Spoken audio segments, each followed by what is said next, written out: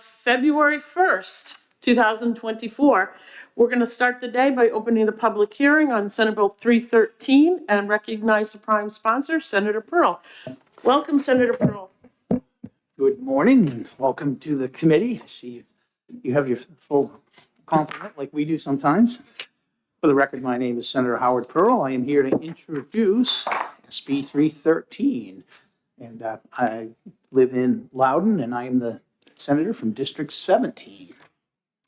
Good morning. So Senate Bill 313, I am putting in at the request of the Commissioner Hanks. And this legislation adds clarity to existing law by specifically mentioning electronic delivery of the criminal minimus as accepted. Current law does not prohibit it, but it does not mention it either. So during COVID-19, it became frequent practice for the sheriff's offices to deliver the minimus electronically rather than deliver them by hand. This practice has continued post-pandemic. The department carefully examines each minimus to determine its authenticity, I'll get it, and will continue to do so. One of the pieces that we added to this, and when I agreed to put this bill in, I was having a conversation with my local PD, and they have issues sometimes with evidence that they have to keep because they don't know that the case has been disposed of through the court system. So we've also added in a piece on, and I apologize, I should have had that, on line 6 about the receiving, nope, I'm sorry, that's the wrong one.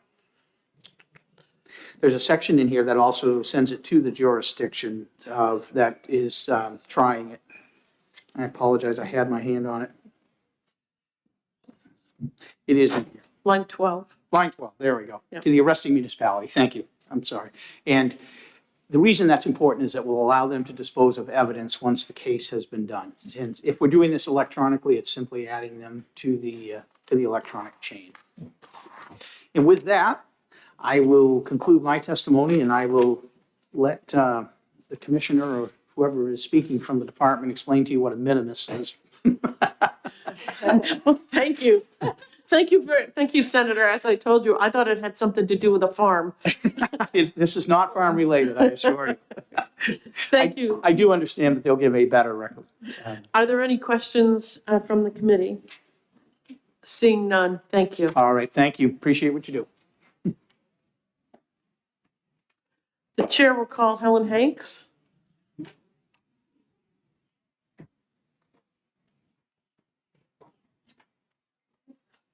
Good morning, Commissioner. Good morning, Madam Chair and honorable members of the committee. For the record, my name is Helen Hanks. I'm the Commissioner of the Department of Corrections, and I want to appreciate Senator Pearl and the co-sponsors for helping us bring this bill forward. This is a bill, just as he stated, to really move us into the current procedures that were absolutely implemented, both when the judiciary started the e-filing process, but clearly through the pandemic, and it has absolutely worked. And this section of statutes really not been progressed since these changes occurred. So all of the testimony he shared is absolutely profoundly why we're here and completely comfortable in helping to support the arresting municipality by sending them a copy of the minimus, which is the sentencing document that gives us all the information about what the charge is, the sentence structures, and they can be simple and they can be multifaceted depending on the number of charges in the concurrent or consecutive sentences that a person is rendered associated with the felonies. I think it's a very straightforward, simple bill, and so with that, I'll certainly avail myself to any questions or comments the committee may have. Thank you very much for your testimony. Are there any questions? Commissioner, I just want to make sure, minimus is the sentencing document. The minimus is the sentencing document. Okay.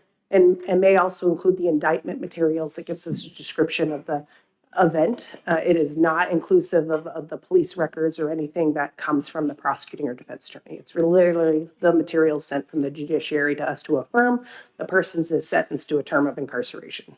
Okay, thank you. I just want to make sure that I have a working definition if I ever have to explain what minimus is. So certainly understand, Senator Carson. It was a word that was new to me in 2003. Yeah, absolutely. Okay, are there any questions for the commissioner? Okay, seeing none. Thank you, Commissioner. Thank you. Okay, are there any other members of the public that would like to speak to Senate Bill 313? Right, seeing none, the committee will be in recess until 9:15.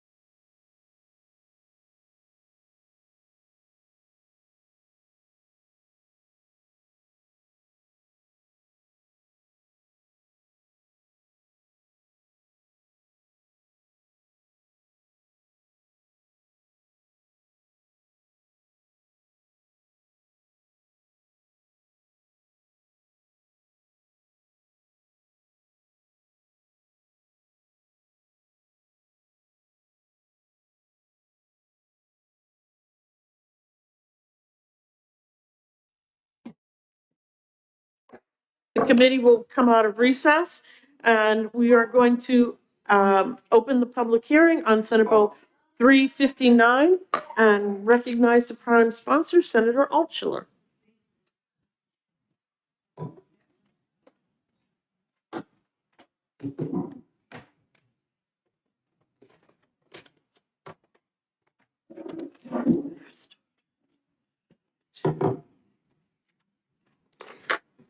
Good morning.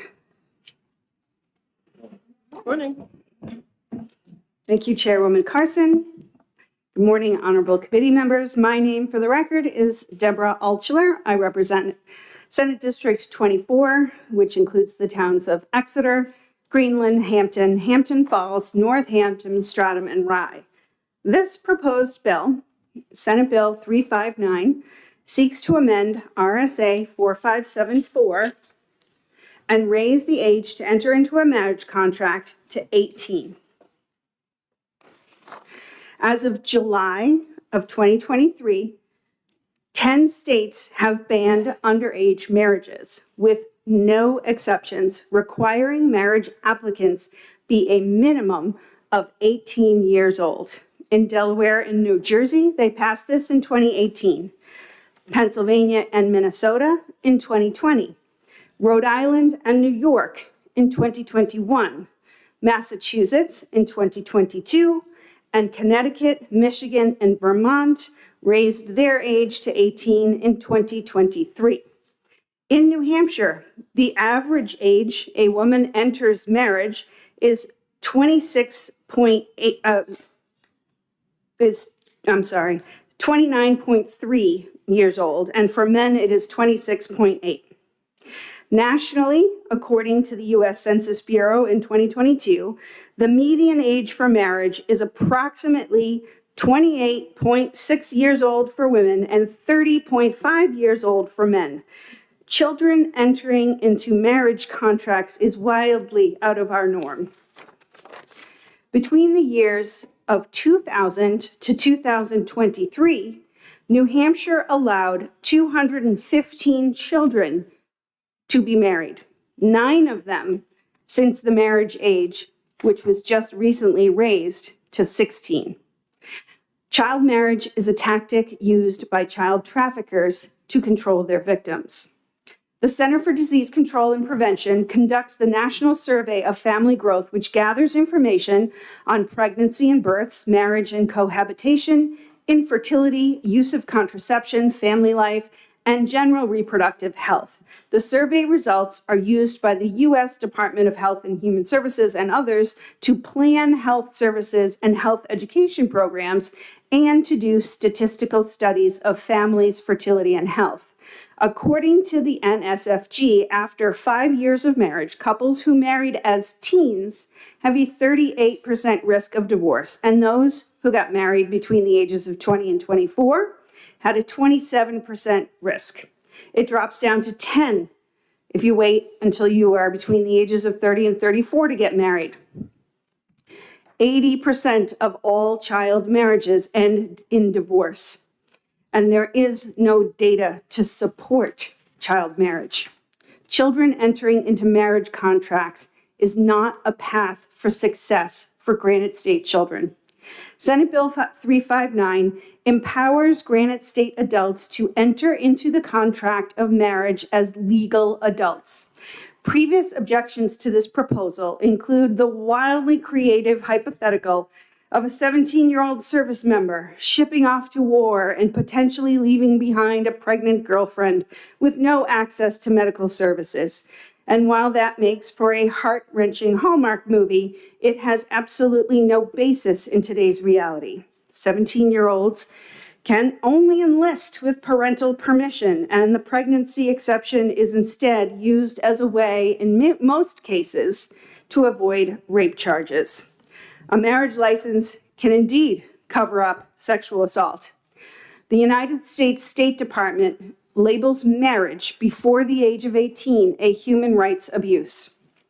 Just before New Hampshire took a modicum of action in raising the marriage age from 13 for girls and 14 for boys, a 13-year-old girl in Newmarket was married off to her abusive 17-year-old boyfriend, having been coerced by her parents. Those children are now divorced. I'm thrilled to be joined here today by advocates from the national organization dedicated to the eradication of child marriage in America, Unchained at Last. They will be providing the committee with more in-depth statistics and personal experiences. As a visual, I ask you to think about the Hall of Representatives and how many people that holds. Now fill that room halfway and imagine that that represents the children who have been married off here in New Hampshire since the year 2000. Imagine facing each one of those kids who have been trapped into a marriage contract they cannot exit and say, there just aren't enough of you to justify my doing anything else to prevent this hall from filling up.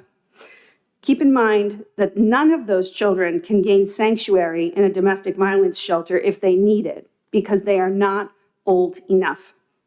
I want to make it eminently clear that raising the age of marriage does not in any way, shape, or form pass judgment on anyone else's marriage origin story. We can celebrate those who followed a teen love affair into a decades-long marriage while simultaneously acknowledging that marriage is more than just a love story. It is a contract. It's a contract that should be entered into by consenting adults. We are the policymakers. We can make this right and set the legal age to enter a marriage contract to 18. Contracts are for adults. Let's fix this in New Hampshire and recommend Senate Bill 359 ought to pass. Thank you. And I would be happy to take questions. Thank you very much for your testimony, Senator. Senator Gannon has a question, as does Senator Whitley. Following your logic, why wouldn't you ask for 21? Because according to your divorce statistics, there'd be less divorce. We don't give a lot of rights till 21. You can't drink. There's other things you can't do. Why not go to 21? Why 18? Why not 21? The reason we are looking to raise the age of marriage to 18 is based on contracts. You can enter a legal contract as a legal adult in New Hampshire, and that opens all sorts of avenues to you, from marriage to voting to renting apartments. There's all sorts of things you can do into entering into a contract at the age of 18 that maybe you should or shouldn't do until you're 21, but New Hampshire doesn't tell 19-year-olds you can't rent an apartment. I'm good. Thank you. You're welcome. Senator Whitley? Thank you, Madam Chair, and thank you for taking my question. What sort of came to mind for me in terms of updating this statute is the evolving brain science. We have learned over the past many decades about the development of the brain. We know a lot more. And so I'm wondering if that is also a reason to update the statute, raise the age to align with what we know about brain science and individuals' ability to make decisions. It factors into it. What factors in a little, in fact, it factors in. It is not the only reason by any stretch. What is more prominent there is that to be entered into a contract by your parents at the age of 16 or 17 and then be left in that space. That is an incredibly legally difficult place for a 16 or a 17-year-old to be in. And we do not allow in the state of New Hampshire for 16 and 17-year-olds to enter into legal contracts unless they are an emancipated minor. And having your parents marry you off makes you an emancipated minor, but you should not have to be married to gain emancipation if that is the wish of a child. There are other avenues for that. Are there any further questions? Senator, I've got a question. Do you know, in the not the statistics, but the age of marriage in Maine? The age of Maine is currently contemplating raising, they are also doing, they're doing what we're doing and contemplating raising it. So, My second question is, there's nothing that we can do to stop, say, two 16-year-olds who decide to go across the border to Maine because they haven't raised their age either, to get married. There's nothing to stop them. So when they come back, will their marriage be recognized by the state of New Hampshire? no, Okay. they will not be legal adults in the state of New Hampshire. And the way this is written, you cannot enter into the contract of marriage until you have reached the age of 18. So, people from Maine can cross over to New Hampshire and buy all manners of fireworks and bring them back to Maine. Doesn't make it any more legal there. So there's a lot of things that people do across borders that don't fly. So no, Massachusetts is on board now. New York, Vermont, the number of states that provide sanctuary for parents to marry off their minor children is dwindling. So we hope that Maine will join us in creating a safe place for people to enter into the contract of marriage when they are legal adults. Okay, I'm just trying to clarify the fact that someone goes to another state to get married, that the state of New Hampshire considers them minors and does not recognize that marriage. I'm not sure how that works. I'll have to talk to our legal folks to try to figure out if there's a conflict there. But usually we do recognize, and there's no language in here that says that we're not going to recognize it. So it is a contract. It's a contract that was made in another state, and we tend to recognize contracts that were made in other states. So we'll have to try and figure that Yes, one out. we, in New Hampshire, we are saying that we will not honor the contract of parents who marry off their children as a legally binding contract. Okay, So, okay, thank you. Are there any further questions? Okay, seeing none, thank you very much, Senator. thank you. The chair will call Representative Levesque. Is it Levesque? Okay. I want to make sure you can get through here because I know you've got to get upstairs. The concept called comedy. We recognize mistakes. Yep. You're right. Thank you, Madam Chair. Good morning. And good morning. Thank you for letting me speak today. And I do have a copy of my testimony here for the Thank you. committee. My name is Representative Cassandra Lebeck. I represent Barrington Stratford District 4. In the past few years, there has been an increased attention both globally and nationally about the end to child marriage. In the United States, bills have been introduced in an attempt to end child marriage. Since 2016, at least 25 states have straightened their marriage age laws, but it is not enough. We are failing our children.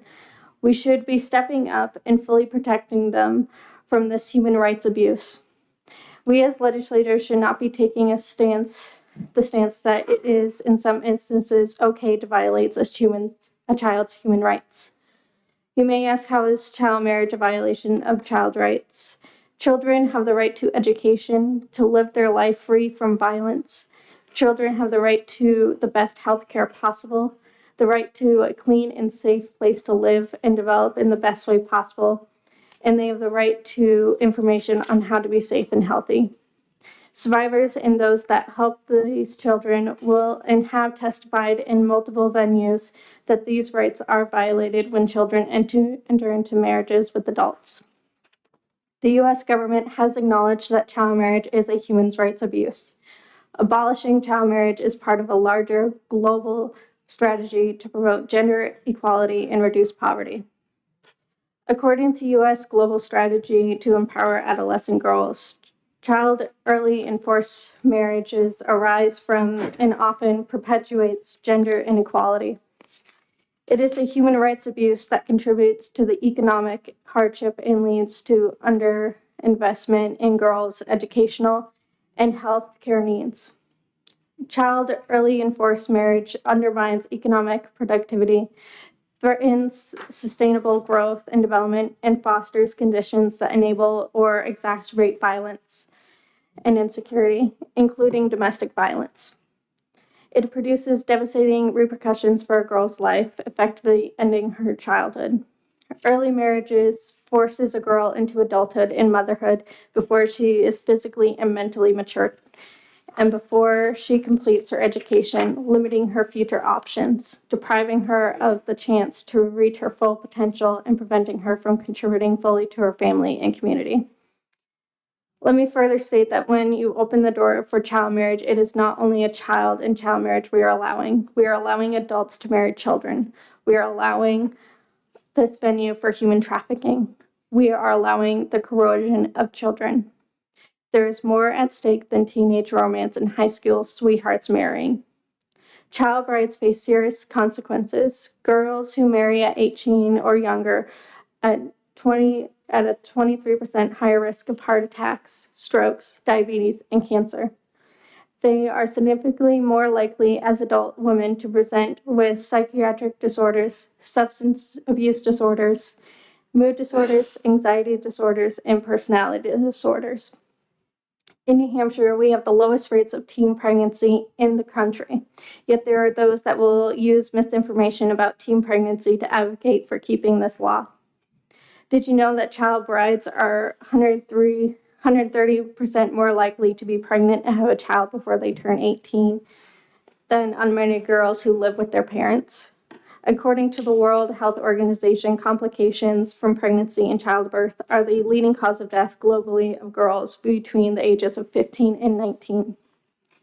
Child brides also face serious educational consequences as well. Girls in the United States who marry before 19 are 50% more likely to drop out of high school and are 4 times less likely to graduate from college. These and other barriers lead girls to marry young to be 31% more likely to live in poverty. Girls who marry are 300% more likely to be beaten by their spouse compared to women who are at least 21 when they marry. Women over the age of 18 can access domestic abuse shelters in New Hampshire, yet our youngest victims cannot access these shelters. If they attempt to enter, the police will be called and they will be returned to their spouse or the parents that put them into these marriages. Age at marriage is one of the strongest predictors of divorce. Overall, around 50% of marriages end in divorce. However, child marriages are significantly more likely to end in divorce than marriages enter later in life.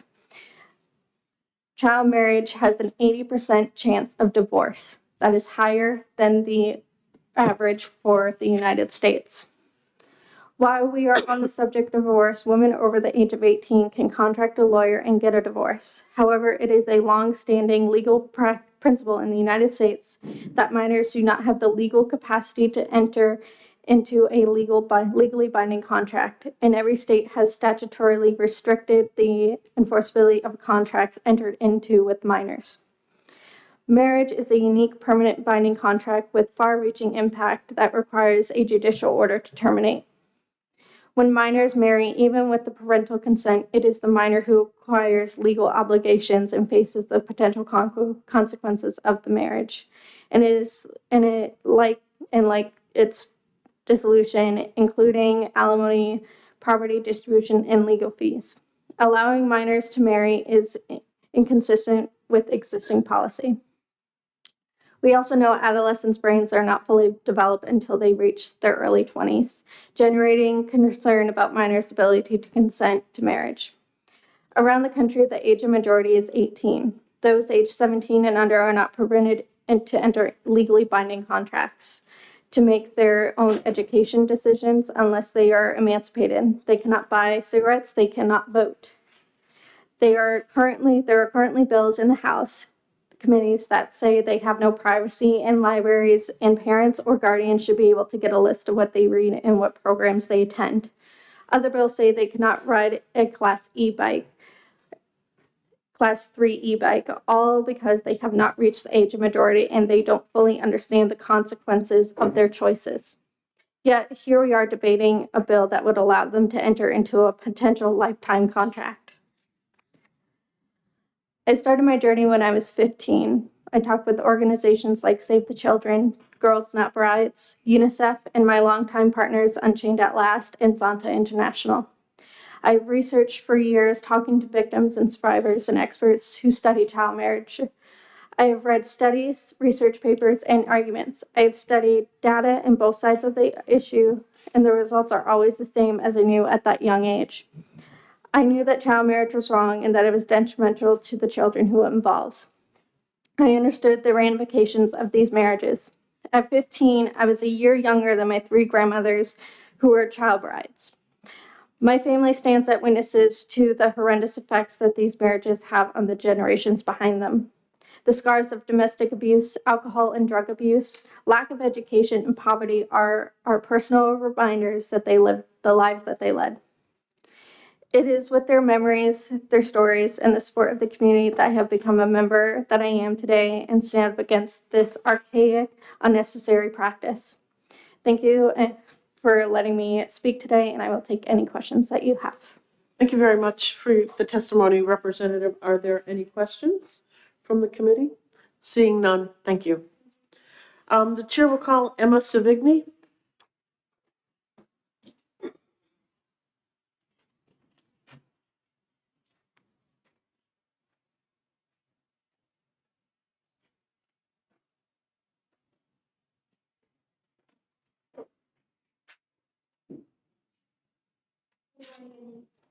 Good morning, Good and thank morning. you for my testimony.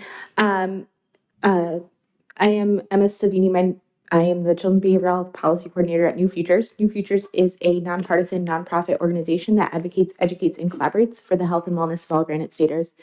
We are here in strong support today for Senate Bill 359 because Senate Bill 359 would reduce the amount of adverse childhood experiences that children experience in our state. For those who don't know, adverse childhood experiences, or ACEs as they're commonly referred to, are events that are traumatic in a child's lifetime, and they can have serious long-term health consequences. Something as damaging as substance use disorder or major depression, anxiety, long into adulthood.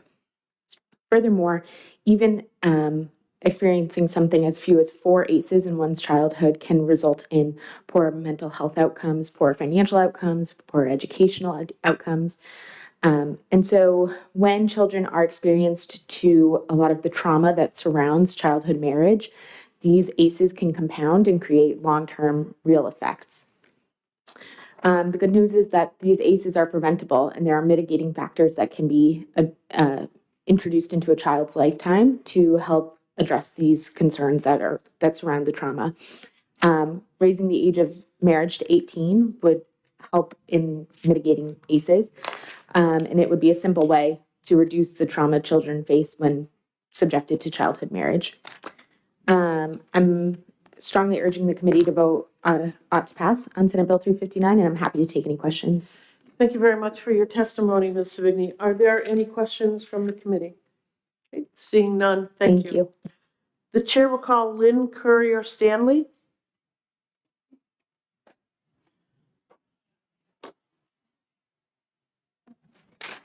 Thank you, Madam Chair and members of the committee for hearing my testimony today. For the record, my name is Lynn Courier Stanley. I am the Executive Director of the National Association of Social Workers, New Hampshire chapter. I am a licensed independent clinical social worker, and I live in Pennacook.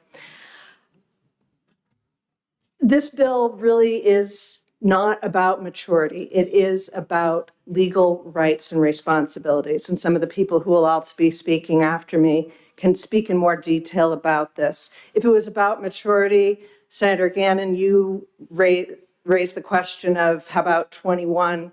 I might counter with 30. It's not about maturity, it's about legal rights and responsibilities. Raising the age of marriage to 18, no exceptions, is a growing global movement with the UN Sustainable Development Goals, with 193 countries signing on to raise the age to 18 by 2030.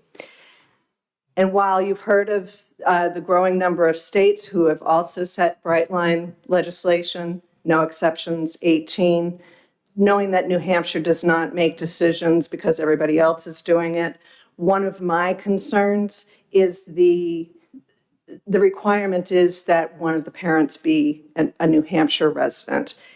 And if one of the parents is in Massachusetts, one of the parents is in Vermont, New Hampshire is the place that they come in order to have their child enter into this contract. Probably more concerning for me is for those who are 16 or 17, their parents are prematurely relinquishing their parental rights and responsibilities to someone else, to oftentimes a man who is now 18, 40. They have relinquished their rights and given them to somebody else. And this is dangerous for those 16 and 17-year-olds who are now trapped in a contract where they have very few legal rights.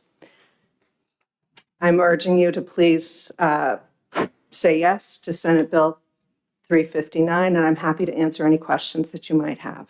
Thank you very much for your testimony. Are there any questions? Seeing none, thank you. Thank you. Okay, I have three individuals. Is it Brady, Reese, Becca Powell, and Michelle Hanash? Would you like to all come up together or separate? You can pull a chair over if you'd like. It's just before you speak, if you could just identify yourself for the record.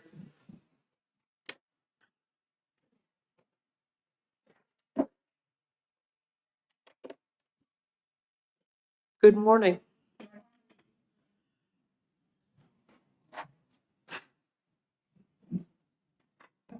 See if we can all reach it. All right, so I am Frady Reese, founder and executive director of Unchained at Last. I'm here as a survivor. I'm a forced marriage survivor, so this is very personal for me. Also an advocate. I founded Unchained at Last. We're on the front lines supporting individuals as they escape forced marriage here in New Hampshire and across the U.S. And an expert. My research and writing on this issue have been published extensively. And I strongly urge the committee to support SB 359 with amendments, though.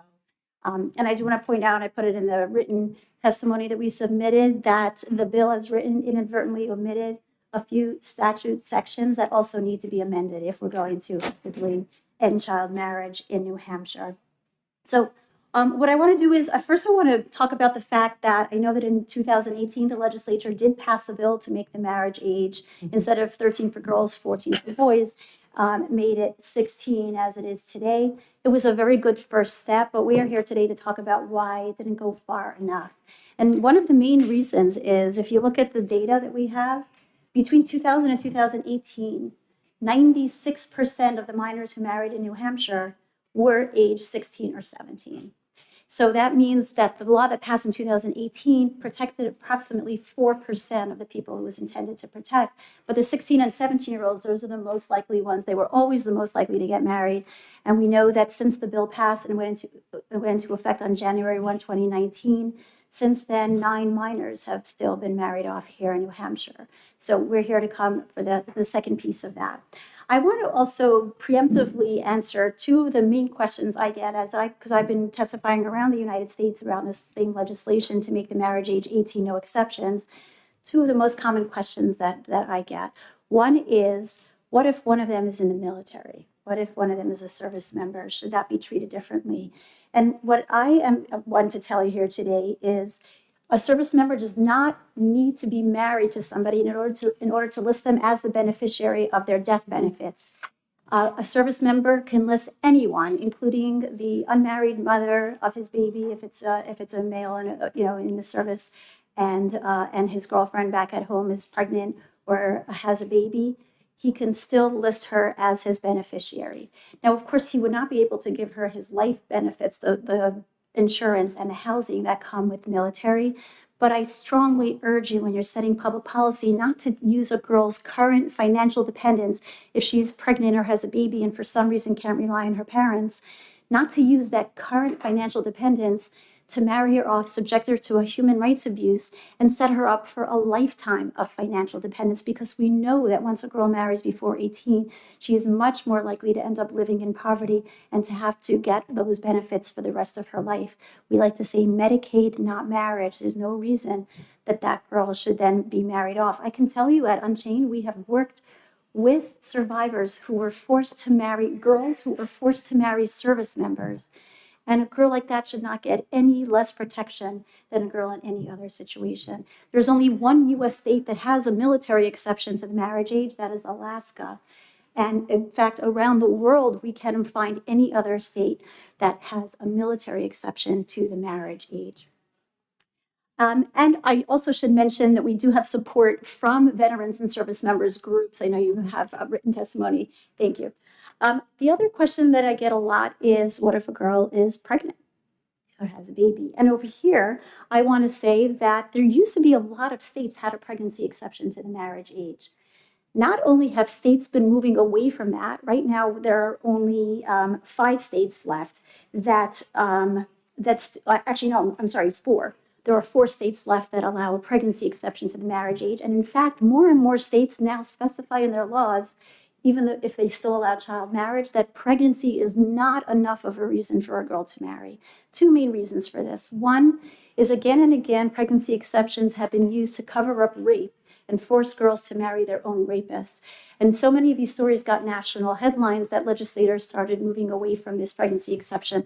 Perhaps the most famous or infamous example of this is Sherry Johnson, who was raped when she was 9 in Florida, gave birth at 10, and at 11, her mother forced her to marry the 20-year-old deacon at the church who had raped her so that he wouldn't face prosecution.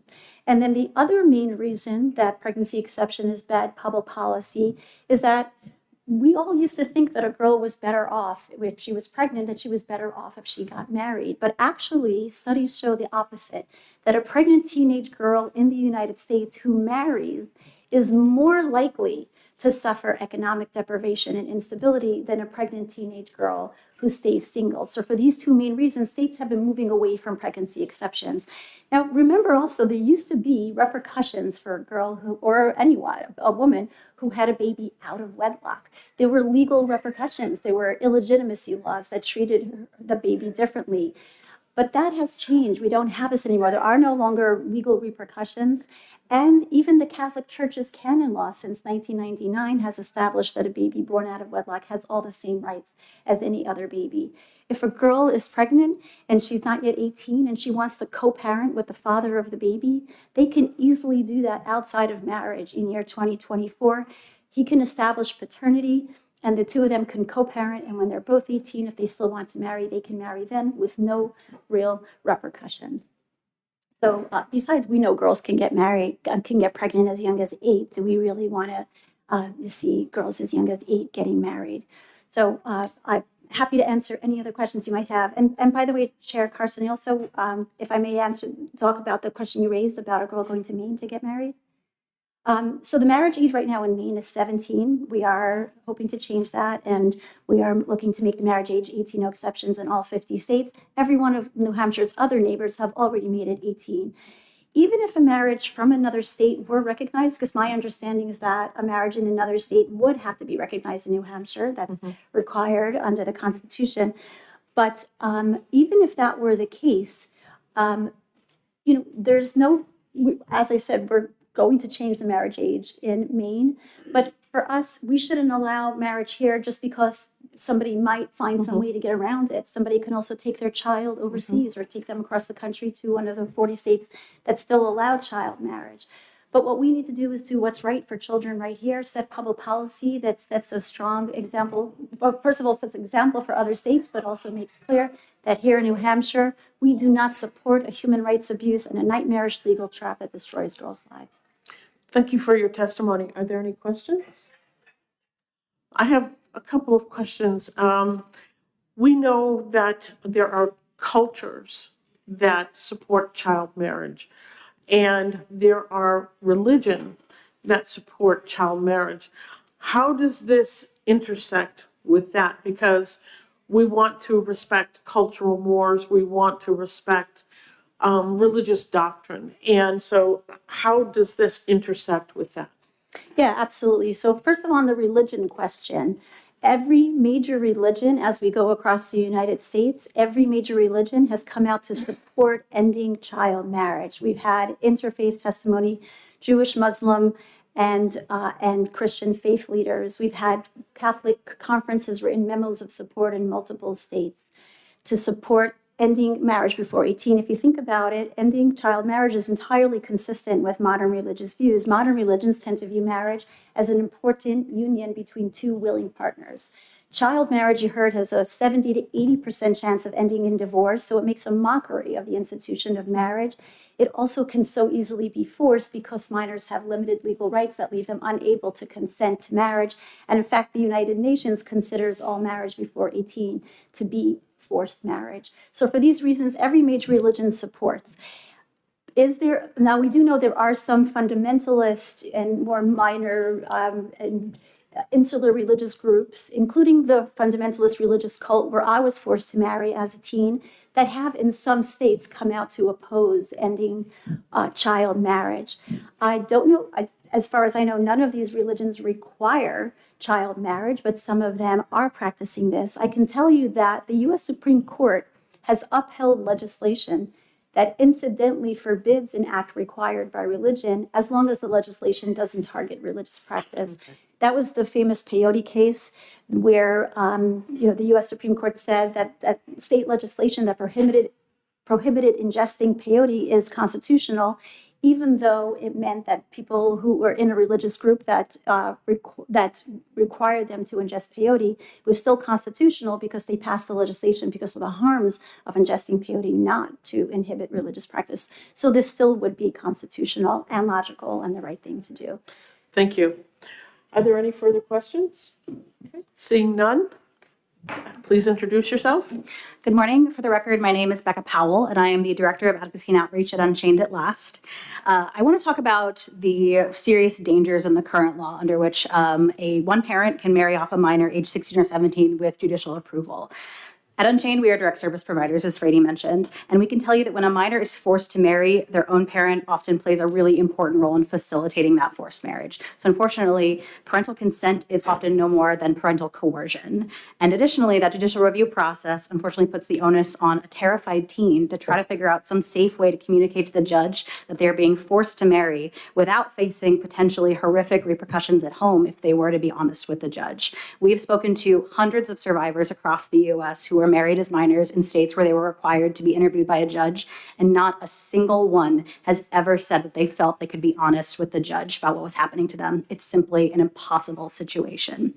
But it isn't just the law that's dangerous. Child marriage itself is inherently dangerous simply because minors don't have the legal rights that they need to navigate a contract as serious as marriage. Vice Chair Gannon, you asked earlier, what is so magical about that age of 18? We all know that a person doesn't magically wake up on their 18th birthday with some newfound wisdom and maturity and ability to make good decisions. But what they do wake up with is all of the rights of adulthood they didn't have even the day before. And that's so crucial, especially for a minor who's being forced to marry. Even the most mature 17-year-old can't easily leave home if their parents are planning an unwanted wedding for them.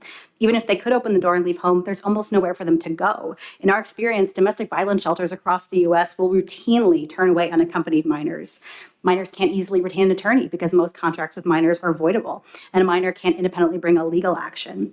I'm really, really devastated to share with you that when girls have reached out to Unchained and asked for help and learned of their limited legal options, we have seen some turn to self-harm and even suicide attempts. So that's why I urge the committee to please pass SB 359 with the amendments that will fully close this loophole. And I'm happy to answer any questions. Thank you very much for your testimony. Are there any questions? Seeing none, thank you. And finally, Michelle Hanash. Thank you. Thank you so much for this opportunity to testify, and thank you for holding this hearing on this very important legislation. I'm Michelle Hanash, Director of Policy and Women's Programs at AHA Foundation. We are a nonprofit working to end harmful practices like child marriage, and we also receive those help requests from people fleeing forced marriage, including minors. So we see also firsthand these devastating situations that primarily these girls are being placed in. So there are several reasons you heard today why child marriage is dangerous, and I'm going to speak just about one of those reasons why child marriage is inherently dangerous, and that is because of the devastating and lifelong repercussions, especially for girls. It's a violation of individual liberty, personal freedom, and fundamental rights. Child marriage destroys nearly all aspects of a minor's health, education, and economic opportunity. Minors who are married are more likely to experience physical and sexual violence.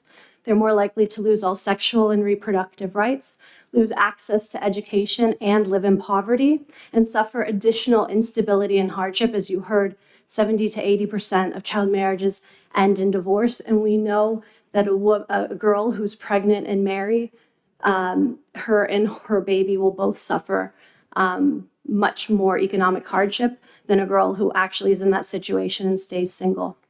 So for these reasons, the U.S. State Department calls marriage before 18 a human rights abuse.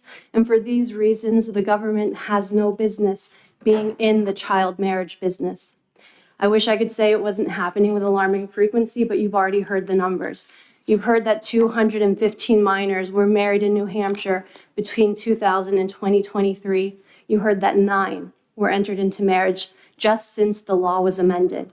83% were girls wed to adult men. Again, this is a problem that is really, really damaging the girls of New Hampshire. And again, only 4% of the minors that were intended to be protected by that 2018 law were protected. As you heard, 96% of those minors were 16 or 17 already who were being entered into marriage. But again, the good news is that there is simple legislation that can fix this problem. And so that's why we're here asking you to pass SB 359 with the amendments Frady mentioned. This is legislation that harms no one, costs nothing, and ends a human rights abuse. Thank you very much for your testimony. Are there any questions? Senator Whitley. Did you provide to the committee the suggested amendment? Yes, I'll be more than happy to, if you send me an email, we'll get that taken care of. Thank you. It's in the written testimony that Unchained. Okay, looking here. Okay, we'll have to go through it. Okay, are there any further questions? One thing I'd like to just ask, and I already know the answer, if a 16-year-old gets married and becomes a victim of domestic violence and they want to leave and go to a domestic violence shelter, are they allowed in? What we routinely see is that because of the policies of domestic violence shelters, they routinely turn away unaccompanied minors for liability reasons, for other reasons. They do not take in unaccompanied minors, and this has been verified by the survivors that we work with who all were turned away from domestic violence shelters. Secondly, if a young woman, age 16, who is married, is a victim of sexual violence, can they go to the doctor and be treated even though they are a minor? Is their spouse notified that they're receiving treatment? So anecdotally, what I've seen, and I would ask Unchained to also weigh in, what we see is that minors, when they're married, are still treated like children.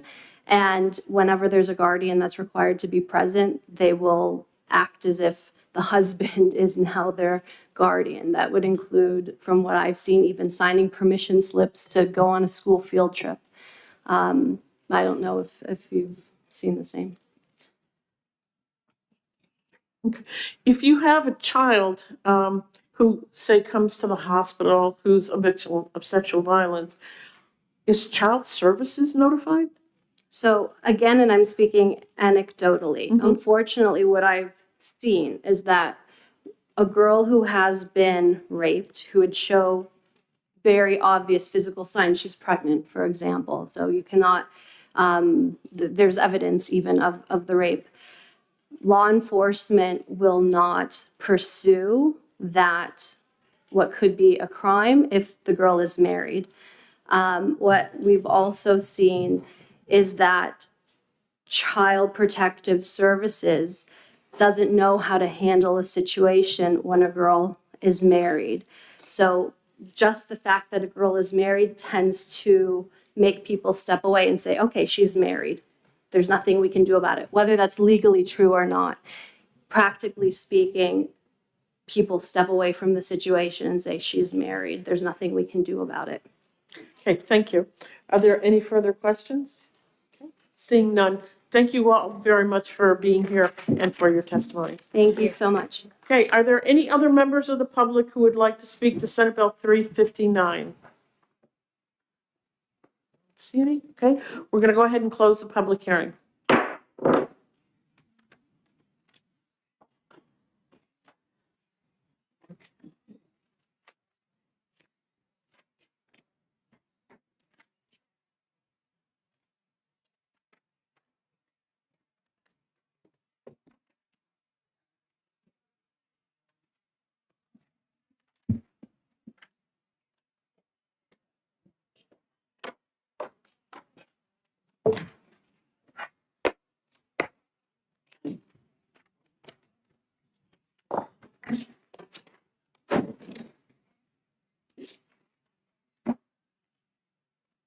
That's it? Okay. We're going to open the public hearing on Senate Bill 420 and recognize the prime sponsor, Senator Whitley. Thank you, Madam Chair. We're going to take a very hard tack away from the prior topic into a very different topic. For the record, my name is Becky Whitley. I'm honored to serve New Hampshire Senate District 15, which includes the wonderful communities of Bow, Concord, Pennacook, and Hopkinton. So today I'm honored to introduce Senate Bill 420. And just very simply, this is a bill to continue the work of the 251 committee that this legislature passed and created last session, and just to require an additional work. If you may remember, Senate Bill 251 was signed into law on June 7th of 2023, and it established a committee to study the long-term impact of the New Hampshire adult parole system. I was very grateful to chair this committee along with a bipartisan group of legislators. We conducted extensive work throughout the summer, heard from a variety of stakeholders who generously came and spent precious hours with us during the summer and fall. We learned so much. We learned that the issues facing not only the parole system, but the criminal justice system in general are quite complex. The committee was productive, and we feel that there's more work to do, frankly. It felt like we had just scratched the surface of further areas to explore. And the committee came together in our report and requested wanting to continue our work. I think this is also important just for to maintain legislative involvement in the work. We have heard in this committee many times about the incredible work that the Council for State Government is doing in collaboration with the Governor's Advisory Commission on Mental Illness and the Correction System. I think it's important to maintain legislative involvement in that work, and this committee has been that place to maintain that legislative work, to make those connections. And so I think continuing the work of the committee will maintain that legislative connection to this important work. I'm happy to take any questions if the committee has any. Thank you very much for your consideration of the bill. Thank you very much, Senator. Are there any questions? Senator, I've got a quick question. Is the committee still in existence? Well, it's sort of unclear, which is why there was no sunset on the committee, but we really had no legislative authority to continue. And so this will give us that legislative authority, and then, essentially bring us back, require us to do another report. So the intention was to continue the committee, and when we asked Office of Legislative Services, this was their legal answer to how we should continue the committee. Okay, because I don't see how the committee, if it's not put together, can issue any kind of report, or you can give it an additional duty. I think what you need to do is extend, if there's a date to it, put a date certain, and then you can still be in existence, and then you'll be able to do the report. So the committee did not have a sunset date, so it is sort of organized under our laws in perpetuity, but it didn't have any legislative authority to report back to the legislature. Okay. So it, right, so, and I understand your concern because I had the same one. And so OLS said, it exists, you still exist under the statute, but you don't really have legislative authority to report back to the legislature unless you have that duty to produce the report. I had the same Okay. concern. Senator, I don't know, maybe we should think about some sort of a date, ending date for the commission. I see, yeah. Yeah, that might be something for you to consider. It's easy enough to add in, and it just might make it easier as this bill moves through I would the agree. Senate and the House. So I would agree, Jerome. Thank you for that suggestion. are there any further questions? Seeing none, Thank you. thank you. Are there any other members of the public that would like to speak to Senate Bill 420? Seeing none, we'll close the public hearing. Yeah, come up with a date. Yeah, no, I I think that's easier. Yeah. It-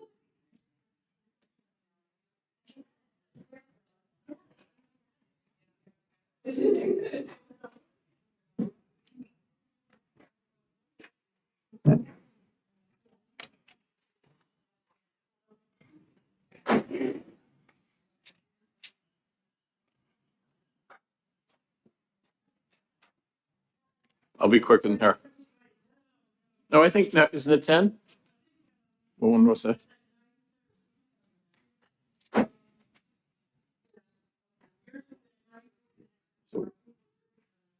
Sounds great. Say when and I will go.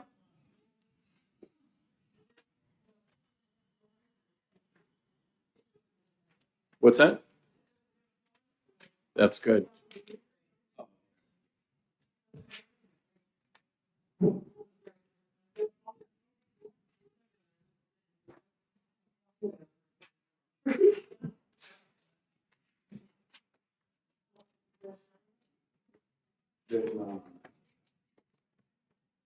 I told everyone not to commit. I asked everyone not to commit, so I've dragged them here.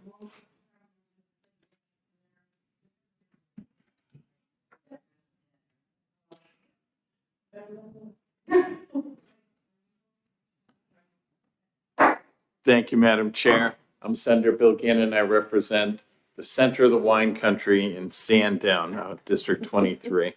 I come here today to introduce 425, which I have done certainly several times, if not many times. So I could have brought all the bail commissioners here again, and you could have heard them say, one of them really wanted to come, and I'm like, Chubbs is like 80. You're getting up there, if you remember him, Madam Chair, Ed Mensis. And so he wanted to come and testify, and I said, Eddie, stay home. I brought the bill because there are many bills in the House which want to handle bail commissioners' fees, maybe set up a magistrate system. And there's a lot of things they might do. They may or may not pass. And so we've had the same problem. The bail commissioners make $40. Seems they average 2/3 to 70% collection. And so to go out the middle of a Saturday night, get $40, and that includes several hours work plus your gas and wear and tear in your car. It just has been that fee for a long time, and they felt that they'd be entitled to more. So I have brought them to testify many times. I don't know if it's always been before this committee. It might have been a different committee. But it's the same story there, and we never really take care of the problem. Do we need magistrates in charge who are more professional? A few of them are not. Well, in the meantime, we have a very cheap system of paying these guys nothing really out of our pockets. They usually get a credit card from someone at the scene, and with about, again, a 70% seems to be the average rate of collection. Some people are much better at getting that than others. My bail commissioners tend to be much better.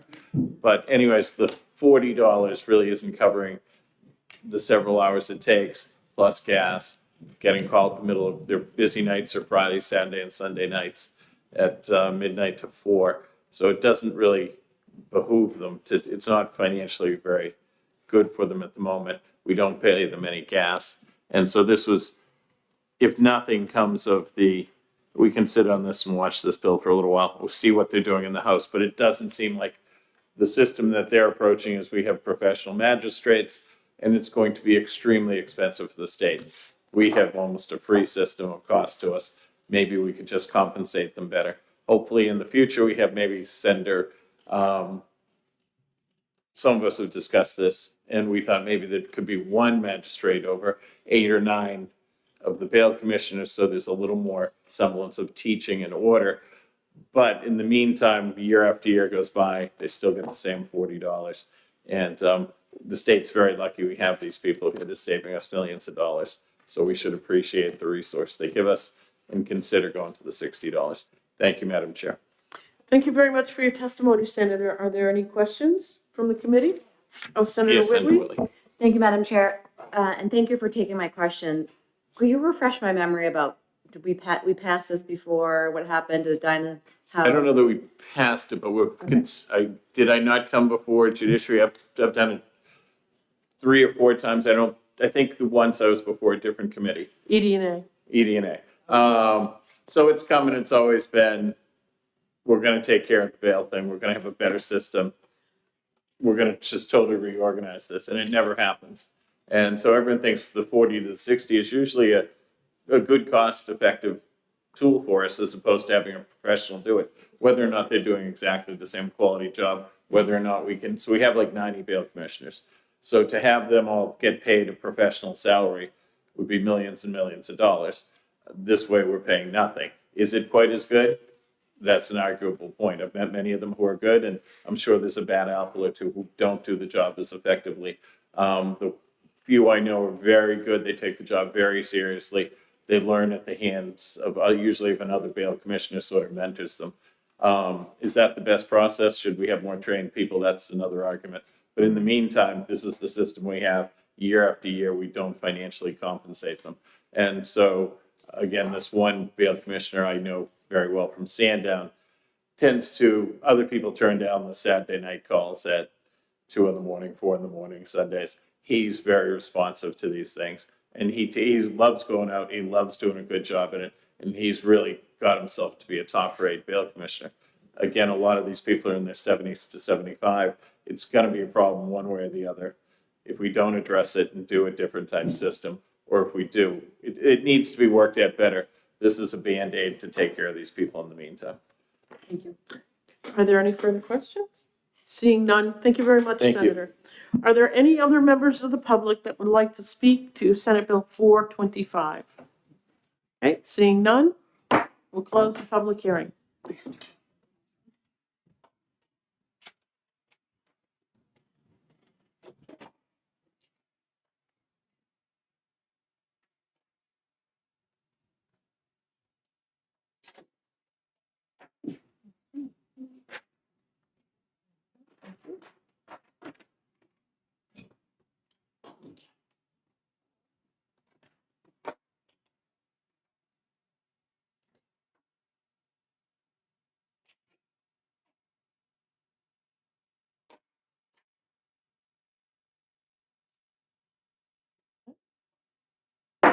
We're going to go ahead and open the public hearing on Senate Bill 533 and recognize prime sponsor, Senator Altshuler.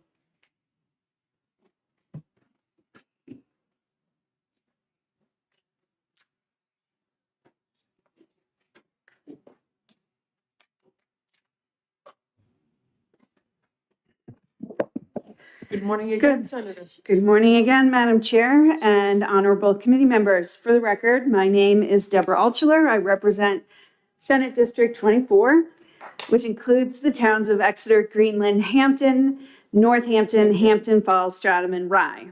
This bill, Senate Bill 533, is enabling legislation that will allow public bodies to have the option of allowing one or more members of the body to participate in a meeting by electronic means. New Hampshire has 234 cities and towns with select boards, town councils, recreation boards, library trustees, heritage commissions, cemetery boards, planning boards, school boards, energy committees, and more. These are filled by volunteers who invest their time and talents in our communities. And we need people from all walks of life who will come together to keep our communities humming. We also need to recognize that we can involve so many more people by using the tools at our disposal to make participation more inclusive for people to be part of our local government. What happened in one of the towns in my district is not a unique experience and exemplifies the challenges facing all of our communities. Exeter has a Heritage Commission as defined under RSA 673-4A. It is a 7-member commission. During the COVID emergency order, membership was at 6. After the emergency order expired, it dropped to 5, which still constitutes a quorum, but with absolutely no space to accommodate absences at all. One particular night that the commission was due to meet, we had a member laid up at home with a broken leg. Another had childcare issues that cropped up at the last minute, and one was a no-show. The meeting had to be canceled. The applicant, who was supposed to be addressed at that meeting, had to wait another whole month because the commission could not get a quorum to do their job. And this was not just an inconvenience for the applicant because it was a part of a larger connection of permit applications. It would have been a non-issue if the member with the broken leg and the member with the childcare issues would have been able to participate. In Exeter, the public can attend and participate remotely. So the select board went from a regular 2 to 3 attendees in person. On occasion, depending on the subject matter, there'd be more or less. During the shutdown, remote participation rose to a regular 20 people or so. People who cannot drive at night, do not have transportation, have small children at home, have medical emergencies, or occasionally travel for work should not be excluded from serving our communities. We have the technology available to increase participation with transparency, and we should embrace the opportunity to include more people in the functions of our governing bodies. Senate Bill 533 brings that to fruition, and I ask the committee recommend it to pass. You also have a copy of a letter from the Exeter town manager in the packet. And one of my co-sponsors, Representative Gilman, who could not be here today because she's upstairs, you can hear the thundering crowd. She submitted her testimony to you via the online portal. So, All right, thank you very much, Senator. Are there any questions for Senator Altschul or Senator Gannon? So I understand and I appreciate this. That would be terrible if one person short. But then I see in the bill, it says that 2 members, at least 2 members, so say in that 7-member. New Hampshire, we always like to be able to have the citizens face their elected officials. So it just seems when you go from 7 to 2, unless I'm missing something and didn't read it, that would be a bridge too far for me. Going from 7 to 2, I could see 1 or 2 people, something comes up. 7 to 2 is then you're not being able to face your selectmen, your boards. It just seems like. well, I mean, in the case, you don't have to go from 7 to 2. We're allowing for communities to be able to use this remote option. And I think it says at the beginning, when necessary. So there are, my select board is only 3. So if we have to have 2 people in the room, there's only 1 person who would be able to participate remotely and for this to work. So the idea is to keep 2 people in the room, have everybody else, similar to when you participated remotely in the Senate session, we could all see you and you could see us and the public could see you too. Same thing is that everybody's got to be on camera or in public, and everybody participating remotely or in person can see and hear everyone else. And the added transparency of everything having to be called to a roll call just allows people to be able to participate fully in their communities without having to to get childcare every single time Just or to be able to, So I appreciate and I like the general concept. It's Yeah. just, if you had like a board with 7, I think we have 6 or 7 select, we have a big selectman group. If you only have 2 there, it would bother me. It would be like people are gonna stay home a lot more and you're just not gonna have real participation. If 1 or 2 for sickness, other things, I totally appreciate that. I would like a majority of every board to be there. thank you for pointing that out. That's just, Also, it's enabling legislation. So Sandown can choose sure, to say, you know what, since we're 7, we'd prefer yep, 3 in the Okay. room, but minimum 2 people I'm good, in thank you. person. So you don't have, so that, exactly what you're saying, so we wouldn't be completely remote all the time, but allowing more people to be able to participate. Okay, thank you. Senator Chandler? Thank you, Madam Chair. Senator, I think that we remember when the governor's orders were in effect and folks started to go remote. I wonder if anyone did any kind of information or data collection. You may not know the answer to this, but if anyone tried to reach out and figure out what the effects of that were, if there were any benefits or, I mean, there are obvious deficits when you have to be remote, but were there benefits? Well, as outlined in my testimony regarding Exeter, there were benefits because when we were under that executive order, we had more participation. And in fact, we had more people volunteering to be on the boards because they weren't stringently held to a specific time and date. And there was a teeny bit of flexibility, particularly when it comes to childcare and getting nighttime transportation. We have a lot of people in my district who are a little bit older and don't drive at night. And so without having a specific person to drive them to evening meetings, if that person is, backs out or gets sick, the person who's on that particular board is now left not being able to participate. When, in that case of emergency, they could dial in. So we had higher participation on our boards, and the general public attended more. Thank you. Are there any further questions? Okay. Seeing none, thank you very much, Senator. Thank you. Are there any other members of the public that would like to testify on Senate Bill 533? Okay, seeing none, we'll close the public hearing. You're up. Oh, is it? Okay.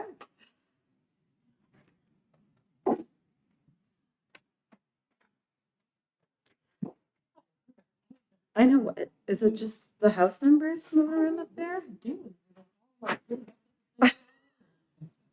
There's so many of them. So many of them.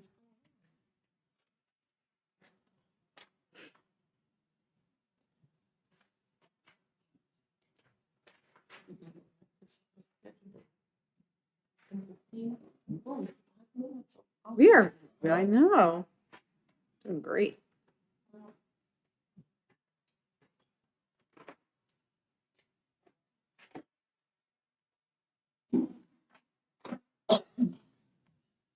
Let me know when you're ready. Are you all set? Set. We're going to go ahead and open the public hearing on Senate Bill 566 and recognize the prime sponsor, Senator Chandler. Good morning, Madam Chair, members of the committee. My name is Shannon Chandley. I serve in Senate District 11.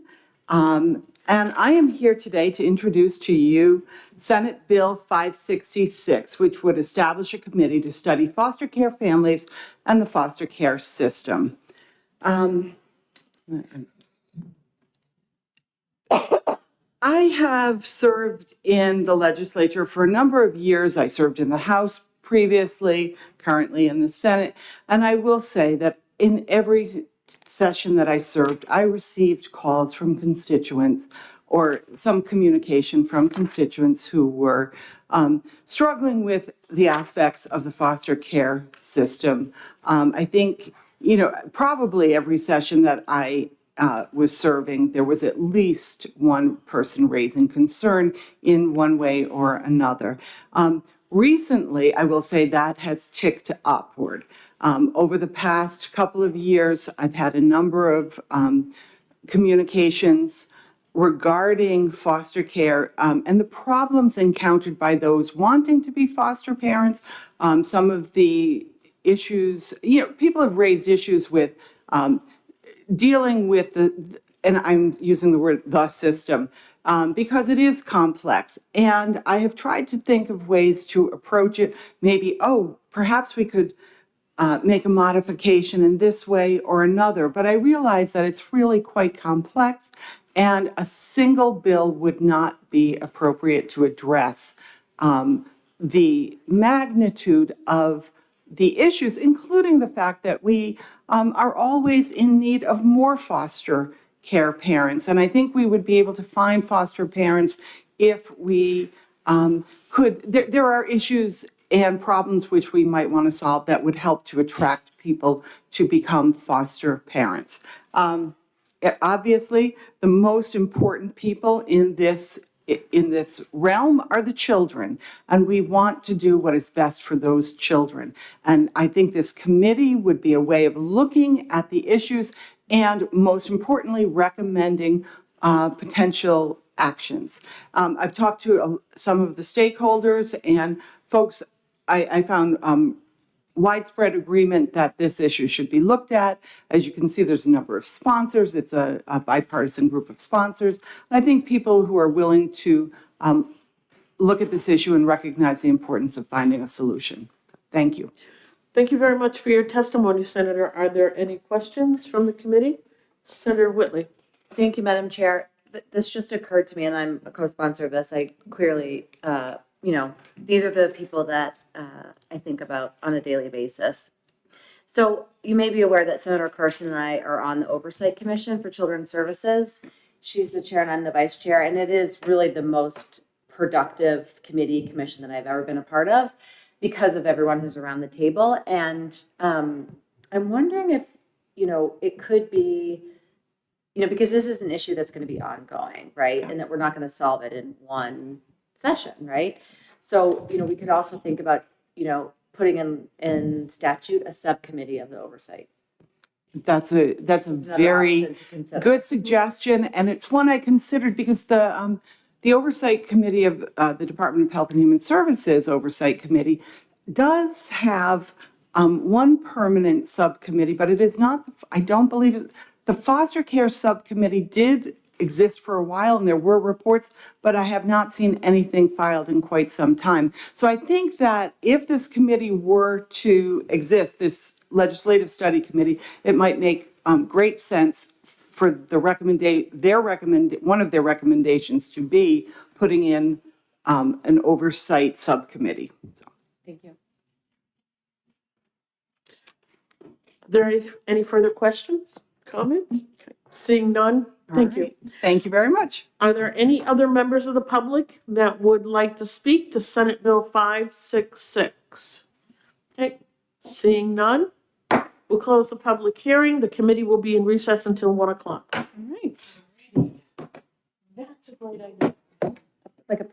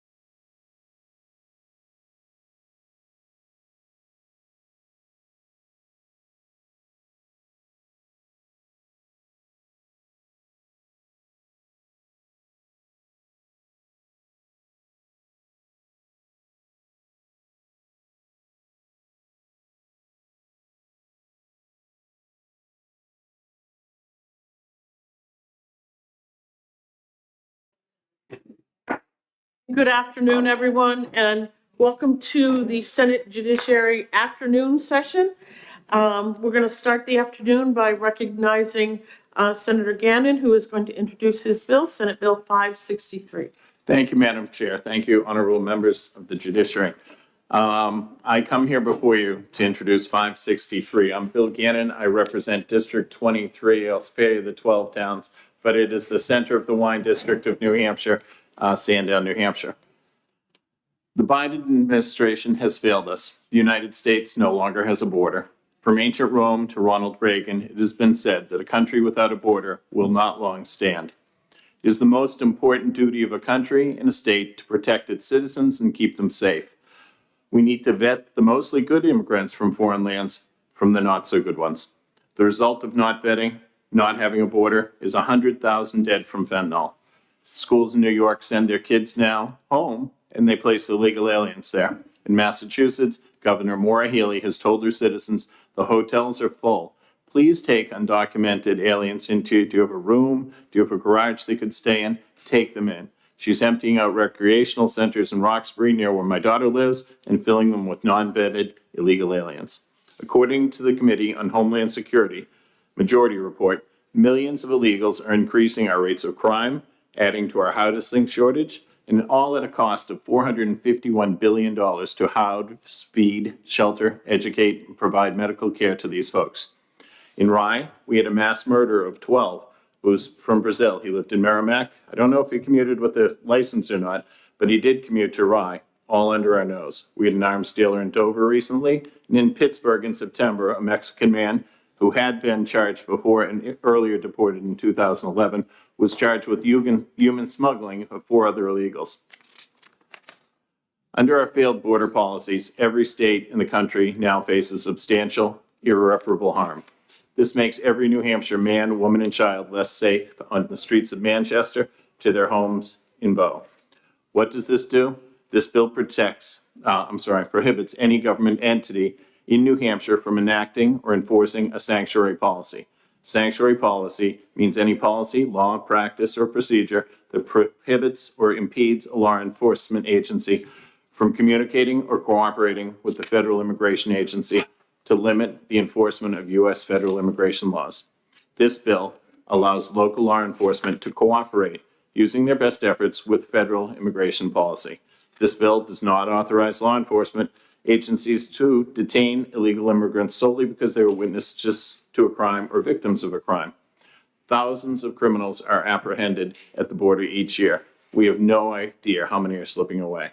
In November, FBI Director Christopher Wray testified before Congress that there's an urgent, according to U.S. Customs and Border Protection in 2023, we had 1.2 billion doses of fentanyl that were seized. What's an immigration detainer? We should probably talk about that. An immigration and customs enforcement. They lodged the detainer on an individual who's been arrested on criminal charges and who ICE has probable cause to believe are removable non-citizens. The detainer asks other law enforcement agencies to notify ICE before a removable individual is released from custody and to maintain the custody of that person in a safe and secure setting upon release from that agency's custody. When a law enforcement agency fails to honor immigration detainers and releases serious criminal offenders onto our streets, it undermines ICE, Homeland Security, and other agencies' ability to protect public safety and carry out their missions. For decades, immigration officers have used detainers as a collaborative law enforcement tool to request critical law enforcement cooperation, notifying ICE of upcoming release of non-citizens who have been arrested for a criminal violation unrelated to their immigration status. Underscores the importance of information sharing between partners who ultimately share the same goal, to serve and protect our community. Let me give you 2 examples of New Hampshire towns practicing currently sanctuary policies, Hanover and Dartmouth. I have a copy of each one of their, one's a welcoming Lebanon ordinance in Hanover. They call it the Town of Hanover Ordinance of the Select Board. In Part 7 of that, they go on to say, no department officer shall aid or participate in civil immigration enforcement activities carried out by the federal government. No law enforcement officer of the Town of Hanover may give them any information When you go over to Lebanon, they go further. They say not to cooperate at all in various ways. They say, don't let them use our facilities. Don't permit access to a person to be detained. Don't let them do interrogations. Don't let them talk to them. Don't detain them. So if we don't detain, we could let the next 9/11 terrorist out on our streets, which isn't what any of us want. So we are just looking to take bad actors off the street. We're not going out of our way to bother good people who have come here for sanctuary, but we have to weed out the bad actors amongst them. We have to allow our police officers to cooperate. There's towns we have that will not let the police officers call in. I think I'll leave it there. Thank you, Madam Chair. Thank you very much for your testimony, Senator. Are there questions from the committee? Senator Whitley. Thank you, Senator Whitley. Thank you, Madam Chair. Thanks for taking my question. You are characterizing this bill as a public safety bill, but Yes, ma'am. are you aware of the multitude of concerns raised by our local law enforcement, both to this bill and to last year's bill, Senate Bill 132? Why aren't we listening to our local law enforcement about what they actually need? I am. We had someone testify, an ICE agent last year. He lived in my town of Chester. He came and testified before you. He couldn't be here today. Of his many encounters, and he thought it was a relevant problem. He is a law enforcement official. I've talked to others. I've talked to the chiefs in many of my towns. They think it's a problem. Maybe I'm from an insular district with different type police than you're used to encountering. Follow up? Yes, follow up? Chief of Manchester, not supportive. Chief of other big towns. These are where, so if there is crime in New Hampshire, it's happening in our cities. They're not concerned about this. Why are you? Again, I have talked to police and federal agents who are concerned. I've talked to the citizens on the street who are concerned. We have people filling up shelters all over Massachusetts, right on our border. We don't know where these people are from, and they're only minutes from our border. So if you have a sanctuary city, say in one of my towns, say Chester decided to have a sanctuary city, puts everyone around them in danger. They're all subject to people who have not been properly vetted. So if the federal government says they have a reason, they have a detainer, that they have probable cause to believe that a person has done a federal crime, that they want to meet with them or talk to them or deport them. We're just asking the locality to cooperate. We're not asking them to enforce federal law, just cooperate with the federal authorities. Follow up? Follow up? So we've been hearing a lot about this so-called crisis at our northern border, streaming through our borders. But as you may have seen, we received data yesterday that, in fact, we do not have a northern border crisis. We had, in a period of multiple years, only 21 encounters, right? So let me follow. I thought you were. Yeah. So a northern border crisis we do not have. Not to say anything about the southern border crisis, not to say anything about Massachusetts. This is New Hampshire. But my question to you is, why are we putting our local taxpayers on the hook? It has been, in the past that, we have passed bills, the majority has passed bills. We don't do the bidding of the federal government. So why are we now telling our police officers to do the bidding of the federal government, to put our taxpayers on the hook? And if that's the case, why are there no funds in this bill to aid our local police departments? I think you asked me 3 or 4 questions. The first question was on the northern border. There's, the area, the Squantum area, it's 7,000 to 10,000 people came over that border in the last year. Specifically in New Hampshire, where they pulled out many of the northern border agents, the federal agents at the Border Patrol, were pulled out a lot and it went south. So how many have we missed? I don't know. I know it was released last night to 21, but that also still said there were 7,000 to 10,000. So you're going to put a sign up saying, we're not really patrolling up here. So all the people who are coming in from New York, up in Maine and Vermont are going to see a big green light to come in through New Hampshire. I don't want you to advertise the fact that we're not protecting that area enough. You talked about the money spent. Why are we spending this money? We're spending $461 billion of your federal tax money that you make on these federal programs to feed, house, clothe, shelter. That's money way more than we're going to spend. The governor wanted to spend $1.2 million. I'm talking almost $500 billion. So I think you're being penny wise and pound foolish. Follow up? Follow up? So are you opposed to adding funds in this bill to help local law enforcement with training, compliance, if they're going to get sued for certain federal violations? Are you opposed to adding funds to this bill? I think all they really have to do, you're going to have the same number of police. All they have to do is detain someone who's wanted by a federal agency. Federal agencies who have deported between Homeland, ERO, there are other agencies that deported over 500,000 in the last year. So they're really just there will be the added cost, I guess, of having someone in a cell for a few hours while they wait for the federal government to come get them. Follow-up? Last follow-up. But don't you think that if you are demanding, if you are requiring, if you were telling local law enforcement that they have to do the bidding of the federal government, you are taking them off the street, so there's a fund. So you're saying that you are opposed to adding funds to this bill? First of all, I disagree with you. This bill is not, it's permissive. We're allowing police officers who want to call. There are towns like Lebanon and Hanover where the practice of their police chief is to not call. They let them go when they have them at the cell, or they let them go at the site of the car. They're letting them go then. So we're asking them not to, they can't arrest. This doesn't give them any authority to arrest. It would just, they can detain them long enough for up to 48 hours for the federal government to come get them at the local jail. I do have a question. That's my last question about that provision. Okay, last question. Thank you.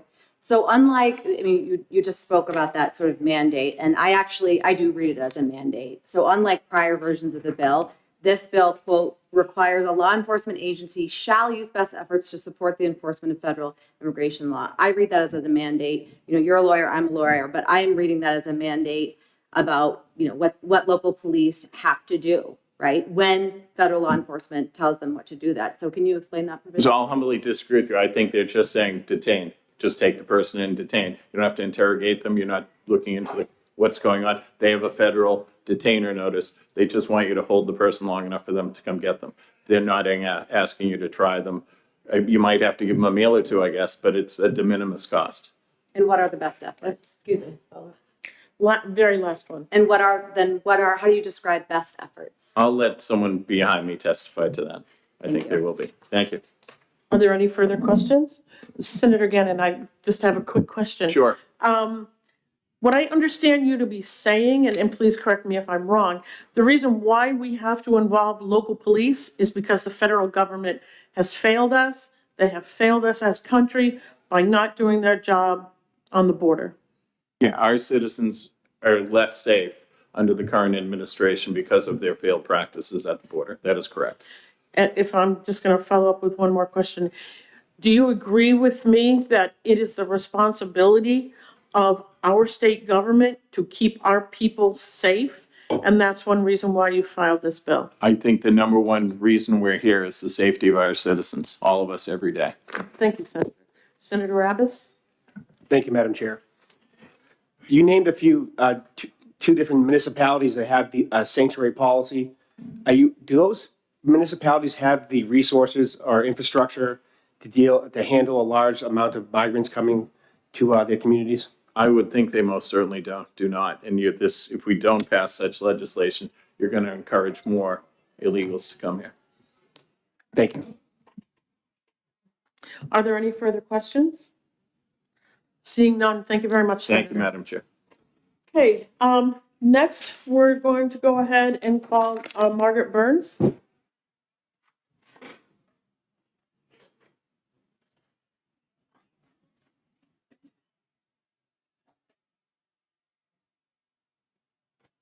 Good afternoon. Thank you very much.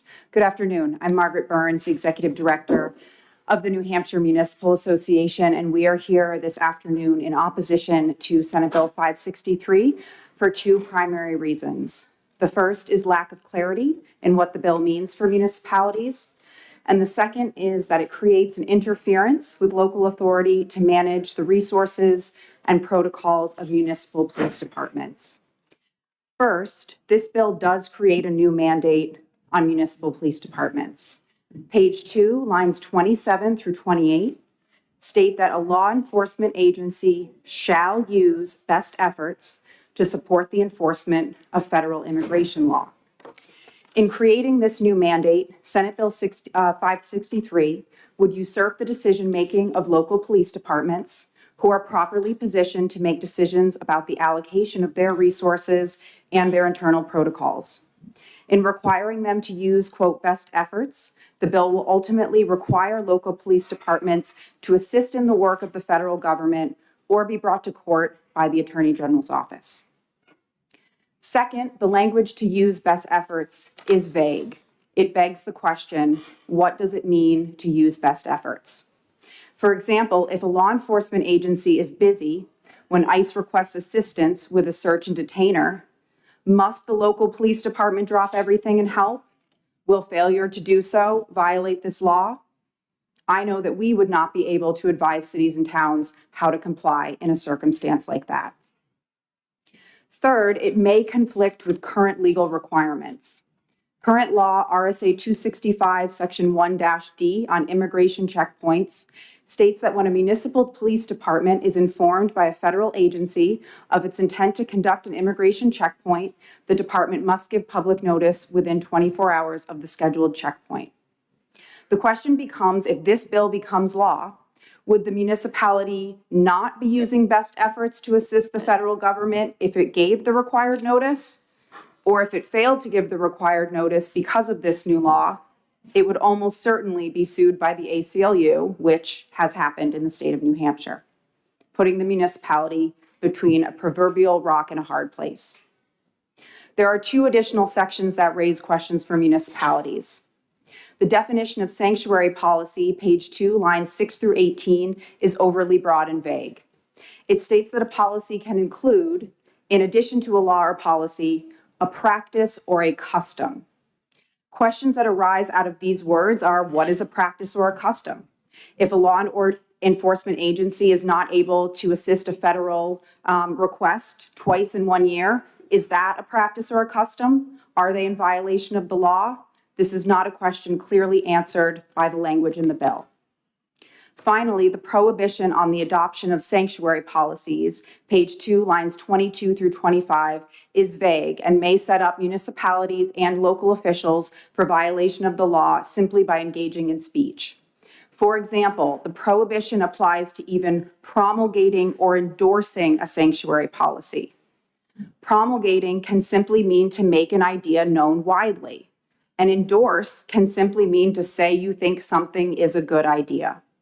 If a local official believes the town should have such a policy or states that they believe in such a policy, is that individual in violation of this bill should it become law? For these reasons, we would ask that the committee vote Senate Bill 563 an expedient to legislate. I'm happy to take any questions.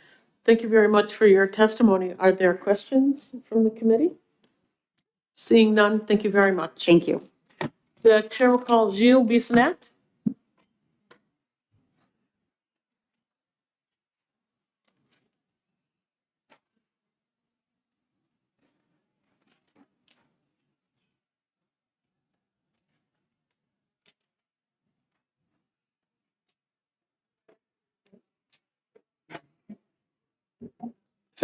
Is it on? I can never tell. It's on, okay. Thank you, Madam Chair, the sponsor of the bill, members of the committee. Gilles Bissonnette, I'm the legal director of the ACLU. We oppose this bill just as we have opposed prior iterations of this over the past several years. And I think there's multiple reasons why that I just want to walk the committee through. And the first is, I don't think this bill is permissive at all. I think it is mandatory with respect to all of its provisions. And in fact, I read this bill as mandating that local police do the federal government's bidding with respect to federal immigration enforcement, and it does so without any funds for training, compliance, and litigation costs, whether it's litigation costs if the Attorney General's office sues you, or if it's litigation costs on the other end if you hold someone when you shouldn't under this law and are alleged to have violated that individual's Fourth Amendment rights, both of which are very real, regrettable possibilities if this were to pass. But I think, to me, just with like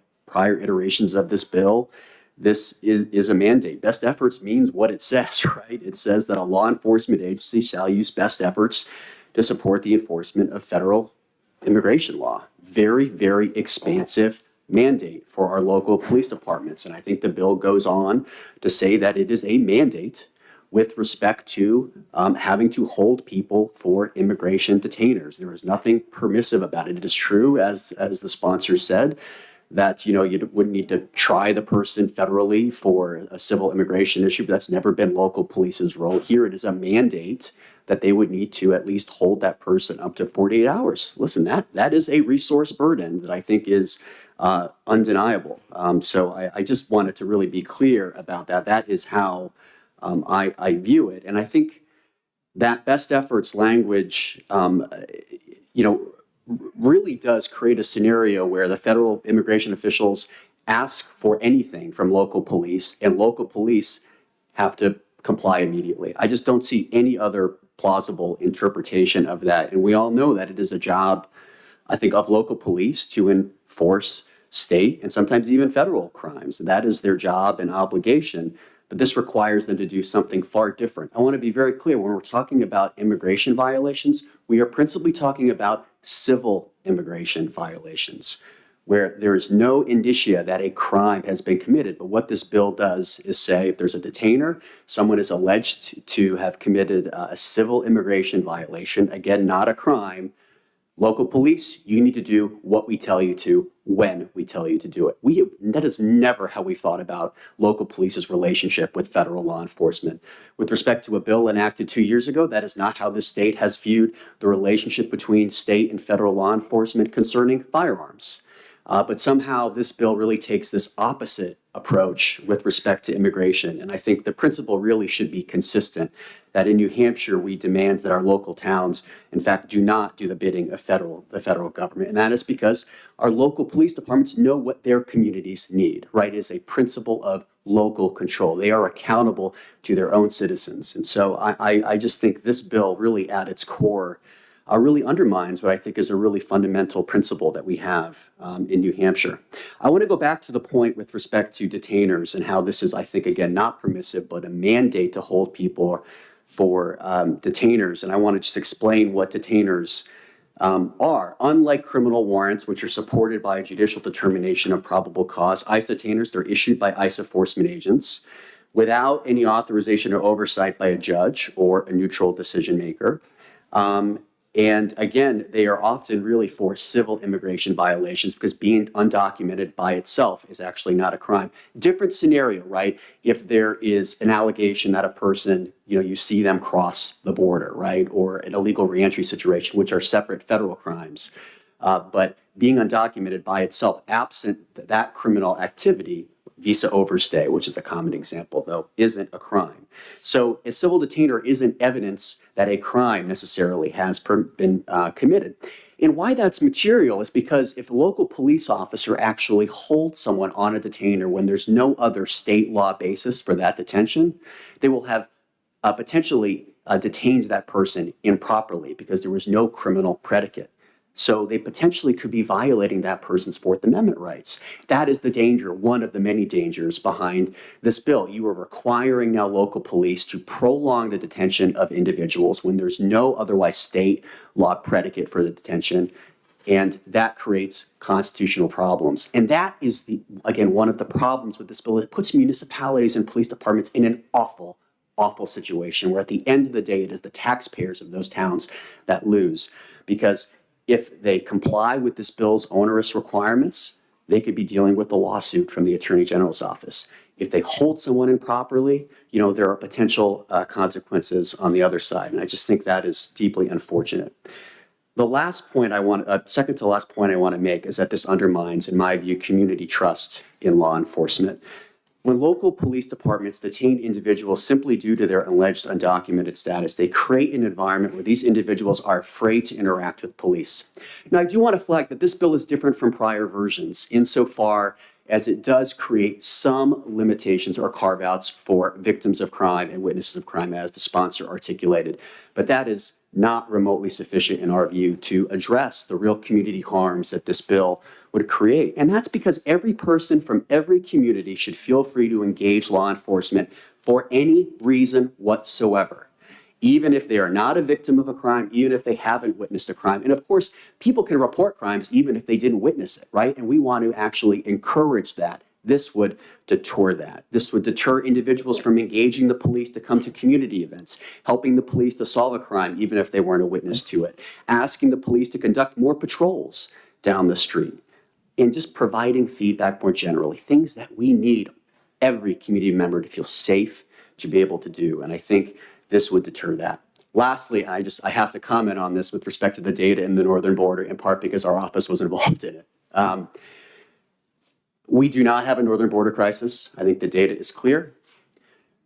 There was data advanced back in early 2023 for all of Swanton sector encounters and apprehensions, arguing that there's been an increase in encounters and apprehensions on the Swanton sector border, which is about 250 miles. That was used to justify a $1.4 million appropriation for additional local police resources on the border. We asked for the New Hampshire numbers there. So it's the same data set, right? Just the New Hampshire numbers, because New Hampshire has about 58 miles of that 200, 300 mile border. That data shows that in a 15-month time frame from October 2022 to December 2023, 21 apprehensions. That's it, 21. So you want to be very clear that we don't think this might be an issue and debatable, that this is an issue on the southern border. This is not a New Hampshire issue. I don't think the data supports it. So I just want to articulate that position, but I don't think this law is necessary. I think it is a mandate, and I think it would be deeply harmful to our communities. And for all those reasons, we oppose this legislation. Thank you very much for your testimony, Mr. Bissonnette. Are there questions? Senator Abbas and then Senator Whitley. Thank you, Madam Chair, and thank you for taking my question. Thank you, Senator. So let's just say if there is no northern border crisis, would you support leaving the border open?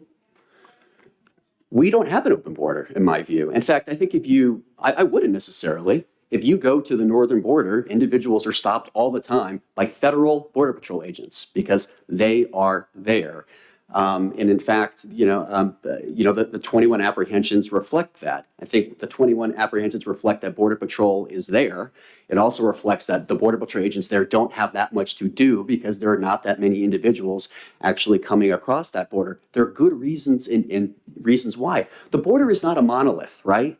The New Hampshire-Canada border isn't the same as the Washington State Canada border. All borders are different, and there are various factors that go into that, right? Are there dense population centers on the Canadian side of the border or on the U.S. side? Neither of which we have in New Hampshire, right? What is the terrain like? And there might be portions of the border where the terrain is more accessible. Not the case in New Hampshire. In fact, the 58 miles here is incredibly inhospitable terrain. So that's not our position to leave the border open necessarily. My position is we actually have robust resources that are already being used by federal law enforcement. There's just not much activity because this isn't a New Hampshire issue. Thank you. Senator Whitley. Thank you, Madam Chair, and thanks for taking my question. There was a suggestion that if we don't pass this, all the different populations, immigrant populations that were in Massachusetts are going to come flooding up to New Hampshire. And there was also a suggestion that if we don't pass this bill, then all the other 6,000 and change folks coming across the northern border it's going to be an open door in New Hampshire. Do you agree with those statements? No. And I think, just as someone who's worked in this space, done immigration litigation, in fact, my experience is that actually in New Hampshire, there's pretty robust federal immigration enforcement, that they routinely identify, cite individuals, file intent notices of removal with respect to individuals. There have been checkpoints here in New Hampshire, which reflect the fact that there have been resources spent here. So I just don't see that to be the case. I think the principle here is, should we mandate our local police to do it, right? Because that's what this bill does. And I think, the answer is, I think, no. This is a job for federal law enforcement. They have the resources. They are using them in New Hampshire. I think the evidence strongly shows that. Follow up. We have heard these types of bills, since I have been in office many years. Now we have sort of definitive information as of yesterday that we don't have a northern border crisis, right? Why do you think these bills keep getting introduced? I don't know. I'm a lawyer, not a politician, so I'm almost hesitant to wade into that. But my job is to try to advocate for evidence-based solutions, and I just don't think this is necessarily evidence-based, particularly when you look at the data that we received yesterday for New Hampshire. I am not going to debate people on the southern border, and I am not an expert on the southern border, and I know there's robust debate and discussion about that. I'm a New Hampshire resident. I care about what's going on in New Hampshire, and I just think it's different here for various reasons, the border being different for various reasons that I articulated. So I'll just leave it at that. But I do want to flag for the committee that, I mean, there is opposition to this that kind of falls across the spectrum, right? You have many in law enforcement that will oppose this because of its mandates, because it could compromise their relationships with the community. You have the New Hampshire Liberty Alliance, opposing it.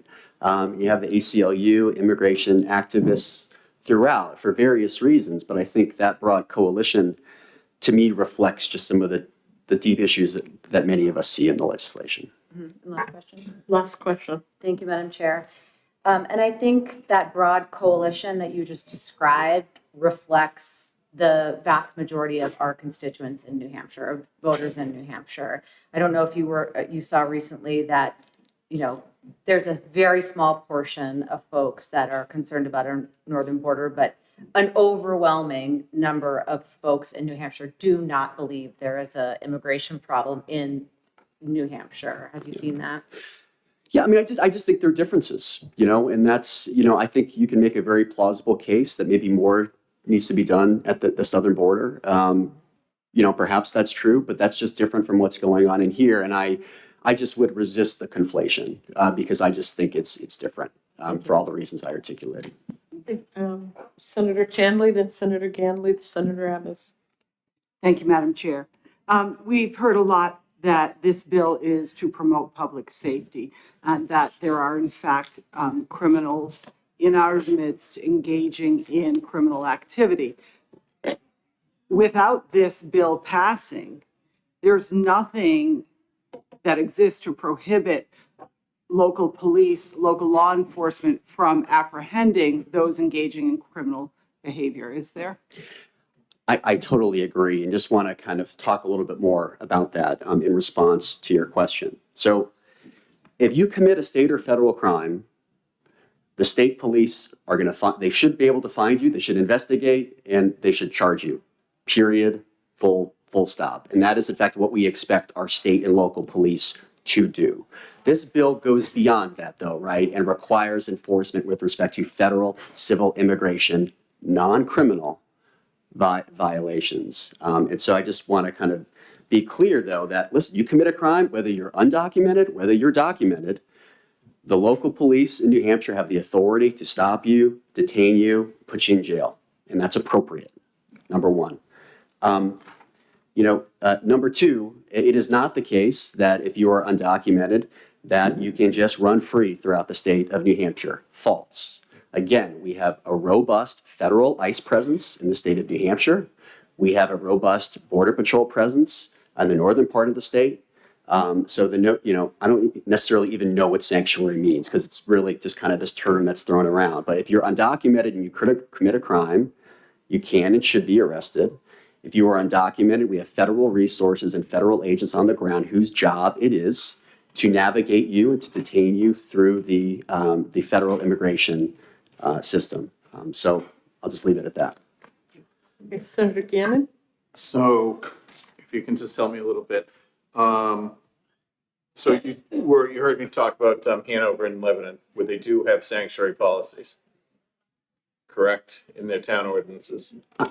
I'm not going to use that term because I don't know what it means. I think what you could describe them however you'd like, but I think it's really more of a political term than anything else. No, I'm reading the town ordinances, so it isn't like a hypothetical thing I'm making up. That's fine. They're saying basically they're telling the police to ignore the federal laws. Don't call the federal authorities. Mm-hmm. Don't let them into your jails. Don't let them do interviews here. Mm-hmm. So I'm not asking these towns to arrest people. They don't have the authority to do that for federal crimes. I'm just asking them to allow the federal government to come in and do their job. I don't want the next 9/11 terrorist coming from your hometown and because they let him out. Yeah, I just want to push back lightly on that, Senator, because I think to say that, I'm not asking you to arrest, a detention is an arrest.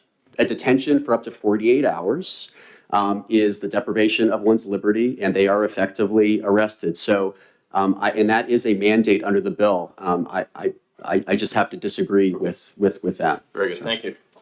Senator Abbas? Thank you, Madam Chair. I understand you expressed some concerns about the mandate that you believe this policy would create. Do you have any opinion on if the mandate itself was removed, but we actually just prohibited the adoption of sanctuary policies at the municipal level? See, that is still a mandate, though, and I guess that's one of the things I've been struggling about. If you say a city and town is barred from enacting a quote sanctuary policy, and the definition of that sanctuary policy is any policy that prohibits compliance with detainers, right? That isn't permissive. That's mandatory, because if they say we have the discretion to not comply with detainers, that would be a violation of that sanctuary policy. So I know we kind of had this discussion during last year's bill, but and I know that's being characterized as permissive, but I just don't see it as being permissive. It is mandatory in that context, from my vantage point. Senator Abbas, follow up? Thank you. And northern border aside, this proposed legislation, this would apply to any illegal immigrant, whether they came in the northern border or southern border. Is that correct? It would apply to any individual who's the subject of a detainer who's alleged to be undocumented by a federal official without any judicial process whatsoever. Follow up? Thank you. Would that include anyone who entered the country illegally through the southern border? Sure, yes. Thank you. Or someone who entered legally but has just been the subject of a visa overstay who actually did not commit a crime, which would probably be the vast majority of apprehensions under this law. Are there any further questions? Seeing none? Thank you, Madam Chair. The chair will call Bob Dunn.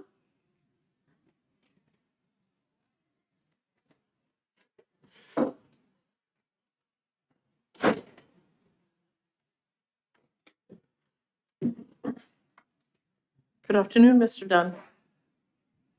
Good afternoon, Madam Chair and members of the committee. I'm Bob Dunn, the Director of Public Policy for the Roman Catholic Diocese of Manchester.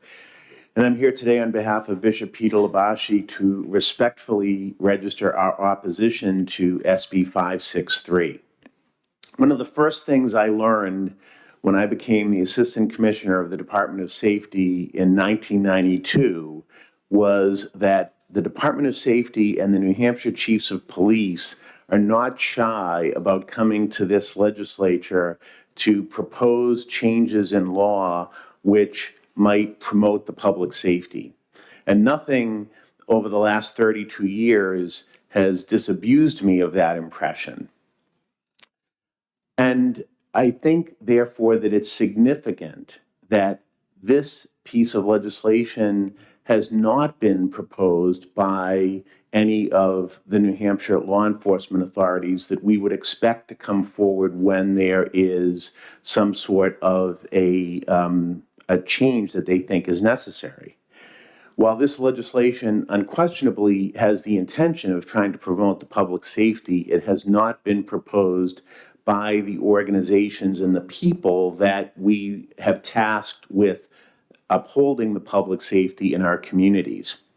Now, I understand from folks who work in and with immigrant communities in New Hampshire that many of those people come from countries where they have very bad relationships with the government and the police in those countries, because the government and the police are part of a totalitarian regime, or they're violent, or they're corrupt.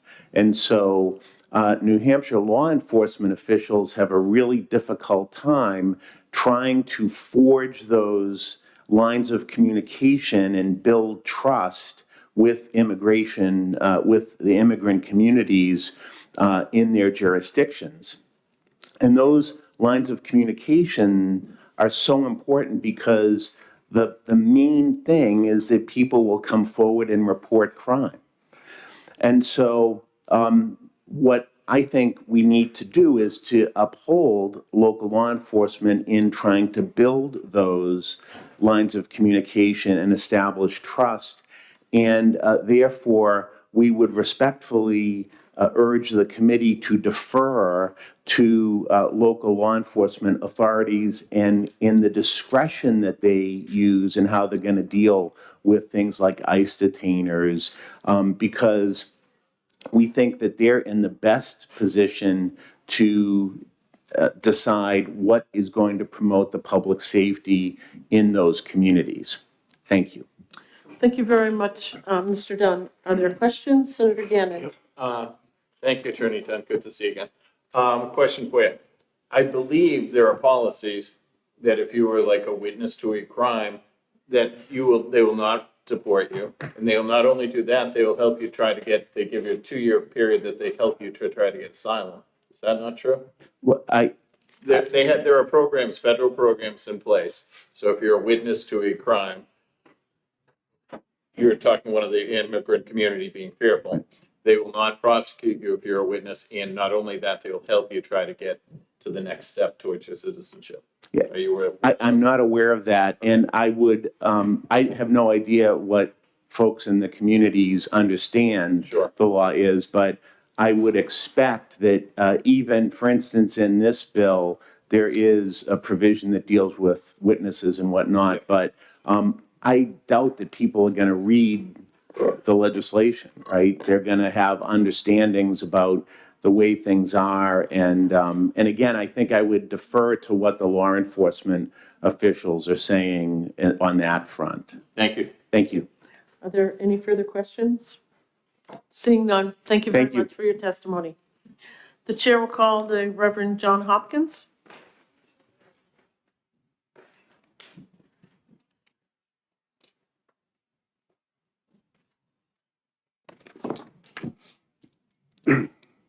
Good afternoon. Thank you for allowing me to testify today. I am Jonathan Hopkins. I'm the pastor of Concordia Lutheran Church here in Concord, New Hampshire, and our congregation is involved in GSOP, the Immigrants' Right Network, refugee resettlement through Accentria, just to name a few things, ways that we are pro-immigrant in our congregation. And I speak today in opposition to Senate Bill 563. I speak today as both a pastor of a faith community here in the Granite State and a citizen of this great state. Let me just first speak as a pastor. It's important to know where sanctuary cities come from. They were cities in the Old Testament that were set aside so that people convicted of committing a crime had a safe place to flee until their case could be heard. It was worried that people, upon learning that someone had committed a crime, would be quick to mete out mob justice. The idea is that everyone deserves their day in court and to not let people take law into their own hands. Sanctuaries, of course, are not only towns, but for people of faith, they are sacred spaces where we meet to worship. Churches have long been places of sanctuary for those fleeing terror. The word sanctuary actually means refuge. Of course, Christians worship in sanctuaries, believing that for the sacred time we are together, we worship. We are in the safety and protection of our God, that our buildings and sacred spaces are places for refuge from a cruel and unforgiving world. As a minister of the gospel who has pledged himself to study God's word and uphold that word, it isn't my job description that I'm to speak in the world on behalf of the poor and oppressed. And I want to urge this committee to raise above this political moment, to rise above speech that is damaging to the soul because it dehumanizes other children of God. Instead, to consider being a voice for large amounts of people fleeing violence, mob rule, and searching for refuge, as we all are in our own way. As a citizen who lives in this great state, I simply can't see the reason for this bill, except as a political stunt. There are very few sanctuary cities, but more concerning, let us say that the majority of people living in Concord, the town I live in, wanted to be a sanctuary city. Concord wanted to proclaim that it is a place of refuge for those waiting to have their day in court. Why would we pass a law to usurp the rights of the citizens of Concord? Are we not for the right for towns and cities to govern themselves the way they feel best? I feel as a citizen, this bill is taking a national talking point on immigration and forcing New Hampshire citizens to follow the lead of national politicians who have no interest in what is actually best for New Hampshire. As a citizen, I feel New Hampshire is best when it goes against intrusive control by the state. For these and other reasons that I don't have time to talk about today, I oppose Senate Bill 563. Thank you very much for your time. I have copies of my testimony. Thank you very much for your testimony, Reverend. Are there any questions? Okay, Senator Abbott and then Senator Gannon. Thank you, Madam Chair, and thank you for taking my question. You said that you're with the church you're affiliated with supports immigrants. Correct. Do you make any distinction between a lawful immigrant and an illegal immigrant? In what way? Follow up? Well, I guess my point is there any, when you say you're pro-immigrants, are you also supporting illegal immigration? Supporting in what way? Sorry, I don't understand your question. We support all people because all people are God's children. So I guess if you want to say support, sure, support. Yeah. I'm not a politician, so I'm not talking about legally. That's for all of you to figure out. But yes, we support all people, regardless of what country they come from, how they come here, what their situation is, just as I believe God would. Yes. Thank you. Thank you. Senator Gannon? Oh, for you. Okay, thank you. That was a wise move, Senator Gannon. Good to see you. Thank you. The chair will call Reverend John Gregory Davis.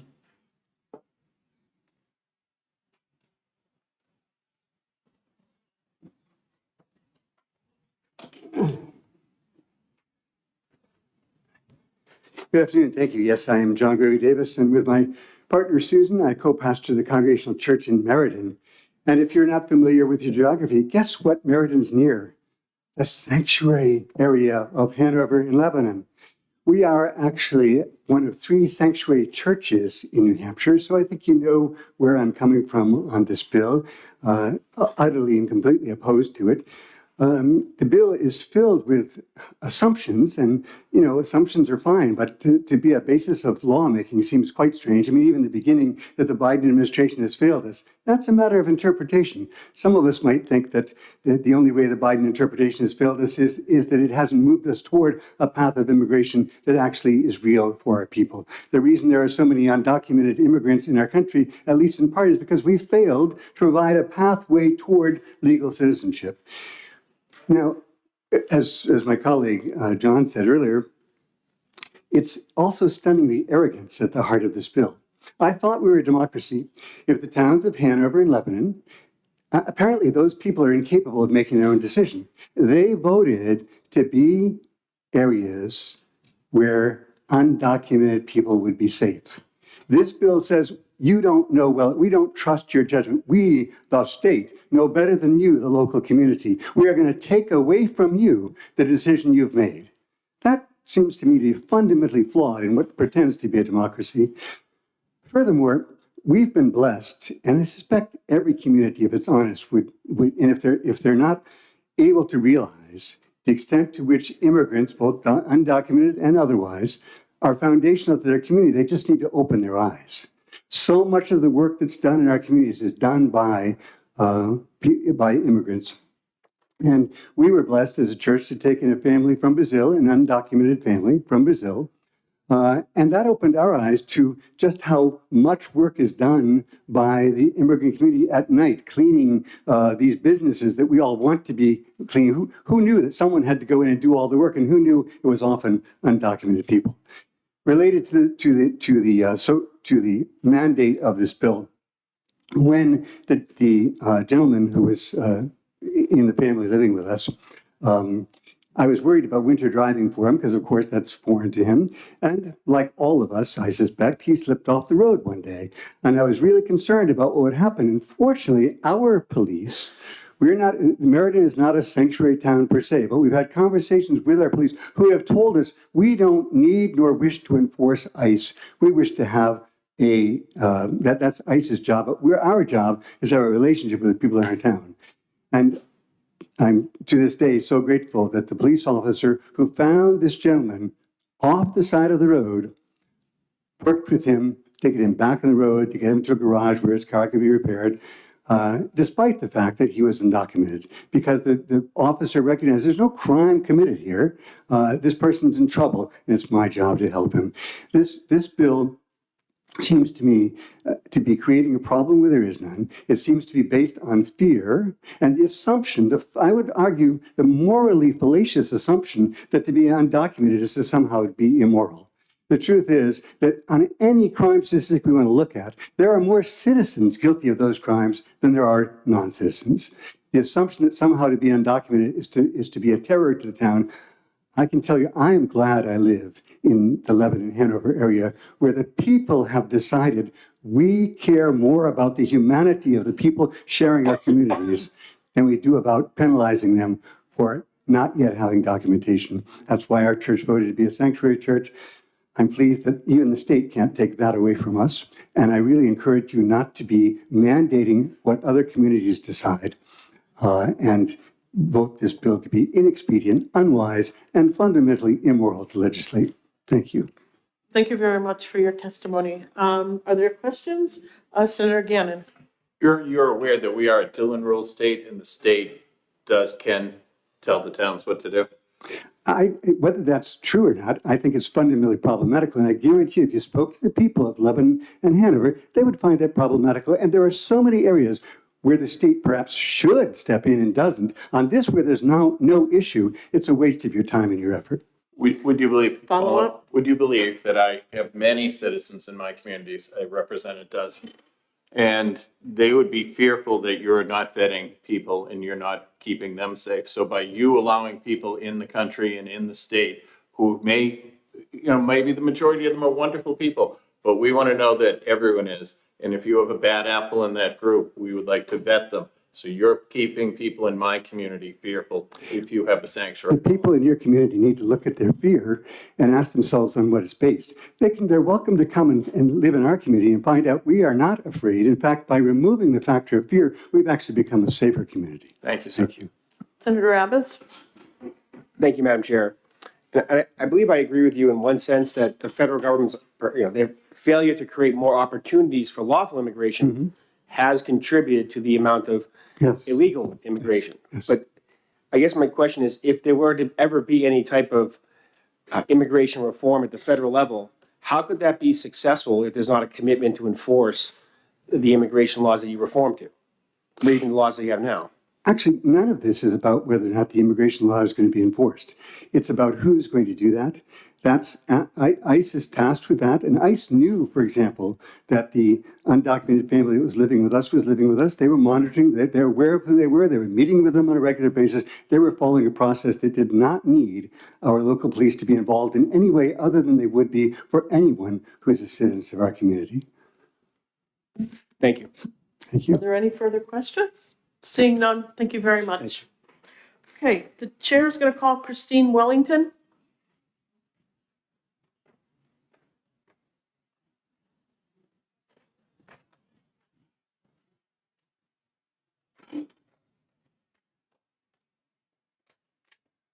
Good afternoon, Ms. Wellington. Good afternoon, Senator Carson. Good afternoon, members of the committee. Thank you for allowing me to speak. I will be very brief. Many of the points I would have liked to make have been made. I just want to point out, I did send to the members of the committee a letter on behalf of a group that I'm a part of, the New Hampshire Immigrants' Rights Network. And then this morning, I intended to do this last night, and I forgot. I sent the committee a fact sheet on immigrants in New Hampshire. I just want to point out that according to their estimate, which was prepared by the American Immigration Council, that New Hampshire has less than 1% of its population thought to be people that are presently undocumented. That undocumented term, people's status can change very quickly as they maybe have opportunities to regularize their status. I believe that this legislation is unnecessary, and it's based on bias and fear, not facts. It's rooted in work by the national anti-immigrant organization known as FAIR, the Federation of American Immigration Reform. I think there's a representative of that group here today. I think that this law, if enacted, would have profound harm for people in New Hampshire, people who are perceived to be immigrants, whether they're U.S. citizens or not. I think it would raise the risk of racial profiling. It certainly raises the risk of fear. I've heard fear in people that have testified, you, Senator Gannon, fear of what happens when there's immigrants that may not be lawfully present. And that gets mixed up with a lot of inaccuracies, in my opinion. There's a significant risk of liability for law enforcement. An immigration detainer is one of our main areas of concern. A detainer is, as Attorney Bissonnette pointed out, a document prepared by an immigration officer saying that that officer has reasonable or probable cause to believe the person is removable. It has nothing to do with criminal process. FBI, ICE folks, Homeland Security investigation will take care of the criminal investigations, and those go through the normal procedures that we understand. An immigration detainer is also a non-judicial document, so it doesn't have any of the vetting. And there's been many mistakes over the years of people being seized who are not undocumented. This law would also interfere with the autonomy of local government and PDs. The police departments in New Hampshire, many of them, including the state police, have done a lot of work in trying to improve relationships with people in the immigrants' communities. The state police came out about 5 years ago with their policy of fair and impartial policing. It was rooted in a policy that Manchester PD put out over 10, maybe 15 years ago about inquiry of immigration status. But the state police policy specifically directs their people not to hold people on immigration detainers. That policy has been incorporated into the law enforcement manual that the Attorney General's office puts out. It's been incorporated into documents that the Police Standards and Training Council publishes for law enforcement officers throughout the state. So we think it would be a big mistake for this law to be enacted, and I ask that the committee vote it inexpedient to legislate. Thank you. Thank you for your testimony. Are there any questions from Ms. Wellington? Ms. Wellington, just if you should come here to the committee again, I take great pride in the fact that the senators that are on this committee are very respectful of every person who comes into this committee. It is not appropriate to call out any particular senator during testimony, so I would appreciate that if you keep that in mind. If it happens again, I will gavel you. So again, please keep that in mind. So noted, Senator Carson. Thank you. The next speaker will be Sherry, is it Randall or Rendell? Randall.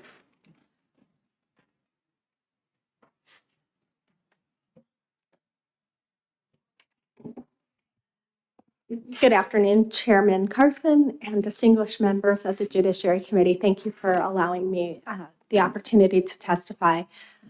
I am Sherry Rendell. I'm the Director of State and Local Engagement at the Federation for American Immigration Reform. We are a nonprofit, nonpartisan organization of concerned individuals who believe that our immigration laws must be reformed to serve our nation's interest. We were founded in 1979. FAIR has 3 million members nationwide, including about 4,000 in New Hampshire. And we oppose the reckless lawlessness of sanctuary policies and recognize that SB 563 will make New Hampshire safer. If enacted, SB 563 would prohibit jurisdictions from employing dangerous policies that provide a safe haven or a sanctuary in which illegal aliens can work and live without fear of apprehension by federal immigration authorities. However, before I go into the meat of our testimony right here, I'd like to say that FAIR supports legal immigration. The United States is the most welcoming nation in the world. We accept over 1 million legal immigrants every year. According to Pew Research, the U.S. accounts for 1/5 of the world's migrants. Pew also found that U.S. had more refugees that have been resettled into the country than any other, 3 million in total. There have been a lot of things said about detainers. Detainers are simply a request to hold someone for up to 48 hours. Generally, it's not the people on the street that these detainers are going after. Usually, it's someone who has been incarcerated, who has been detained by law enforcement already, and then when they have gone and checked with immigration officials, there is a detainer request that has been made. So it's not like they're just out in the community doing that. There are enforcement mechanisms out in the community. ICE is already out there, as somebody mentioned.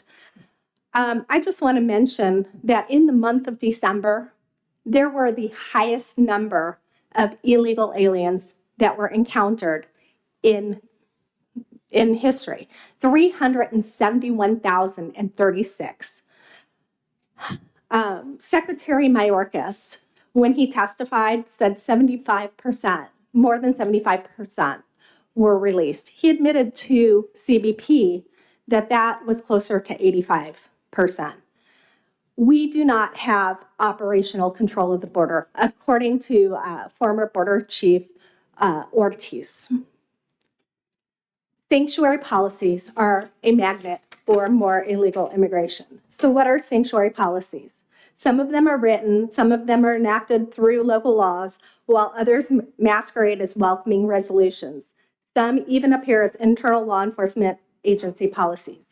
What do? Generally, they bar state or local officials, including law enforcement, from asking lawfully stopped or detained individuals about their immigration status and from reporting or otherwise cooperating with federal immigration officers.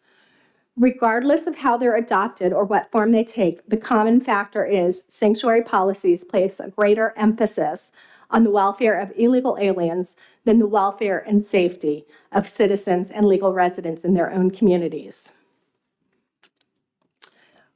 Hundreds of cities and municipalities nationwide have declared themselves welcoming. They say they do not interfere with federal law enforcement, but simply leave immigration enforcement to federal agencies. However, this is a matter of semantics. Welcoming or sanctuary cities actively impede the enforcement of federal immigration laws and often attempt to block or bar free communication between state and local officials and immigration officials. This is a clear and unambiguous violation of federal law and is considered a sanctuary policy regardless of what it is called. In New Hampshire, there are several that may not call themselves actual sanctuaries, but function as that, including Chester County, Deerfield, Dublin, Durham, Hanover, Harrisville, Lebanon, Lyme, and Manchester. Proponents have argued here that enacting sanctuary legislation will result in discrimination against individuals. However, if they are witnesses of crime or otherwise, they're entitled to certain visas, U visa, T visa, VAWA visa. That is in response to a question that was raised earlier. Moreover, cartels are controlling our border.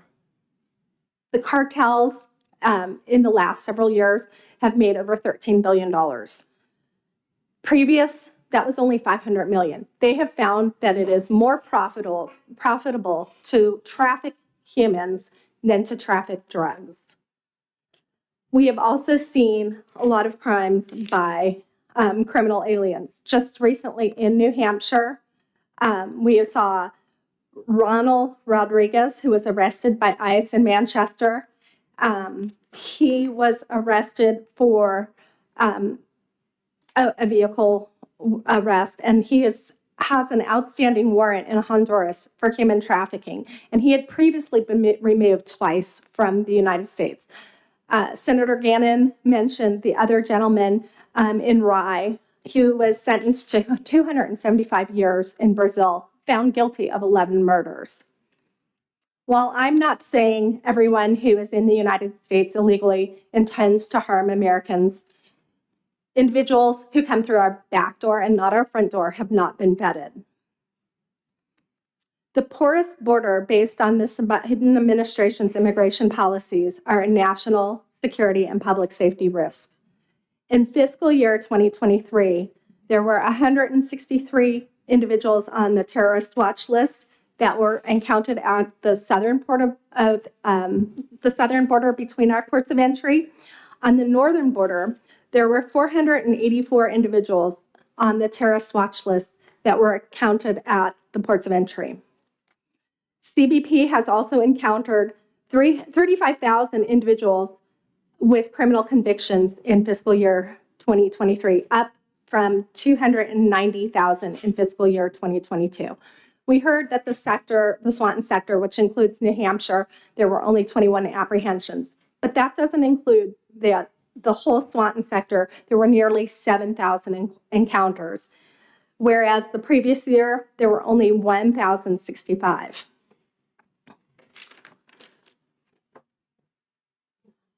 I want to focus on one of the things that was mentioned were the costs and how much it would cost the law enforcement officers, et cetera. Well, when you look at costs, sanctuary policies actually cost New Hampshire taxpayers.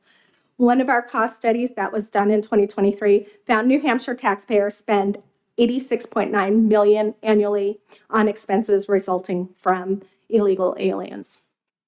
The other issue that was raised earlier was why should law enforcement work with federal immigration officials?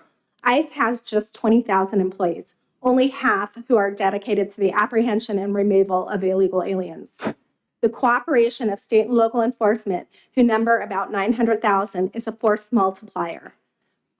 It's vital to ferreting out those among us who wish to cause us harm.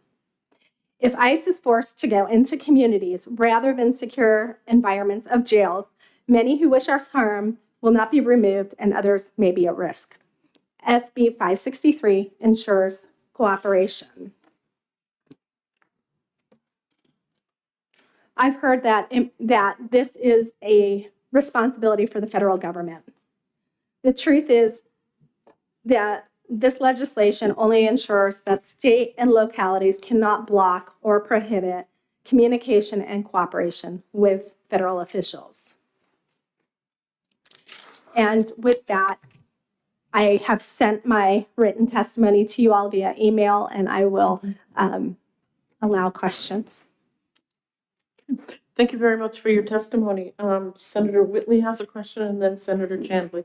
Thank you, Madam Chair. I recently became aware of the fact that your organization, FAIR, has been listed as an extremist organization with the Southern Poverty Law Center.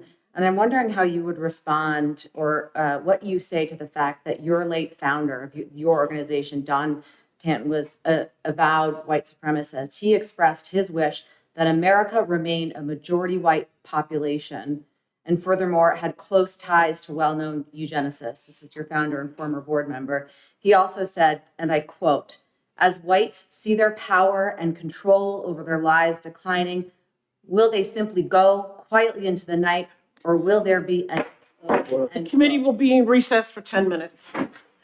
You.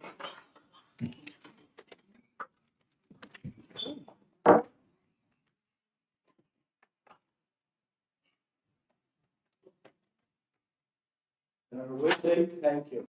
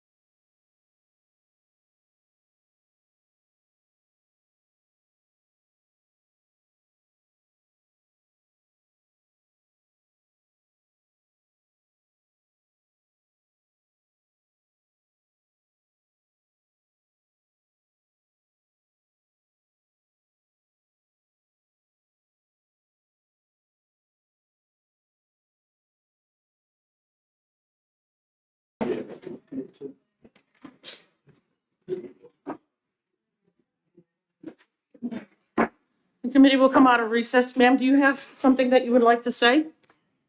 So in response to the question that was posed, I do want to respond. First off, the comments, the quote about Tanton was taken out of context and has been misquoted for many years. Also, I would like to say that SPLC hate list is not a question of hate. It's a question of differences in policy. And it has been discredited.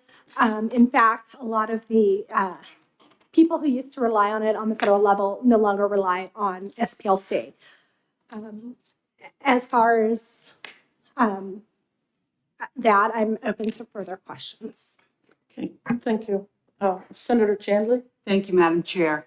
I want to go back to your testimony regarding, and I believe this is a quotation, but if I'm incorrect, just let me know. I understand that you said a number of sanctuary policies are masquerading as welcoming resolutions. And then you talked a little bit more about towns that are not officially sanctuary. And I know we have also heard from Mr. Bissonette that that's not necessarily a legal term, but we did also hear from the pastor about how it does have, about its history. So can you tell me a little bit more about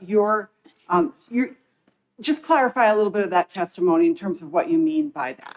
So I think I said, thank you for that question. I think I said that welcoming policies masquerade as sanctuary policies because they impede and bar communication and cooperation with federal immigration officials. With respect to sanctuary, in a religious context, the church does offer sanctuary and has historically. As someone who is responsive, I would say there has always been render unto Caesar what is Caesar's and render unto God what is God. So with respect to that, we have laws in this country, and those are separate from God's law. Thank you. And if I might follow up. So I'm still a little bit, I'm unclear as to whether you're suggesting that as it is written in the bill, thinking, let's say, in the portion on page 2 that talks about from 22, line 22 on, that talks about prohibition against sanctuary policies. Are you rejecting the notion that any municipality or any municipalities could offer a statement of welcome without would you object to a welcoming statement as a statement in favor of sanctuary? I think that localities can be welcoming. I think that if they're prohibiting or barring communication or cooperation with federal officials, then that's the issue. And a lot of those policies have gone into that. Thank you. Senator Gannon? Thank you. Thanks for taking my question. I believe what you're saying, and you can tell me if I'm wrong, like the language in Lebanon, they have a welcoming ordinance. And then it says under provision 7 that no agency of the city of Lebanon, including law enforcement, shall participate in immigration enforcement action. And then they go further on to say they shall not assist them in letting them in any facility. They will not help them in any way, basically to do any part of, to meet the people and determine if they're the person who it is. They will not assist in any way. Is that what you mean by an ordinance masking as a welcoming? Yeah, so those policies that go further than just saying we're welcoming, we want to welcome all people who come into our city, but those policies that actively impede and prohibit. Thank you for taking my question. Are there any further questions? Ma'am, I'd like to take the opportunity for myself to apologize for what happened earlier. As the chair of this committee, I strongly believe in allowing any citizen of the state of New Hampshire who wishes to come in front of us to testify to have the opportunity to do so. What happened, in my opinion, is unfortunate, and I just want to thank you for being here. Thank you, Thank you. Chairman, and thank you all for allowing me to be here. Okay, the chair is going to call Eva, is it Castillo? Good afternoon, Ms. Castillo. Is it Castillo or Castillo? Eva Castillo. Hello, Mrs. Chair or Miss Chair and members of the committee. My name is Eva Castillo. I live in Manchester. I'm here to speak in opposition to this bill. Much has been said about the bill making a safer community, but the truth is that this is not going to do anything for safety. Police are tasked with protecting all.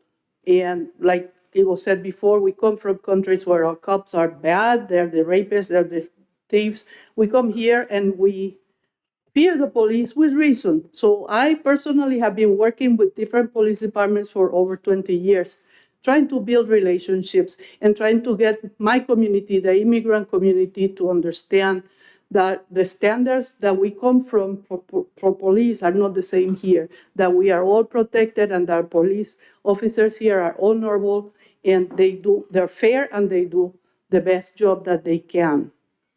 And, so many people, they fear. I work with the immigrant community all my life, and they call me, oh, I'm being a victim of domestic violence, and they refuse to come to the police because they're more afraid of the police than they are of the person that is beating them up. So little by little, we have made really good strides with different police departments. And, proof of it is that the biggest cities in Manchester, where most of the immigrants are living, they have their policies. And you have been talking about policies. I'm going to read you a little bit of the policy of Manchester that I have right here in my phone. And I'll ask Chief Alderman to send it to you if you want, so you can read it, because there's a lot of misinformation relative to the policies. Okay? So it says here, the Manchester Police Department is committed to partnering with federal agencies and others to the extent allowable under federal, state, and local laws to address criminal activities within our community. This practice is consistent with our duty to ensure the safety and well-being of all persons, regardless of immigration status. Therefore, they collaborate with ICE. Further down, it says, if an officer believes a person arrested is also an undocumented alien, the arresting officer may notify ICE so that they may consider placing an immigration hold on the individual under the following circumstances. And it lists a person was arrested for a felony, a person arrested for a misdemeanor involving violence or a misdemeanor that poses a threat to public safety, a person arrested when they are previously deported as an illegal alien, so that's a felony when you re-enter. The person that is in NCIC as a person actively wanted by ICE for violated immigration law. So police departments already collaborate with ICE when appropriate. So I just want, and I'll ask Chief Oldenburg to email you the policy from themselves. I keep it in my phone. But I asked the chief, I will ask, so you can see that, this bill is not going to do anything that they're not doing. It's going to mandate that every city does, enforce immigration law, which is not their job, by the way. A lot has been happening since George Floyd, and I have been witness of how all police departments are short in complement because people refuse to become police officers. And there's been a bad taste in the mouth of the public towards police that is totally unwarranted and unfounded, but it has affected their ability to recruit people. And this is one more thing that is going to affect them all. So please, let police departments decide what they want to do in a way they want to do it, and don't add one more thing to the pile of work that they already have, that they're not, that's not what they swore in for. They're not there to revive people with Narcan. They're asked to be social workers. They're asked to do so many other things that is not the traditional task of a police officer. We don't need to burden them with one more thing that is not going to do anything for the public. They already cooperate with ICE when it's needed, and it's going to make us all unsafe because people are going to start mistrusting the police again and not reporting crime or being witnesses or do anything with the police again. So please just get rid of this bill. Thank you very much for your testimony. Other questions for Ms. Castillo? Yes, sir.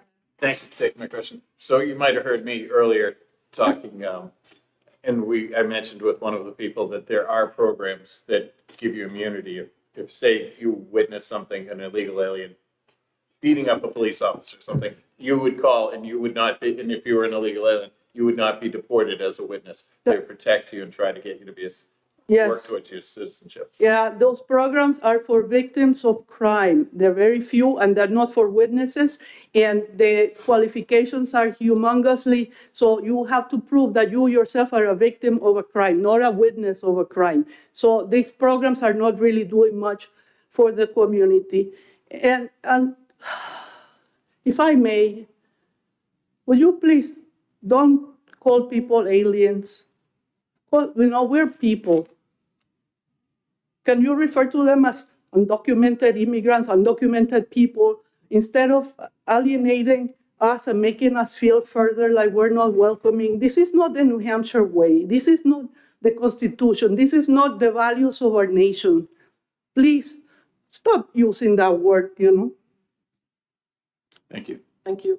Are there any further questions? Senator Abbas? Thank you, Madam Chair, and thank you for taking my question.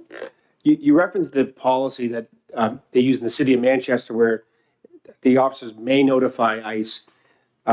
It seems like they can kind of evaluate on a case-by-case basis.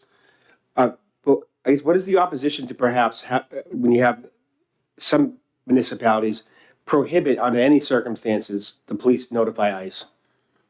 The cases, the cities that I know, every single city that I know that has any policy, they report to ICE when people have committed a crime. I do not know of a single city that is going to protect somebody that's committing a crime because those, that is their job, to protect our citizens for criminal activity. Their job is not to enforce immigration law, but if you're committing a crime, they have all been very clear to me that we're not going to be protecting criminals, and I agree with them 100%.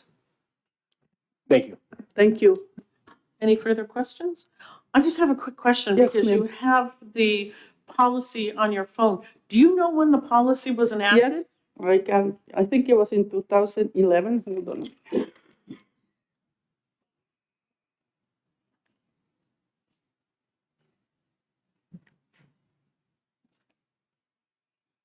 Okay. Effective March 2011.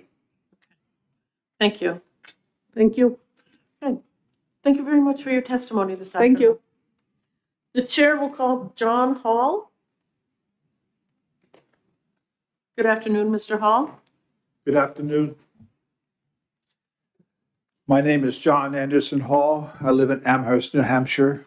I've lived there since 1980, so I'm not quite a New Hampshire native. I'm here to speak in opposition of Senate Bill 563.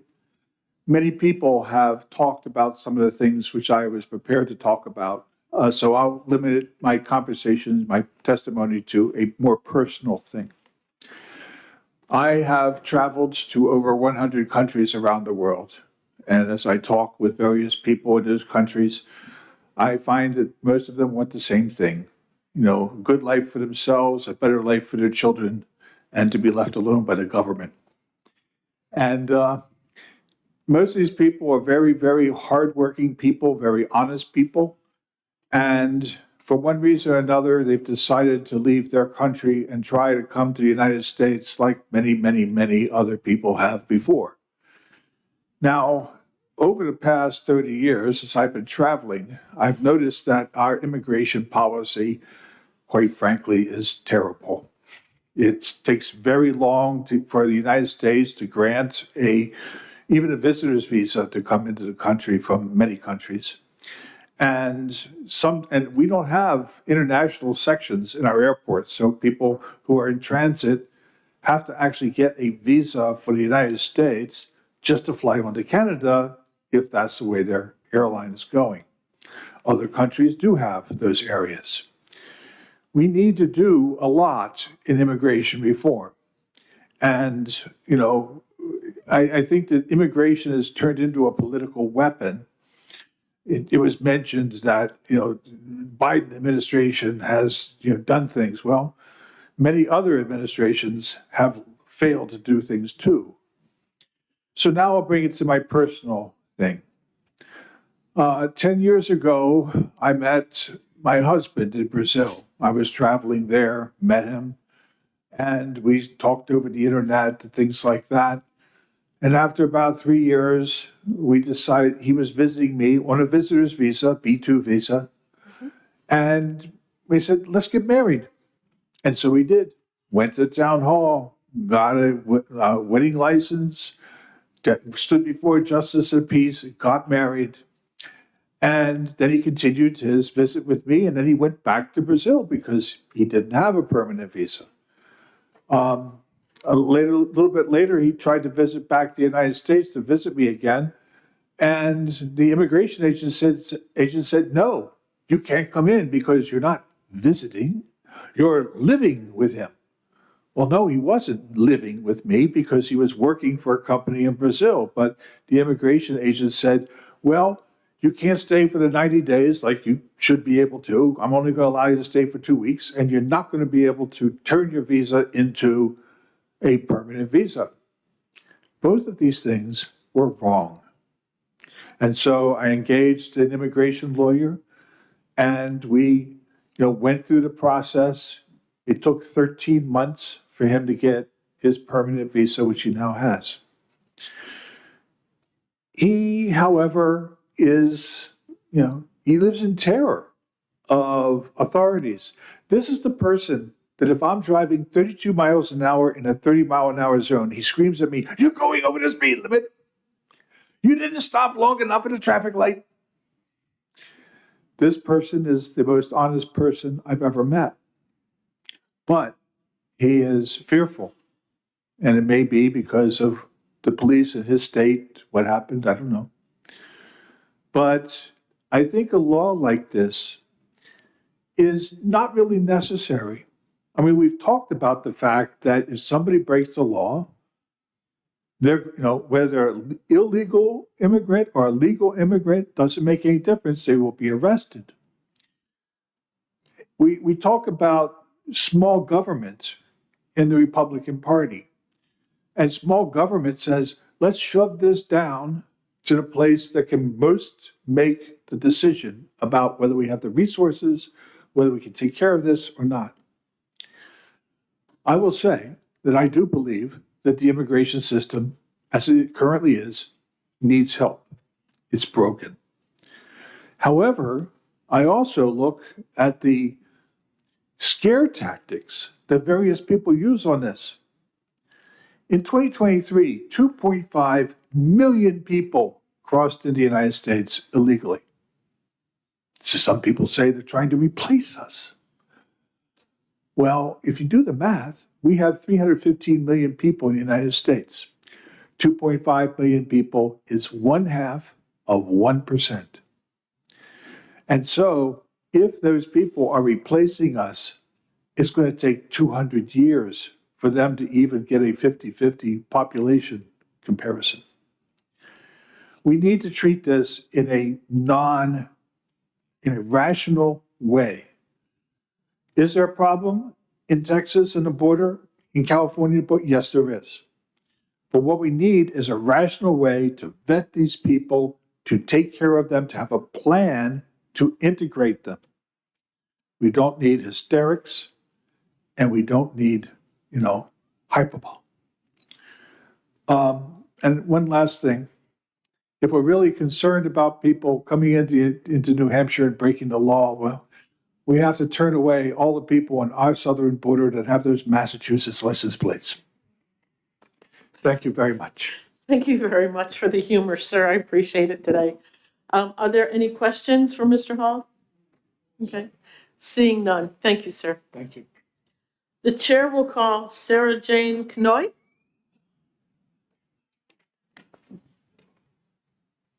Did I get your last name right? Kanoy, thank you. Good afternoon. Thank you for taking my testimony. My name's Sarah Jane Kanoy. I'm the executive director of the Granite State Organizing Project, which is the state's largest faith-based grassroots community organization. I was in that Catholic church basement in 2011 when the Manchester police policy was invented by then Chief David Mara, who I think we will all agree is not a radical or a liberal by any means. But he understood what he needed to do to relate to the community that he was in. And he implemented this policy, which Ava will send you. But what I want to tell you is a story, because these facts and figures, we seem to be arguing about them. I know what my facts are, you know what your facts are. But I want to tell you about a woman I know named Elena. She was overstaying on a tourist visa. She was married to an American citizen, and she had 2 American citizen children.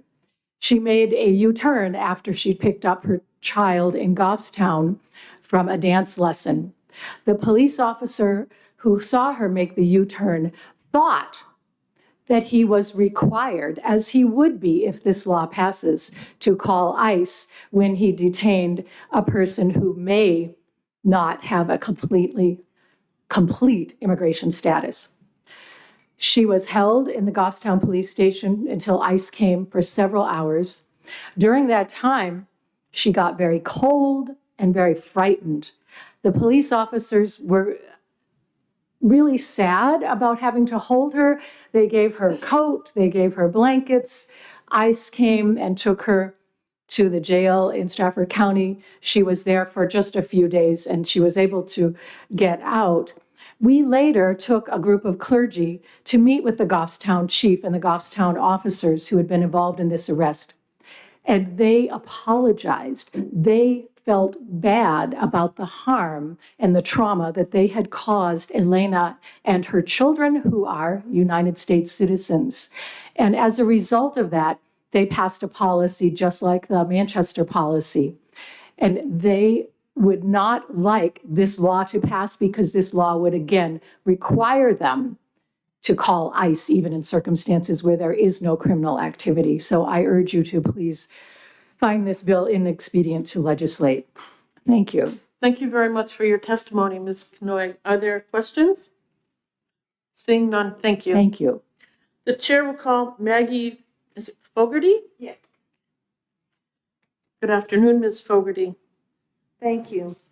Good afternoon, Senator Carson, members of the committee. My name is Maggie Fogarty. I'm the New Hampshire Program Director for the American Friends Service Committee. But I'm here more as a 26-year resident of the city of Dover, where I'm on the school board and also on the city's Committee for Racial Equity and Inclusion. And I'm here with all of those hats to urge that you find SB 563 inexpedient to legislate. I will just make 1 or 2 simple points. I know there are immigrant community members in the room who are hoping for an opportunity to speak, and their voices are more important than mine. I am happily from one of the communities that, through thoughtful listening and learning with community members, including immigrant community members, and our police leadership, we're able to enact a policy directive that Dover police officers in the course of their regular business wouldn't seek to determine the immigration status of people they were encountering. That wisdom came from examples from other communities, as Ava had described, the work that had been initiated in Manchester and then moved to other communities. But it also came from some painful experiences. One in particular we had in 2012, when some young men from Central America who had been working construction in Durham were told by the subcontractor that their months of wages would not be paid to them and that they should get out of his sight because he was going to call ICE. And these young men who were living in Dover went into the police station to report a crime, the theft of their wages.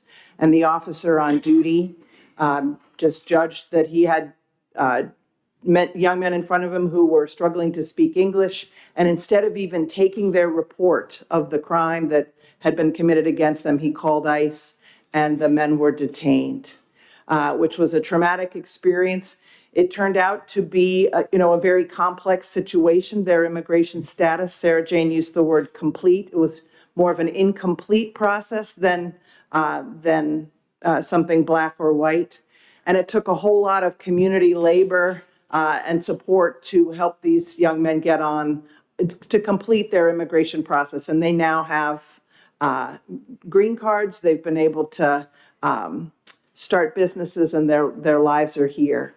But the learning that came from that was that the police didn't adequately assess what was right in front of them because they had this mindset that this was something they had to call immigration on. So we sat with the chief, we sat with some of our local officials, other immigrant leaders, including Indonesians. We had hundreds of Indonesian community members who were also in an incomplete status, wanting to just be reassured that this was a safe and welcoming community for them. So we've been grateful for that policy. Our relationship with Dover Police is strong.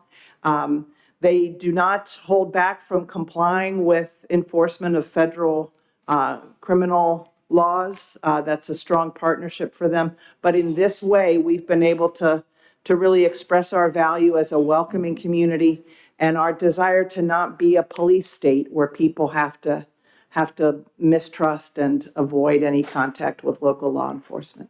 So for those reasons, I want to thank you for listening to me and urge you to defeat this bill.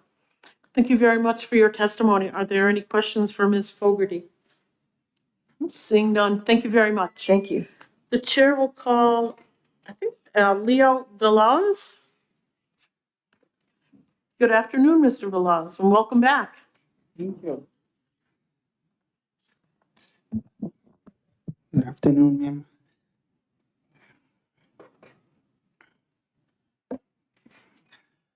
Today, I'm here to oppose 526.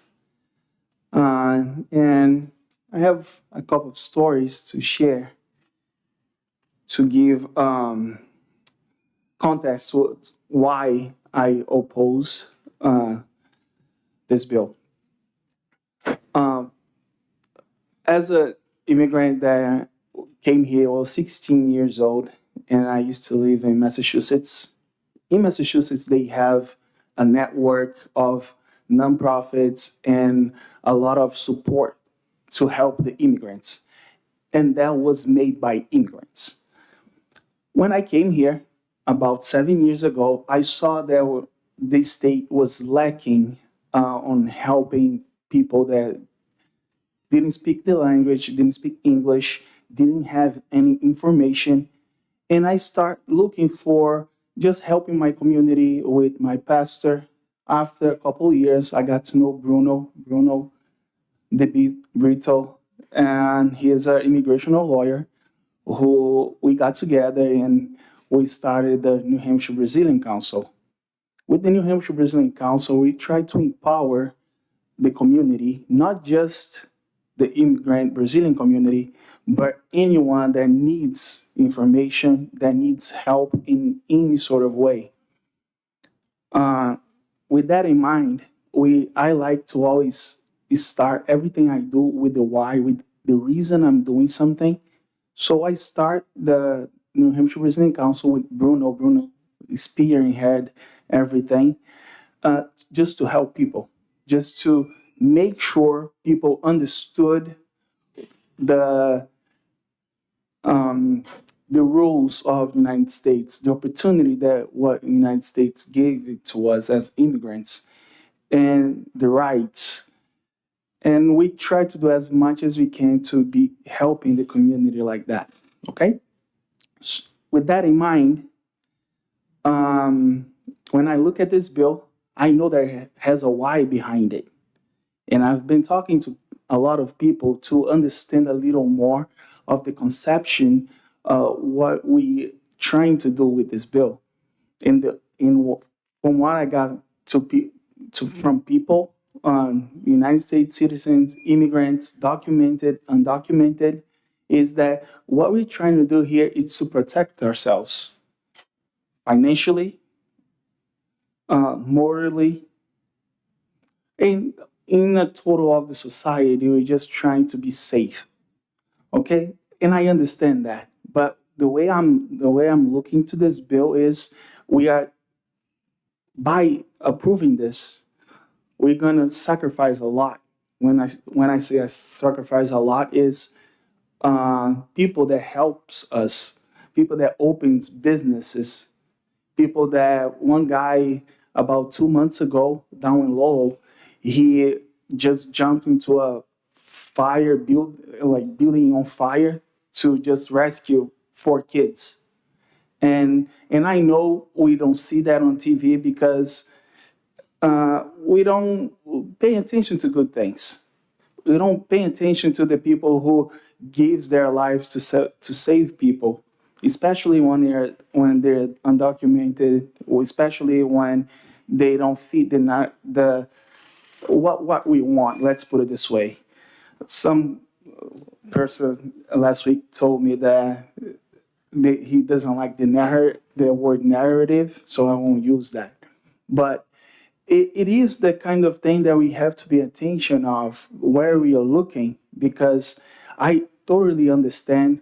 I believe deeply in my heart that you're trying to do a good thing by passing this bill, but we are missing a lot of information when we're talking about the people who's doing good in our community, the people who's trying to make a better for their lives. So I listed a couple of things here that this bill will do if it passes. So when an undocumented person gets arrested for a signal light or non-driver's license, and they go to the police station, and if the immigration gets there and get them, right, arrest them because they don't have the papers to prove they're documented in here, what happened is they'll get arrested and sometimes stay for longer periods of time. I understand that we're trying to pass this bill to make sure felon people from other countries or even in here stay arrested, get deported. And we as immigrants, we don't want people, felons among us. You can be sure of that.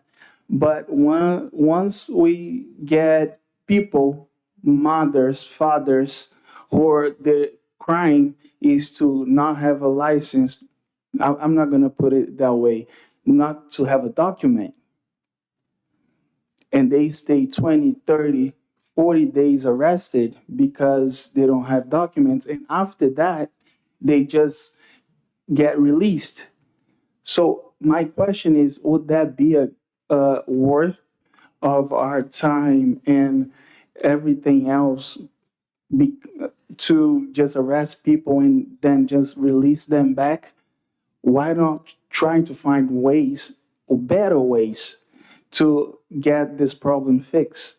The last thing that I want to say is, if we are really trying to do good, and I believe we are all trying to do good, just looking with different eyesights, with different point of views, we should talk more. We should open the conversation on immigrant and not just think that if you're immigrant, you're by default a criminal or anything like that. I don't know any person who was born in the United States that has relationships or communications with immigrants that despise immigrants, that don't like immigrants. That says a lot to me.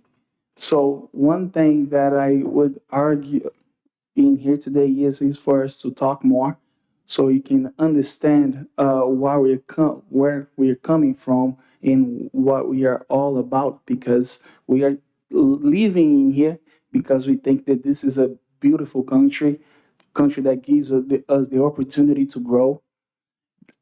I've been living here for 20 years now. I love the United States with all my heart. I built my family in here. I built my company in here.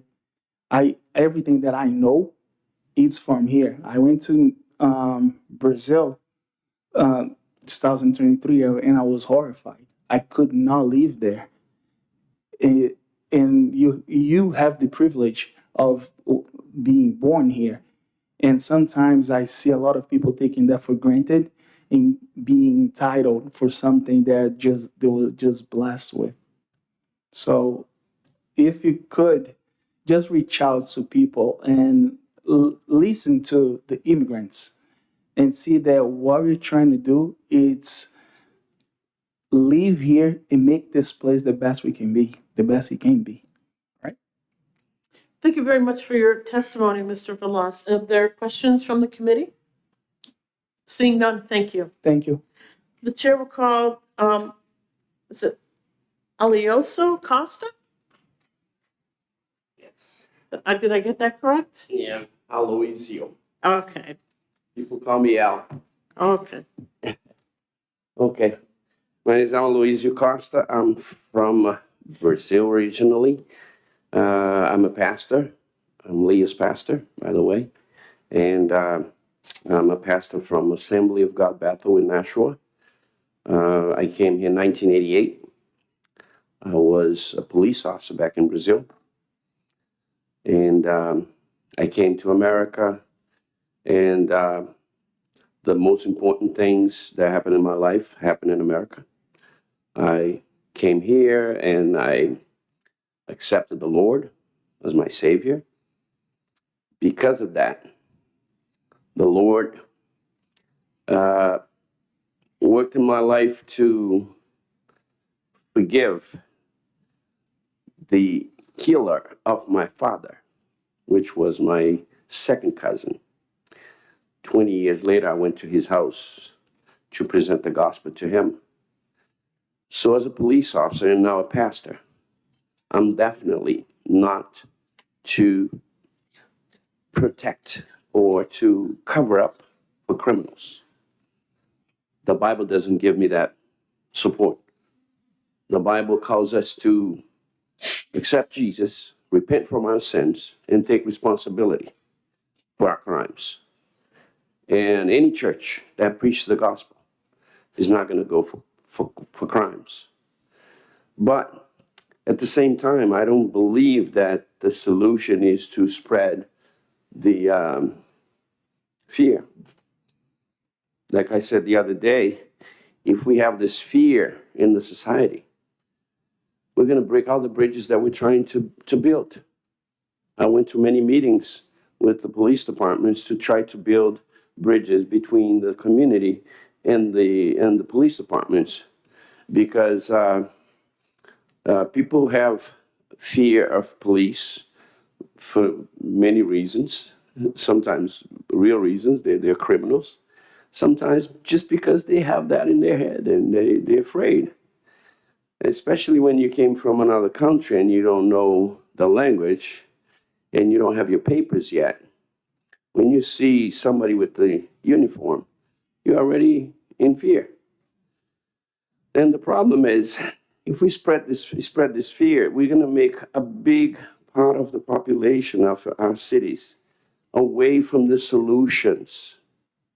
They're going to be afraid to, for example, to call the police and tell the police about some domestic crimes, some abuse that might be happening in their house. They're going to be now hiding,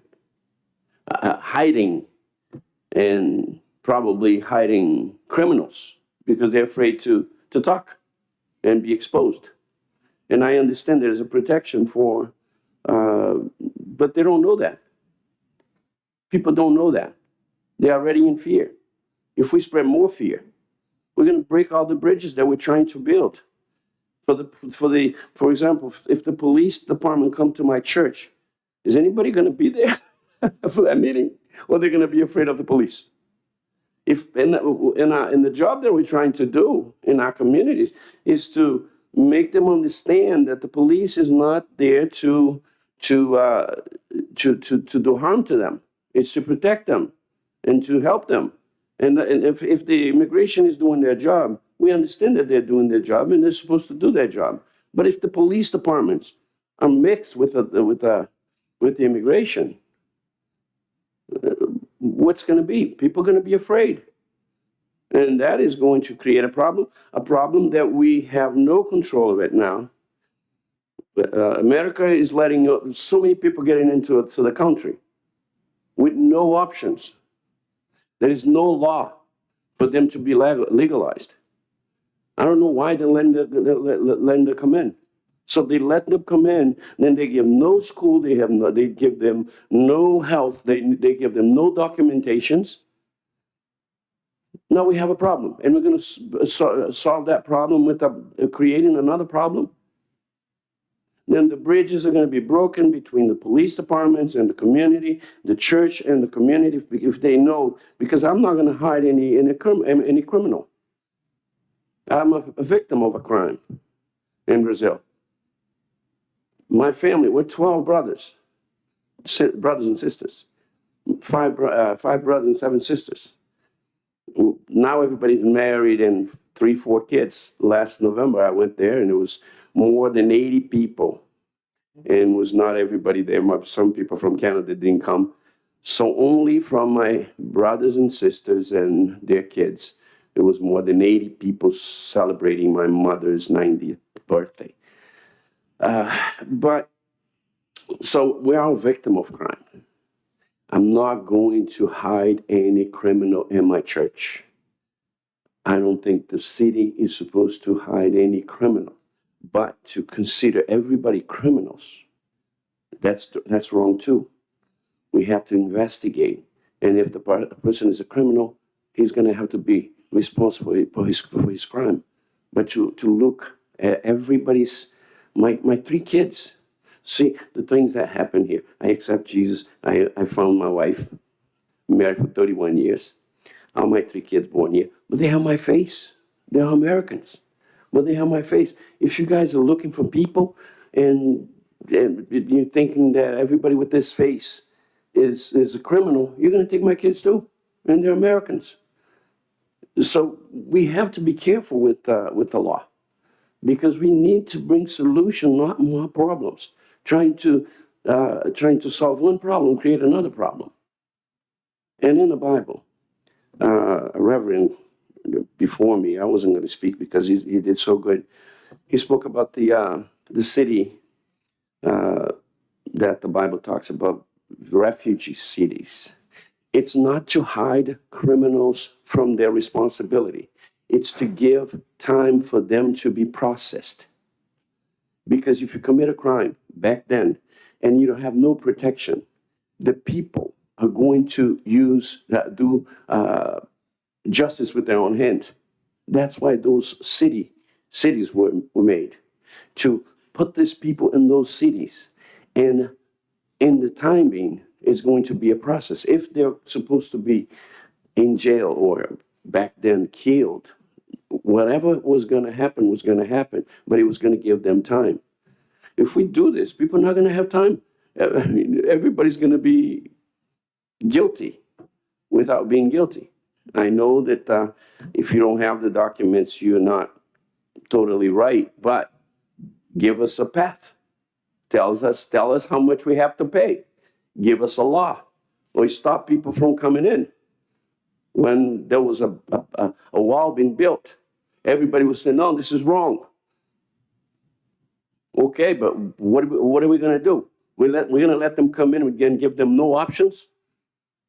And because of have no options, sometimes they lose their track and become what they don't want to become. So instead of making more difficult for them, I think we should talk more, like Leo said, and understand what's going on and try to bring solution Try to look at the big picture. The big picture is not here in this room. The big picture is in some of the rooms, some other level of power.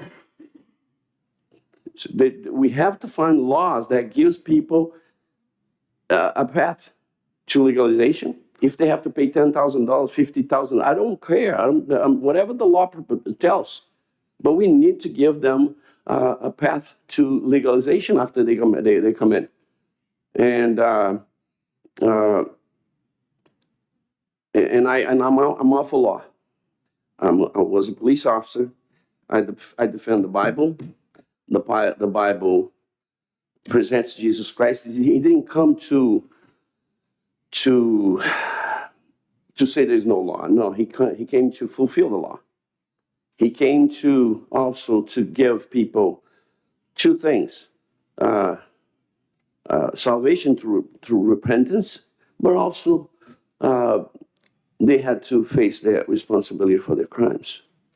So, with that being said, I'd just like to one more time ask you guys to think about this law.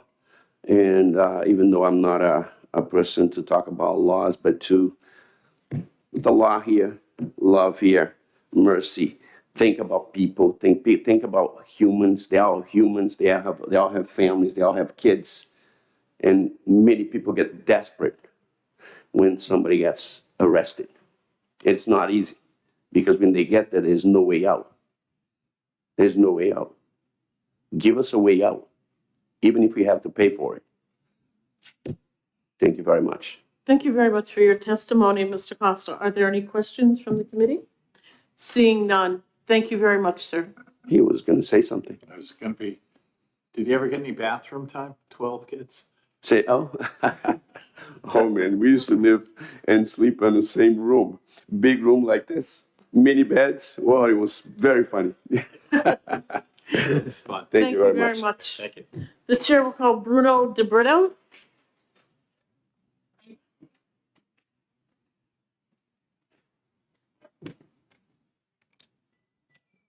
Is it De Brito or De Brito? Yeah, De Brito, yeah. Okay. Yeah, good afternoon, Madam Chair.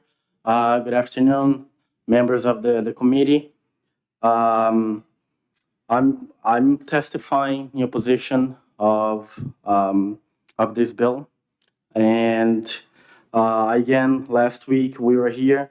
In my opinion, there are some issues with some of the legality of this bill. The first one is in regards to detainers. So some of my colleagues have touched upon and talked about about a detainer. A detainer is not a warrant. Essentially, to issue a valid warrant, the warrant must be issued by a judge or magistrate, and there has been, and when issued, they must show that there has been sufficient evidence that has been independently and credible in order to issue the warrant based on probable cause. A detainer simply is someone, a nice agent, come to his friend, his body ICE agent, and says, "Oh, I want to arrest Bruno. Can you sign the detainer here for me?"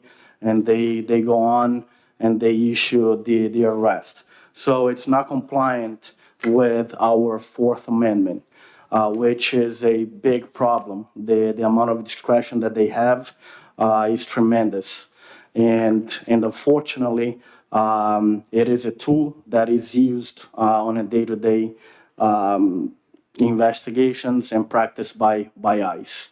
And also, the chargeability of the grounds of deportability of the immigrant is issued on Form I-220, which is the notice to appear that states that the immigrant is from a certain country or he or she has entered in the country without authorization and that they are deportable under the laws. And this bill would simply put a fear on our community because it would demise a lot of the work that has been done by a bunch of people, a bunch of organizations in the past, especially with law enforcement.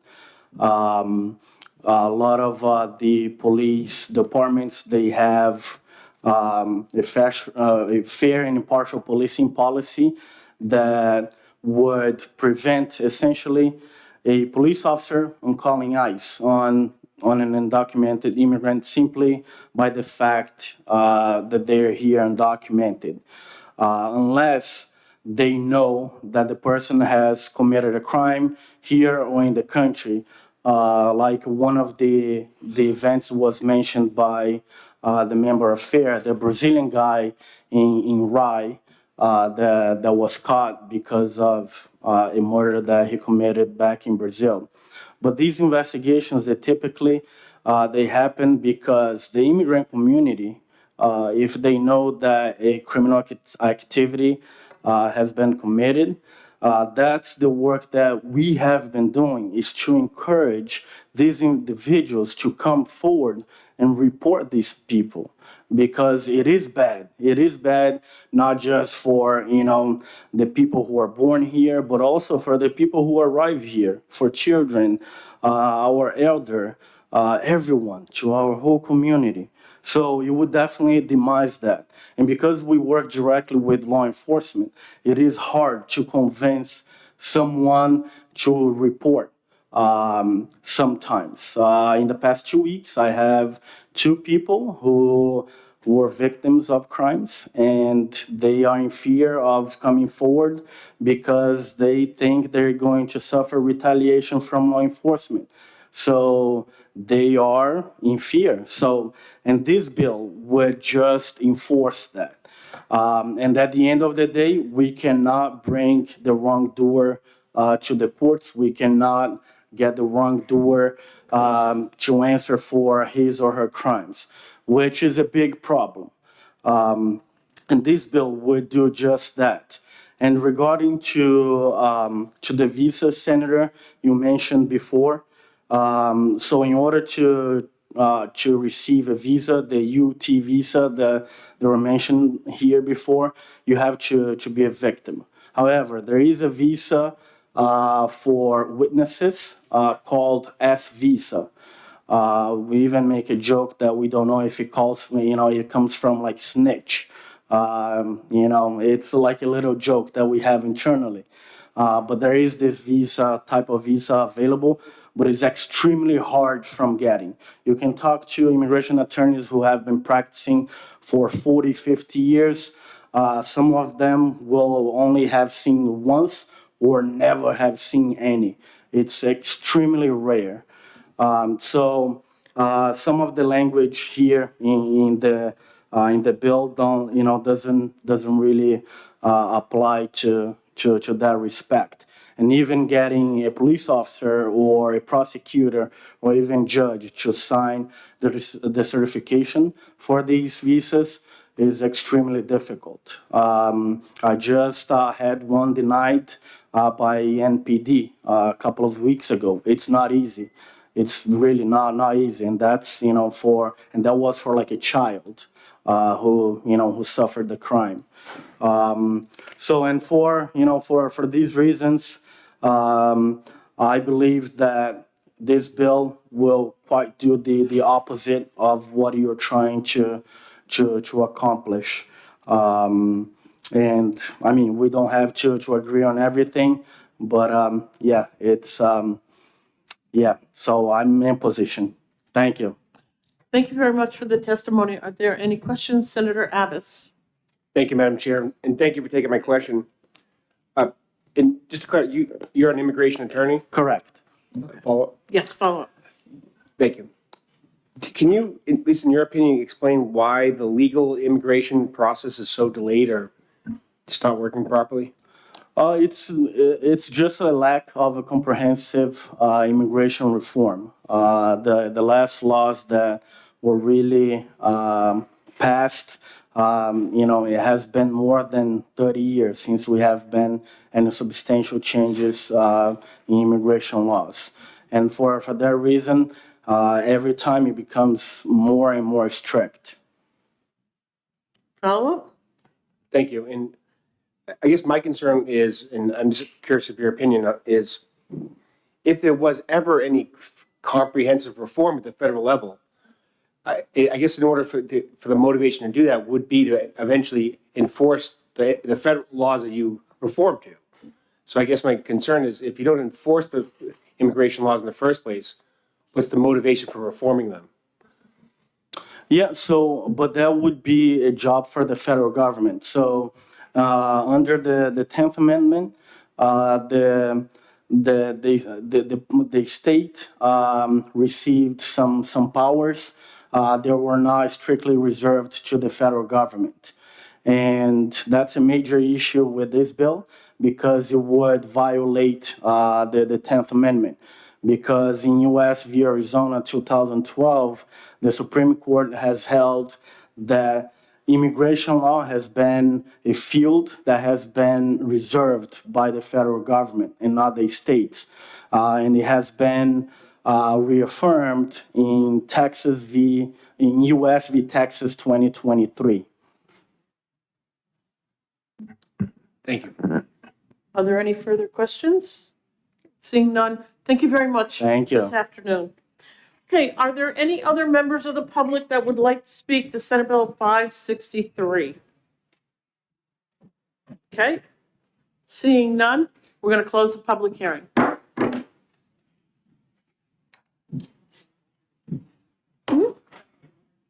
I know.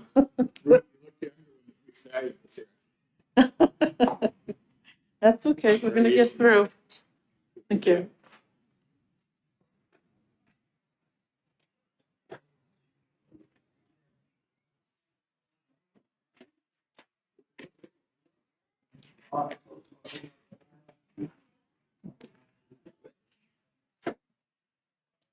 Oh, thank you.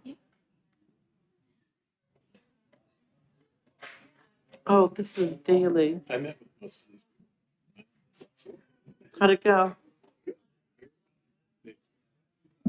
Don't understand. Well, you They know. just think it's an attack on them. No, like Lewis is nice. He brought his son in. Yeah. I don't know. He's like, didn't think I'm like, hey, come on in. Yeah. Yeah, that's good. He's like, Well, I'm hoping this is, like, yeah, this is not gonna get it for you. Okay, no. I got my sandwich in there. Did you get to eat? No, but yes. Yeah, but you gotta watch your sugar. I have fruit upstairs, so I got some more blueberries. Where'd they go? Where'd they all go?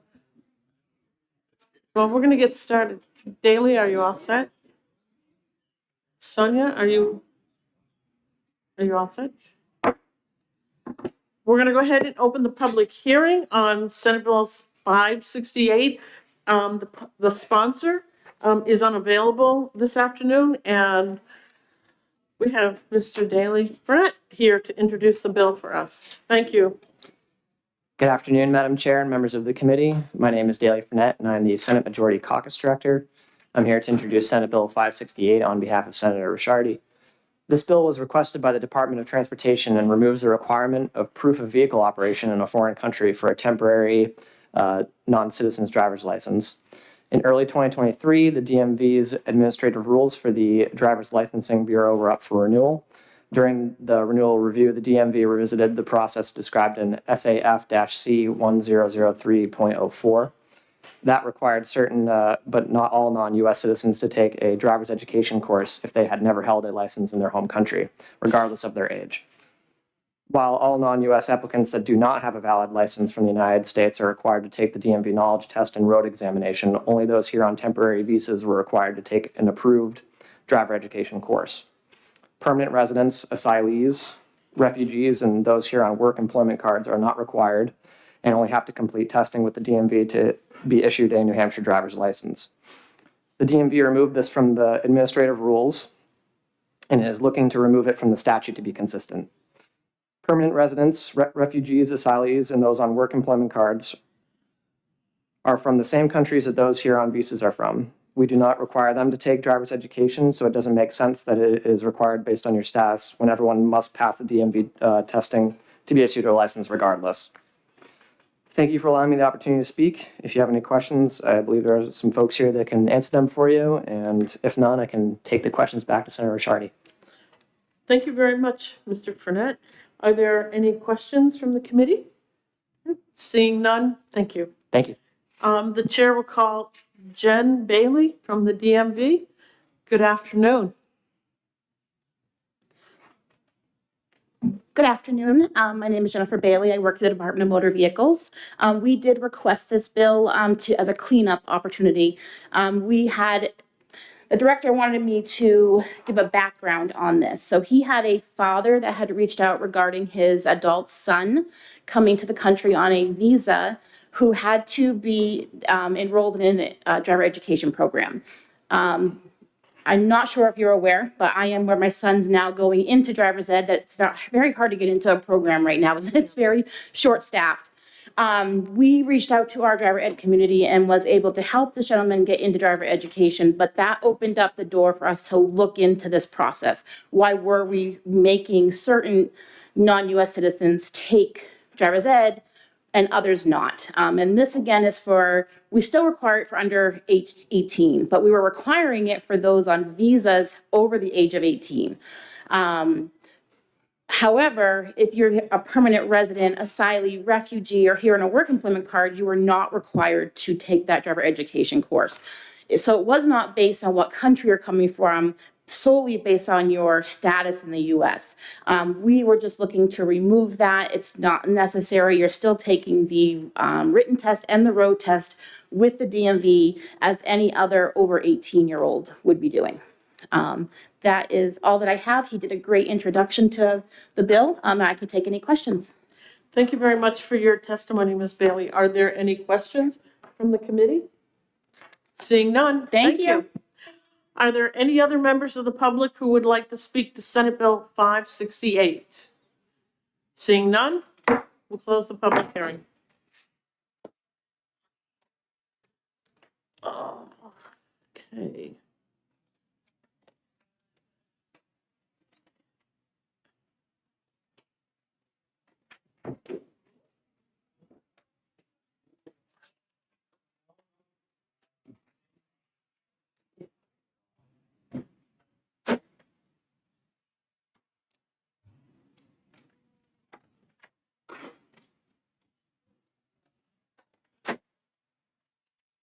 Thank you.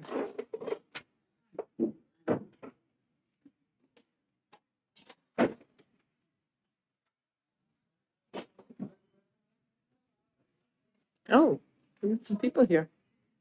All right.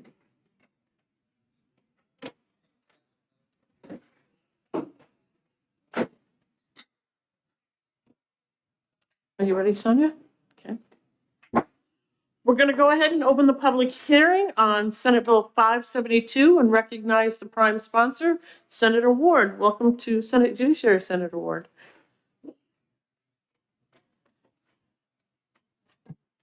Thank you very much, Madam Chair, and the members of the Judiciary Committee. For the record, I am Ruth Ward. I'm a state senator representing District 8. The Office of Child Advocate brought me an issue in the fall after conducting an in-depth investigation into incidents of severe child abuse where a number of infants were not adequately protected in the child welfare system, due in part to the inability of the CYF, medical providers, and law enforcement to timely and effectively share information. This problem implicates a number of state and federal statutes, as well as policies and procedure across the three sectors.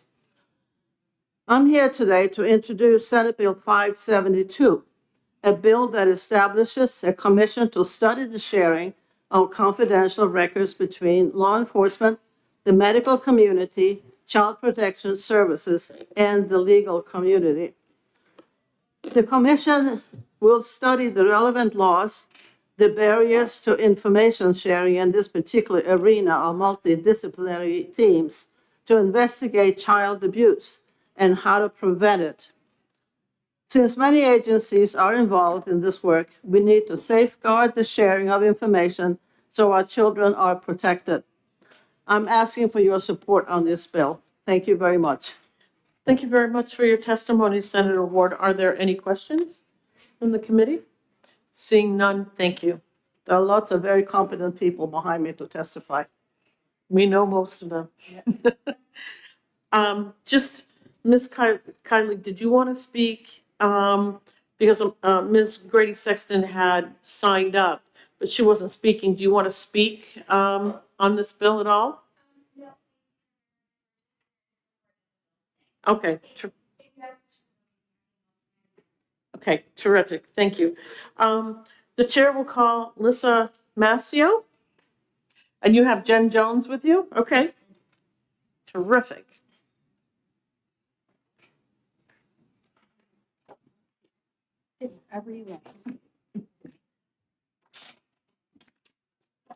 Thank you so much, Madam Chair and members of the Judiciary Committee. And I know you've been here for a while this afternoon, so we will try Ms. and. Mascio, today is nothing compared to some of the days, days we've had. As some of you know, my name is Lisa Mascio. I'm an attorney and the Associate Child Advocate for the state of New Hampshire. And here with me is Jen Jones, who's one of our Assistant Child Advocates. The Office of Child Advocate is an independent agency mandated to provide oversight of child-serving contracted agencies here in the state of New Hampshire. And we are here in support of SB 572 regarding establishing a commission to study the sharing of records between a multidisciplinary child protection team. We work closely with you, Senator Carson and Senator Whitley, and the Oversight Commission on issues around child welfare and in order to protect vulnerable children that enter the system or sometimes do not successfully enter the system. And this bill is really a way to start a dialogue around the very important issue that Senator Ward mentioned, namely some obstacles around communicating when there is a child with a serious physical injury. So I'm going to pass it to Ms. Jones, who's going to talk about the context behind this bill. Hi, good afternoon. As Lisa mentioned, I'm one of two assistant child advocates with Office of the Child Advocate. But I do want to just point out some of my previous experience before coming to OCA. I did work as a child protective service worker.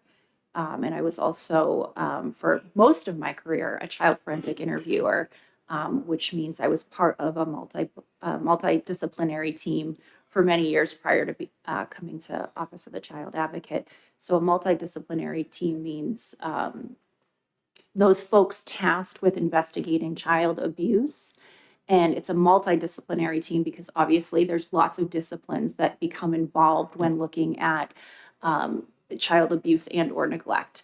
And so being a part of that team requires all disciplines to bring forth their expertise and share that expertise for the best outcomes for children, right? Sharing information helps us know better how to keep children safe at home or in the community. And it's certainly the cornerstone of any child abuse investigation. So when I refer to a multidisciplinary team, I'm just going to refer to it as an MDT. But stop me and ask questions if I use an acronym, because this work is really acronym heavy. And I apologize in advance if I miss one. So part of my role at OCA is to participate in our system mapping reviews. And so what those are, it's a process that we have internally where we identify whether it's a theme or a system issue that we're noting with lots of cases that we see come into the office. And so early 2023, we started receiving a heavy volume of reports of serious bodily injury of young children. Specifically, those children were non-ambulatory. So we're talking about really young infants. And so we saw such a significant theme, as Lissa mentioned, of children being returned home, sometimes in situations that we weren't certain were safe for that child to go back into. And so we really wanted to take a comprehensive look at what those human factors were. So when I say human factors, that's part of our system mapping review. And it means, what's the field saying? What are the barriers that the field is having when they're investigating these cases? And then certainly try to unearth any of those system barriers, right?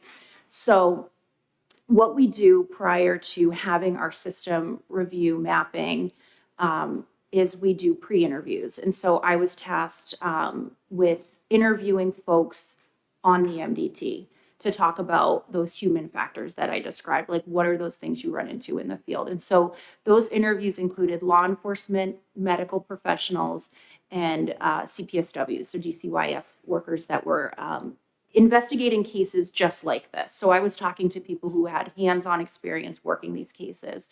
And so what we learned, and I'm just going to flip through my notes here a little bit to make sure I don't miss anything.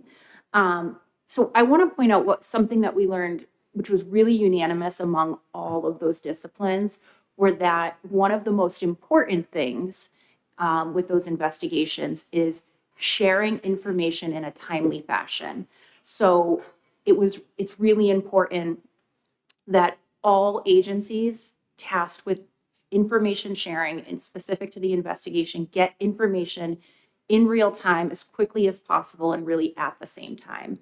And so just anecdotally, I can reference a case where one of the 9 cases that my office reviewed, not me as an individual, we all work together on those, but where there was an infant, 3.5, 4 months old, presented at the emergency department with an injury to its foot, which was suspicious, but more work had to be done. So DCYF responded, and law enforcement was not there at the same time in that response, and they had gotten different information at different times in the investigation.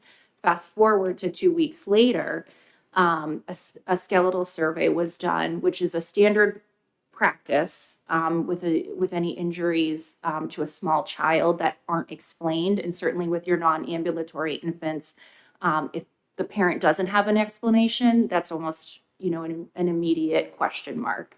So that was this type of case. DCYF was able to get the results of a skeletal survey. That skeletal survey had findings of multiple fractures in various stages of healing, which told a lot more. It certainly told us more about the safety of this infant.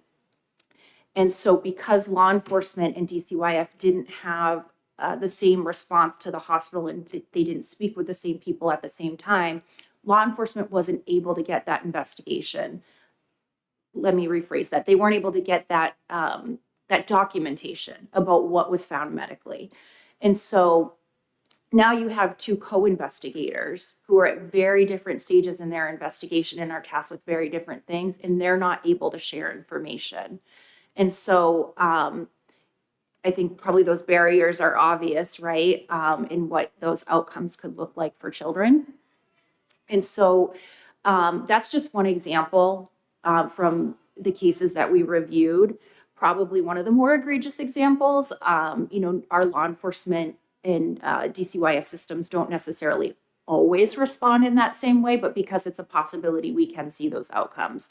So DCYF was not able to share that report with law enforcement because it's a third-party record, and which means it doesn't originate with their casework. It's not those workers' observations going into their documentation, which they can share.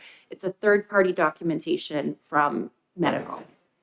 So which is really the big question mark, right? Why can't both investigative agencies get this information at the same time when they're co-investigating these concerns? What we learned from medical is that, yes, there are barriers to information sharing.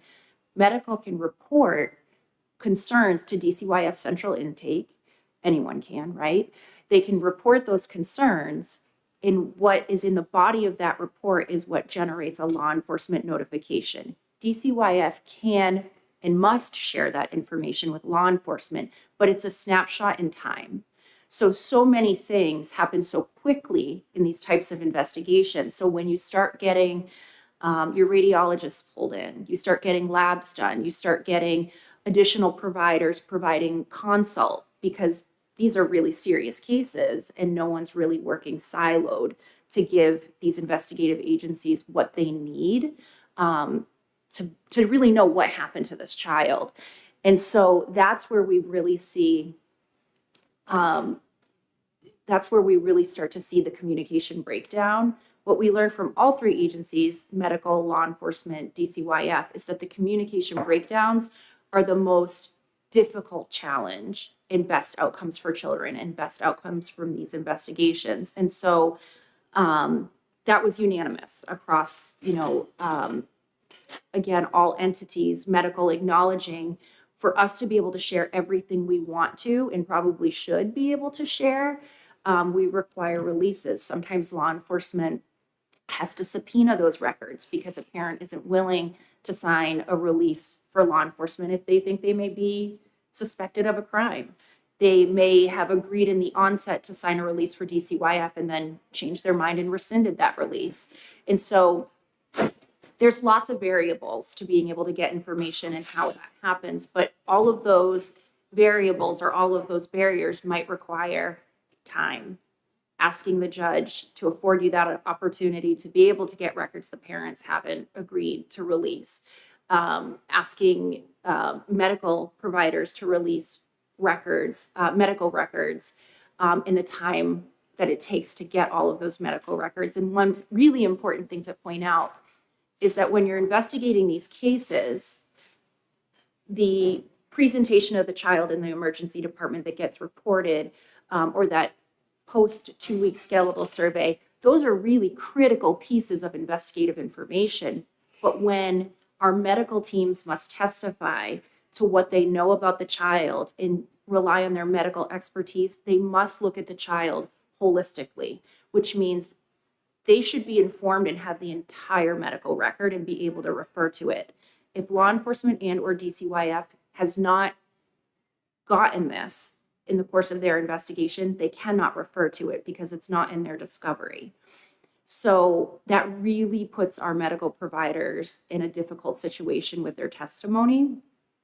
And largely these cases rely on that medical testimony. And I want to also point out with that, sometimes these cases go to court quickly. And really more specifically to DCYF. So if DCYF petitions the court and they're expected to be at an adjudicatory hearing within a month of their filing, that's a month that they need to have all of these records, and that's a really tight time frame, especially when they're asking medical to provide all records pertaining to the child, not just those investigative records, right? Like what happened, the presentation of the child when they were admitted to the ED, and then that 2-week follow-up. So timing and having access at the same time to all of the information that's all relevant were the major barriers that our law enforcement and our DCYF investigators have with being able to prove harm. And largely what we saw in cases where children were potentially where the division maybe didn't prevail and children were put back into homes that potentially were not safe for them. So I feel like I've sort of droned on. That's a lot of information, but hopefully that was helpful, and we're certainly happy to answer questions. And I did want to just touch very briefly on the legal aspect. As many of you know, I was a DCYF prosecuting attorney for some time in my career. I also did parent attorney work in the DCYF realm. Cassandra Sanchez, the child advocate, and I had an opportunity to meet with DCYF Legal, separate from the mapping, prior to then, to talk about this issue as well, because some of the barriers are from that legal perspective. I did provide an appendix for you all with the relevant statutes. I don't want to get into the weeds on those statutes, but generally speaking, from my own experience as a DCYF attorney over the last couple of years, there's been a definite narrowing of DCYF legal's interpretation of some of the statutes, even a change from when I was practicing in 2018 to 2020 of items that they used to give out and now have decided that their statutory ability is even narrower. I believe Emily Lawrence from Waypoint submitted some written testimony on this specific issue. They're interpreting it so narrowly at this point that even their own contracted providers who are supposed to be implementing service plans can't get information from DCYF about what they're supposed to be doing. It does also impact this arena as well. The confidentiality statute, the way they're interpreting case records, is one of those barriers. In addition, in 170G8A, the commissioner of DHHS ultimately was asked to promulgate administrative rules specifically around this issue, and that has also never been done. As Jen said, the timeline in 169C is only 30 days from filing a petition to adjudication, and I don't know if any of you have ever requested medical records, but that is not a fast process. In addition, as Jen explained, there is a process if a child has a number of broken bones, in addition to the skeletal survey, which is 2 weeks later, often they're doing genetic or other blood testing, which it just simply takes time, and then also to disclose all those records. So often from a legal perspective, you have a DCYF attorney attempting to prepare a case in 30 days without adequate information, not being able to properly prepare their expert witness, a doctor who's going to have to come in and testify with some degree of certainty, even though it's only a preponderance. So that's another barrier. Looking at the statute, so it does seem clear that the legislature has attempted to address this. The legislature has put into place statutes specifically creating these multidisciplinary teams, specifically giving DHHS authority to come to agreements, to share information, and it's simply not working, I think, the way the legislature intended, the way that would make this process easiest. So rather than trying to rewrite all of those statutes, as well as HIPAA and some law enforcement stuff, which I am not skilled in, we thought that it would make sense to create this study commission, have folks from each of these areas, including the Attorney General's office and prosecutors, victim witness advocates, to come to the table and figure out, are there ways we could create MOUs? Could we create some clear understanding around HIPAA that it's allowed to be disclosed? Some of the statutes require law enforcement to go to court to ask for records, but in a lot of these cases, there isn't a court action started yet. It's before anybody has gotten there. So there are some definite clunky pieces. There's some gaps that we think could maybe even easily be solved if everybody could come to the table and figure out how to make everyone happy. I just want to mention one other barrier. We saw law enforcement often can't or won't share their ongoing investigation records with DCYF because DCYF is required to disclose in the course of a litigation. A defendant has a right to see the records, which then interferes with their ongoing criminal investigation. So there's a kind of tangled web here we'd like to have this commission untangle. And we're happy to take any questions. Thank you very much for your testimony. Are there any questions? Senator, do you have a question? Oh, okay. Okay, seeing none. Thank you all very much. Thank you. The chair will call Amy Roy. I actually have Dr. Roy's scribbled note she wanted me to read. She had to leave, but I know Sergeant Fleming also has to leave, so I have all the time in the world if he would like to come first, and then I can read you what Dr. Roy wanted me to share with you. She had to step Okay, out. we'll have, you are Brian Fleming. Please come forward, sir.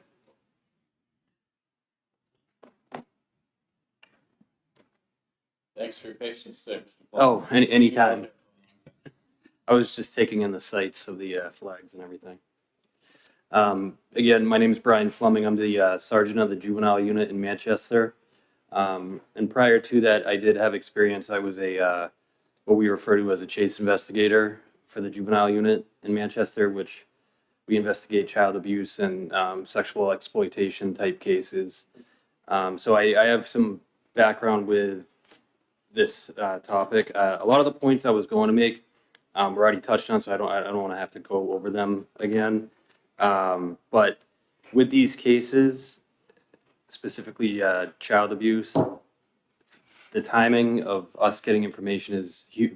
It's very important because any day, any hour that we don't have the full picture and all the information that is available is time where a decision could be made and a child could be brought back to a situation that's unsafe for them. So speaking on behalf of law enforcement, specifically the Manchester Police Department, we wanted to come and support this bill because any barriers that the study or the commission can make or knock down with sharing communication to make it more efficient and effective is something that's going to help us out with our investigations. And I didn't even think of this till it was just brought up. There is, even on our side, we oftentimes don't share ongoing reports, even with DCYF.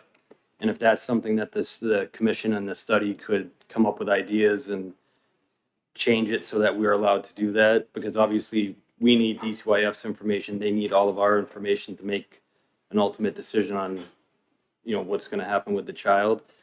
We would be all for that if that's something that the commission comes out with and says, with a recommendation. For the most part, we share the information sharing is generally pretty good with the MDTs. There's oftentimes we can't get, if there's a situation where that was like brought up where we don't respond to the hospital, that can slow down our investigation and it makes it difficult for us to get that information in a timely manner. But oftentimes DCYF is able to get that information relatively quickly. So that was one point that I felt was very important so that we're able to get the full picture or as much of the picture of what happened to the child as possible with their injuries in an abuse case as quickly as possible. And oftentimes, like was brought up, if we're not there, we have to work on subpoenas and search warrants, and that can take days. And subpoenas sometimes can take a week or if not longer, depending on the time of the month. So we support any study that would go into this to allow for quicker communication, and we're willing to help with anything we can with this study. Thank you very much for your testimony. Are there questions from the committee? Seeing none, thank you. And thank you for the work that you do. Thank you, I appreciate it. Okay, Ms. Roy. I am not a doctor, but I play one on TV occasionally.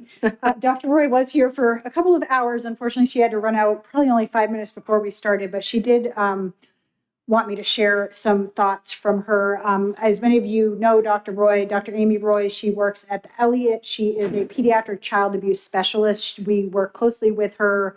She is on a lot of these or supervises or oversees a lot of these cases with injured children. Some of these cases of the 9 infants we've talked about, she was involved in, and she participated in our mapping in August, as well as some of the outcomes. So I'm going to do my best to read her doctor writing. The MDDs are an invaluable tool for child protection teams. They allow a unique and critical opportunity for dialogue between medical, child protection, and law enforcement professionals. These meetings may serve to solidify a concern or conclusion that child maltreatment has occurred, or equally important, resolve a concern for maltreatment and allow a family to move forward, putting this concern behind them. A recurring stumbling block for the MDTs, however, is sharing of information. For medical professionals, a pervasive concern is HIPAA and risk of HIPAA violations in sharing relevant private health information. Undoubtedly, the intention of HIPAA is not to impair the investigation of child maltreatment. Clarity around this issue, specifically the need for releases of information and who can provide that, is badly needed. It is important to remember that a parent may be a perpetrator in these cases. The community of medical professionals evaluating these concerns strongly urge this committee to pass SB 572. Thank you very much, Ms. Massio, for reading Dr. Roy's testimony. I'm not going to ask any questions. Okay, are there any other members of the public that would like to speak to Senate Bill 572? Okay, seeing none, we're going to close the public hearing.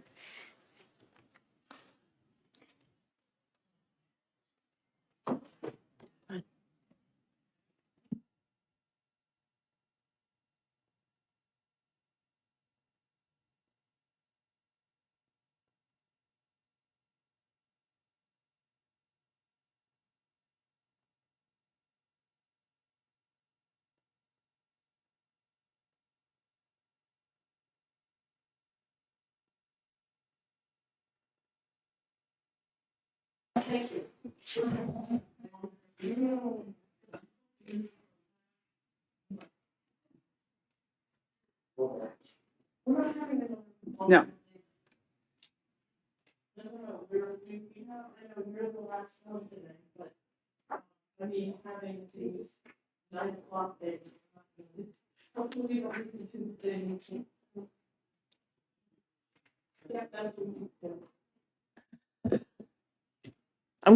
Did I open the public? No.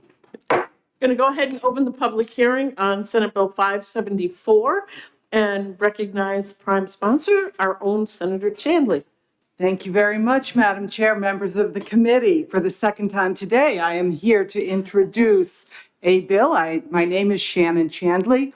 I serve the people of Senate District 11, and I would like to introduce SB 574, which is relative to the appointment of a temporary agent for a minor child or incapacitated person.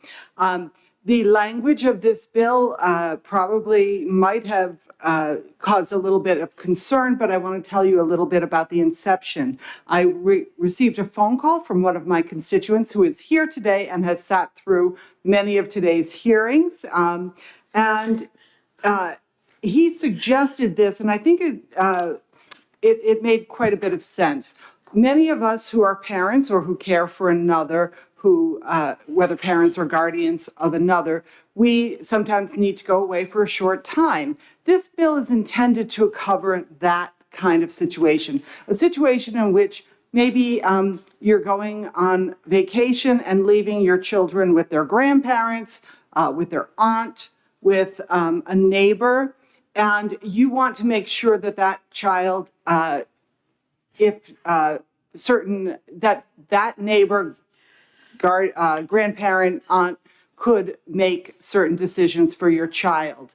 I know that when I have gone away, my husband and I have written notes on, and left them with my sister or my mother or whomever at the time. And, you always wonder whether that actually carries much weight in an emergency or even in a non-emergency situation in which a decision needs to be made.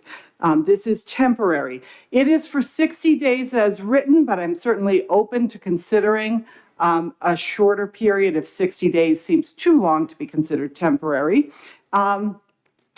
Since we did have the child marriage bill this morning, I will point out that consenting to marriage on behalf of a child is specifically accepted in this bill. So that temporary guardian could not consent to a child marriage. Again, the temporary agent, a written document would need to be created and witnessed by two people 18 years of age or older who are not the temporary agent. This does not take any rights away in the case of parents where there are two parents who are not married, not living together. One cannot do this if the other does not consent to it. And I finally want to point out that this is not to interfere in any situations in which the court is involved in guardianship of a child. So with that, I mentioned that my constituent Peter Moustakis is here. He can speak to this more and why he thought this was a good idea, but I was certainly persuaded by his argument. So thank you. Okay, thank you very much for your testimony. Are there any questions for Senator Chandler? Seeing none, thank you. And thank you for pronouncing his name. Hopefully I won't butcher it when I call him up. Peter Moustakis? Yes, just like the baseball. Okay. Thank you, Madam Chair. Thank you all for having me today, allowing me to speak. I am an attorney. I live in Amherst, New Hampshire. I'm licensed both in Massachusetts and New Hampshire. Massachusetts has a similar law with the language similar to what's in this bill. As I've practiced law in Massachusetts, it's come up. I've written these types of parental appointments for some of my Massachusetts clients. When I had to do it for myself, or I had to do it for other New Hampshire families, I was unable to because there's no such law in place in New Hampshire. The genesis of this law comes from the 1969 Uniform Probate Code. And for people who aren't aware of the Uniform Probate Code, a bunch of scholars got together in the 1960s and said, hey, let's figure out some laws that make sense that we can apply uniformly to all the states. Not every state has adopted it. A lot of states have adopted their flavor of what the Uniform Probate Code has to say. The Uniform Probate Code itself has a 6-month appointment period, whereas this bill has 60 days. There are a number of states that have a 6-month period who have just adopted the Uniform Probate Code as written. Maine and Hawaii have a 12-month period for which this appointment is valid. The 60-day period is much more restrictive. I think of it as 60 days being that's July and August when the kids are going to be at grandma's place for the summer. Let's just leave them uninterrupted. One of the comments in the Massachusetts Uniform Probate Code, in which Massachusetts adopted a bill very similar to this, during that process of enacting the Uniform Probate Code in Massachusetts, there were a lot of attorneys who got together and discussed every provision of the Uniform Probate Code, reserved some portions of it, did not enact others, but expanded on what the Uniform Probate Code had. The Massachusetts version is very different from the Uniform Probate Code, but it is the one in which we modeled this legislation before us, SB 574. One of the comments in the Massachusetts Probate Code is, this section permits a temporary delegation of parental powers. For example, parents or guardian of a minor plan to be out of the country for several months. They wish to empower a close relative, an uncle, for example, to take necessary action regarding the child while they're away. Using this section, they could execute an appropriate power of attorney, giving the uncle custody and power to consent. Then, if an emergency operation is required, the uncle could consent on behalf of the child. As a practical matter, he would, of course, attempt to communicate with the parents before acting. The section is designed to reduce problems relating to consents for emergency treatment. So that is the Massachusetts reason for enacting it. And as a practical matter, sometimes I want to go away for the summer. And if my wife and I go away for a couple weeks, I need to have someone there to take care of my girls and take them to the hospital and provide any medical emergency treatment that's necessary. This bill would accomplish that. Okay, thank you very much for your testimony. Are there any questions? I have a question for you. Yes, ma'am. Senator Whitley and I are very involved in issues concerning children. And one of the issues that we run into is that oftentimes you have adult children who are struggling with substance abuse disorder, or there's something going on in their lives, and they just drop the kids off at the grandparents and they take off. Now, all of a sudden, these grandparents have these kids, but there's nothing there that will assist the grandparents to take care of the children. And oftentimes, many grandparents are afraid to approach these adult children because they're afraid they're going to take the kids back, and then the kids will be back into a bad environment. So kind of a little bit of a ramble, is something like this, would this be helpful to grandparents that find themselves in that sort of position? I believe it would be, because if this is not in place, the example you provided would require that child to go to the hospital if the hospital setting support is involved. And then the grandparent would not have any ability to consent to treatment for that child.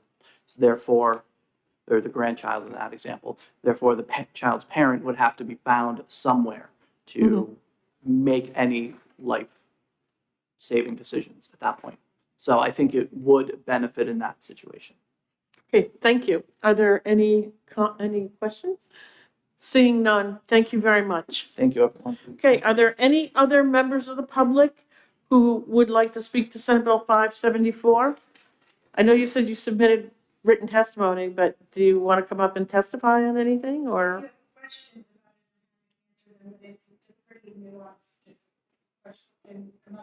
I do, I'm sorry. Okay, all right. You're here, you might as well, right? Lisa Mascio, Associate Child Advocate. Cassandra Sanchez, the Child Advocate, had submitted, well, I handed it in, written testimony, which does actually attach that Massachusetts form that I believe Mr. Mousakis was addressing. I think the concern we just wanted to draw attention to is the language, frankly, doesn't really address high conflict divorce situations either from my own personal experience as a family law attorney, but our concern is also that it doesn't address concerns around domestic violence, protective orders. It merely says that if the minor child has another living parent, the whereabouts are known, and that parent is willing and able to provide care, then they can essentially quash the custodial parent from doing anything by refusing to give consent. So we were just a little bit concerned that it didn't have any carve outs for the many situations we all talk about at the Oversight Commission and in the OCA's purview of, there might be a domestic violence situation where there's a protective order, a bail condition, within a parenting plan, sometimes there's protective orders, or if there's 169C involvement, even if there's investigation, it kind of leaves a big enough gray area that we're afraid. I totally understand what Attorney Mousakis is saying. If two married parents just want to bring their kids to the grandparents for the summer, that's great. But we see all those other situations that's not what's going on. So we don't have any specific amendment language. We'd be certainly happy to talk to you or Attorney Mousakis. We just want to make sure that kids are protected and that this doesn't become this boon where the custodial parent can't ever go away and leave the kid with a grandparent because there is a potentially not great parent who's willing to say, I'll take the kid, I'm here. So that was our concern. Thank you very much for your testimony. I think I kind of heard Senator Chanley, but yeah, okay, I'll work with you. So, okay. We'd be happy to chat. And yes, please, Senator Whitley. Thanks, Madam Chair. And maybe also with the folks from the coalition, because they may be able to identify some unique situations in those DV contexts. So I think there are a lot of great brains that can come together here. Yep. We do think this is a great idea, though, because we certainly see plenty of those situations. And Massachusetts, the system does work that way. I mean, frankly, I've written little scrap of paper for my brother, and no, that's not terribly enforceable. So we support this idea. We just want to make sure kids are protected. Okay, great. Thank you very much.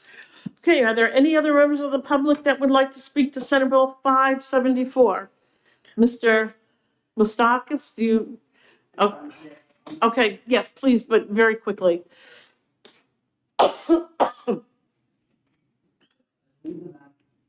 I believe the Massachusetts bill and this particular bill that we have in front of us is intended to be more restrictive than less, but designed to protect parents so that they can make these decisions. And if there is a situation where the parent is not approving of grandma taking the kids, we're just back to where we are today. It has not changed. It's the same situation we are in. But I'm happy to do amendments. I'll give you my card. Thank you. Okay, are there any other members of the public that would like to speak to Senate Bill 574? Seeing none, we'll close the public hearing. Ooh, they're 11 today. 3 Amherst constituents have testified today. Oh, but that's good. Oh, it's great. But Dr. Roy is Yeah. from Amherst. Oh, okay. Yeah, so that's. This is a real issue because Jackson. This is. We This sent is a Jackson big on a issue. plane Yeah. to Georgia with my mother-in-law. Yeah. We're almost done, Sonia. Yeah. Yeah, guess just send it around. Yeah. And I have my niece all the time too. All the time I have my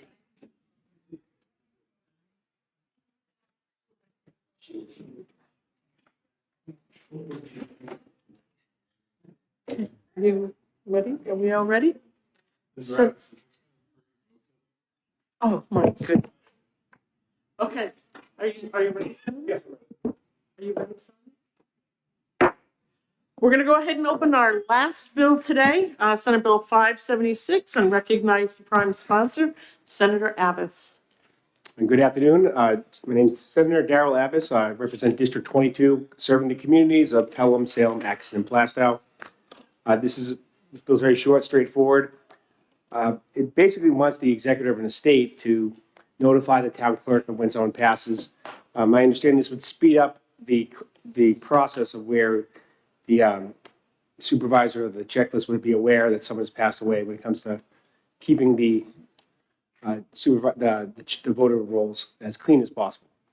I will say I'd like to discuss it with the Secretary of State's office first, but where it says shall report, I was kind of considering whether that should say, some official notice of death that's kind of described on page 3 or 4, but I see someone here that might be a little more knowledgeable to discuss that than myself. But that's all this would do. I think it's a very modest expectation of an executive of state to simply provide some type of notice to the town that someone's passed away. I don't think it's asking much. Thank you. Thank you very much for your testimony. Other questions? Senator Whitley. Thank you, Madam Chair, and thanks for taking my question. So I'm thinking, I have personal experience with this now. My uncle just passed. My mom is the executor of this state. My mother has skills, a lot of skills, but maybe sort of keeping things organized isn't her best skill. And so what happens if they don't report that? Do we know under the statute what would happen? My understanding, there's no actual penalty per se, but if an executor is a fiduciary, so not every estate that is, first of all, not even everyone has an estate that's administered, but if you have an attorney appointed to do it or a fiduciary appointed to do it, that would be one of their obligations. Would it be whether they're fined or whatnot? I mean, there's the damage per se, like the breach of that duty. I'm not really sure what that claim would look like, but we are charging the fiduciary with that obligation to do it. And my understanding is if you have someone with a legal background, they would likely see that through. When someone passes away in the state of New Hampshire, this information will eventually get to the town clerk. This is just simply expediting it. It's a little more problematic if a New Hampshire resident were to pass away while they're outside of the state of New Hampshire. And that does happen a lot more in the southern part of the state. I know my own father, when he passed away, he was at Mass General in Boston. So that process is much, much, much longer. But we did have a family attorney who did administer his estate. That I remember when that town election that came up the following year, his name was still on the checklist as someone who can vote. The paperwork just hasn't got to where it needed to go. But he did have, actually, the irony of that was the attorney that did his estate was actually working the polls. But either way, I'm pretty sure that in that instance, the town clerk would have been notified by the executor of the estate. Yeah, follow up? Yep, follow up. It's not always the lawyer, right? She's doing it all on her own. Oftentimes it's the elderly spouse that's doing it. So I want to make sure this is a real problem that we're trying to solve, putting an extra duty on a grieving family member. And so I want to understand more the extent of the problem. I mean, there is a delay, there's a necessary delay, but it's not like we have, voter fraud because of the death, someone still being on the roll. So I'm just curious about sort of why this is so necessary. I just want to think hard before adding this duty. So, there is a lot of people that question the integrity of elections. I will say, I don't think, at least in this state, there's any evidence that the people who are deceased are somehow ballots are being cast on their behalf. I'm not seeing that anywhere. I do know, I do sit on the election law committee as well. There is some bills that are proposed that increase or shorten the time period of when the voter checklist has to be basically expunged, shall we say, or cleaned up. Right now it's every 10 years. The bill that's been filed that would make it 2 years. That may be a little bit tough, so we're trying to work that out. But the whole idea is just to expedite the process. That's really the goal of this. By expediting the process, it does prevent having some names that remain on the checklist that shouldn't remain on there. So that's really what the intent of this was. Are there any questions? Senator, And just to clarify, that's why I was hesitant to have a penalty because for the person who didn't comply with it. It would probably be more due to ignorance of the law as opposed to any intent to commit any type of fraud on the voting system. Senator, I have a few questions here. I'm looking at the bolded language that you have proposed, and you don't say anything about how to report. Do you intend for it to be as simple as going into the town clerk and saying, hey, I'm so-and-so, the executive of the state, Uncle Joe died last Tuesday, take them off the voter rolls? Or are you going to require that you present a certificate of death to the town clerk? So, thank you for the question. When I was opening my testimony, I did state that where, if you look at lines 2 and 3, it says an official notice of death. I figured that might be better than to simply report, but that's not always available. Sometimes it comes in, it eventually will become available, but some type of affidavit or a certified letter would also be, I think, sufficient to satisfy that requirement. I didn't want to raise the bar too high. I will say a fiduciary would, if they're going to simply provide verbal notice, that would be an extremely poor practice. Some type of writing would be the preferred practice. We could put it that way, but I thought changing it to official notice of the death, but I was hesitant to do that without consulting with the Secretary of State's office. Okay. The other question is, how many days, what's the time frame that they have to report to the executor of, to the town clerk that the person passed away? I mean, are you thinking 60 days or 30 days, or you mentioned a year? You want this to happen quickly so the supervisor, the checklist can do their job. So have you thought anything about a kind of a time frame? Eventually, I don't want to put a specific time frame because eventually the estate would be administered and the executor would not have any more duties to perform. It would be odd that they did everything but this. And once the estate's closed, it's closed. Okay. So some can remain open for a long period of time if it's a more complicated estate, but that would be unrelated to this obligation. But once their appointment's been satisfied, but I didn't think an exact time period would be necessary. Okay, thank you, Senator. Are there any further questions? Nope, seeing none. Senator Hennessy, you did not sign in to speak. Would you like to come forward?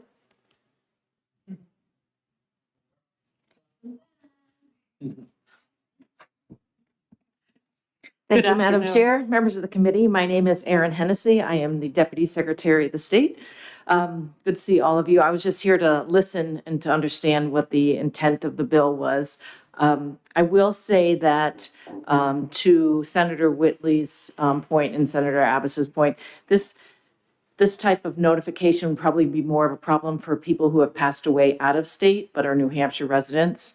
The in-state deaths are recorded with our Division of Vital Records, and that information is passed through to the supervisors of the checklist in our statewide voter registration system so that they can update their local checklists.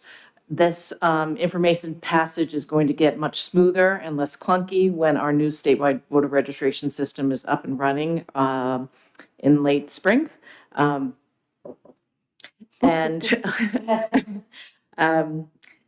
So I have to say that I think that the issue that we see in our office would be from the out-of-state deaths, but we're not quite sure how to notify the executors that they have this responsibility. And what it is that they would present to either the supervisors or the city or town clerk to prove that this person has indeed passed away. I'm happy to take questions and get you information if I do not know the answer. Thank you very much. Are there any questions? Okay, seeing none, thank you. Are there any other members of the public that would like to speak to Senate Bill 576? Okay, seeing none, we're going to close the public hearing. Many thanks for all of you who joined us today. We have completed our work for the day. Everyone have a great evening. Thank you, sir.